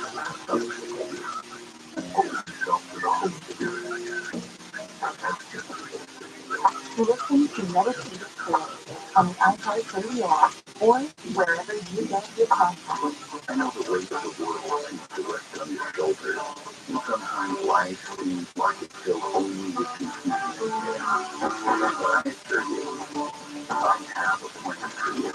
The Big Crisis Show, tomorrow morning at 6 on KMI AM 640. Your stimulating talk.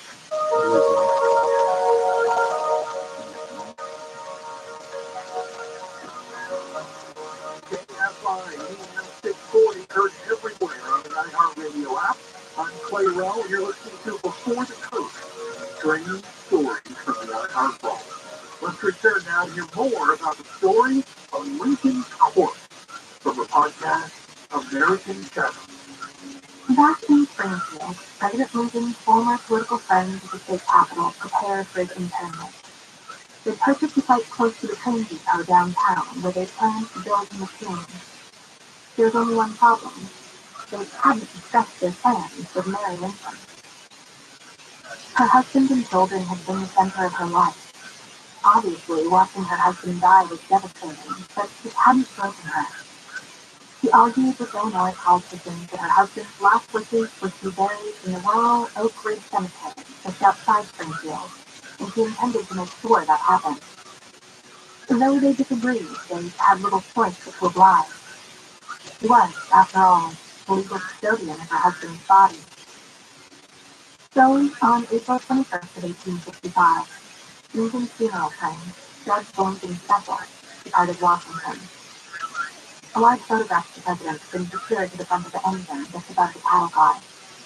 But before reaching its final destination in Illinois, the train was scheduled to make a number of stops in major cities so that mourners could pay their respects. Nearly 300 people rode the 9-car train on any given segment, from national and state officials to military and service personnel, as well as the president's oldest son, Robert. The 9th car was reserved for 2 coffins, actually.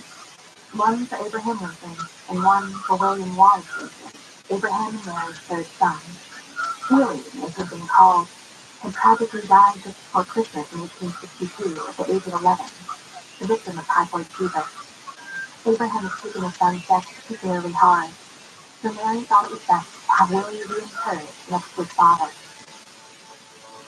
Aside from cities slated for public services, the train had to make other scheduled stops as well.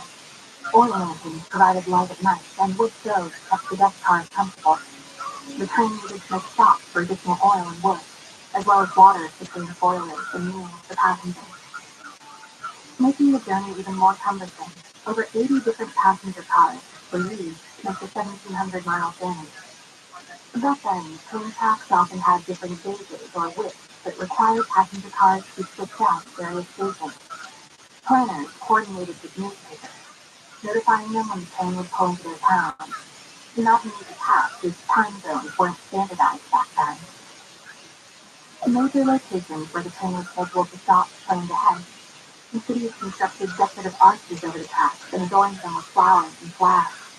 Bells tolled, cannons were fired, and guns saluted, all to mark the train's arrival. People who lived in those less publicized locations simply gathered along the tracks. They came from everywhere, traveling by foot, horseback, buggy, and sometimes even other trains, all for the chance to watch the president's train pass through. Other times, people waited in the dark, holding torches or sitting by bonfires, hoping to be at the right place at the right time. Some dropped to their knees in prayer, others wept. Parents held children high, hoping they'd catch a glimpse of a historic sight that they'd remember for the rest of their lives. And at each stop, armed guards watched over the bodies.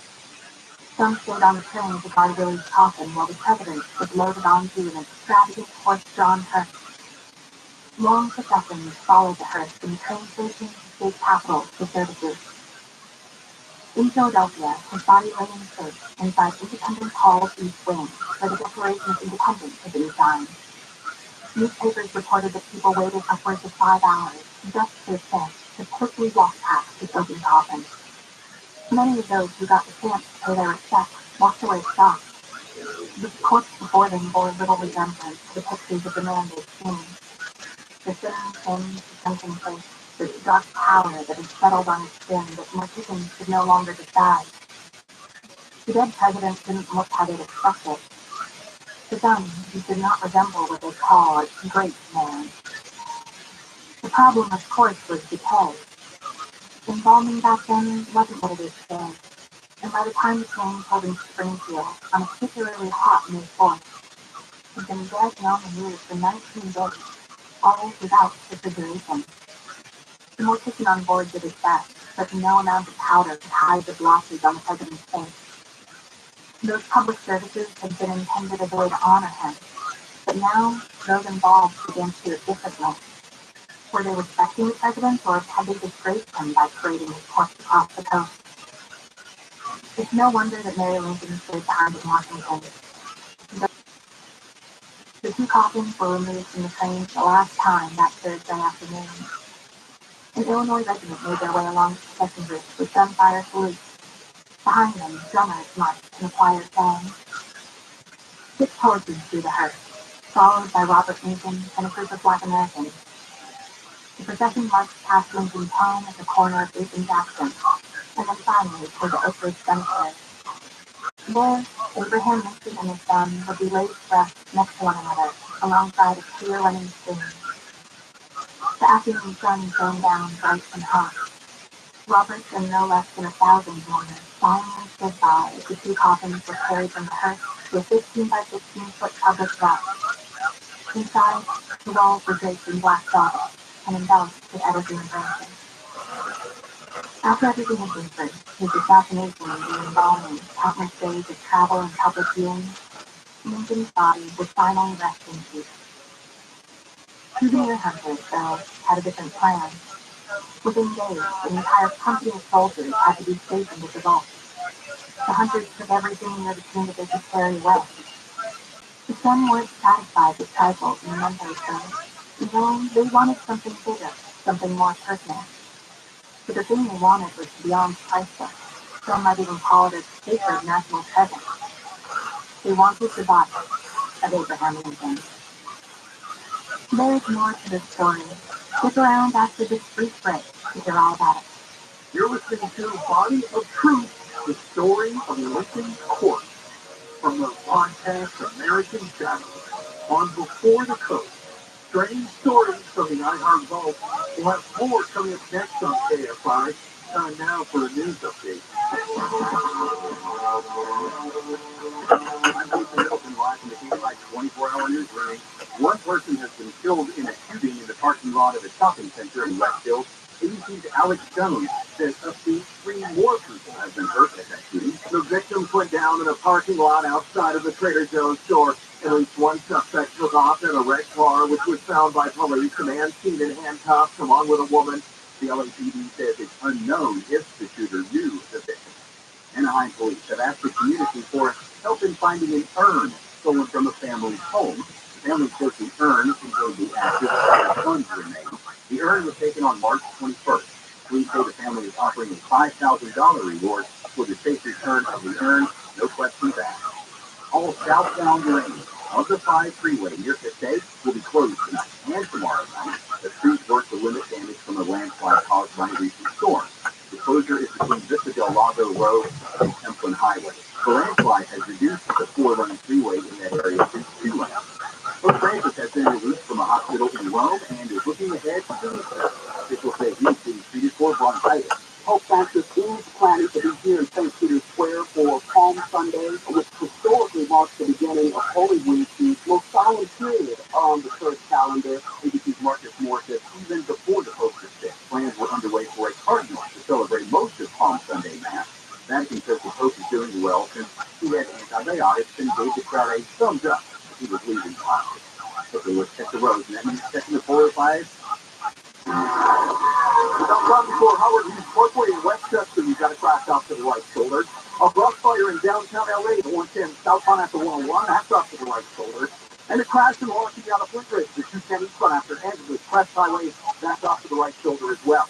In Orange, the 55 southbound at Knoll Ranch Road, a hit-and-run crash, a non-entry crash, that's off to the shoulder. They are awaiting medical proof. KFI in the sky helps get you there fast.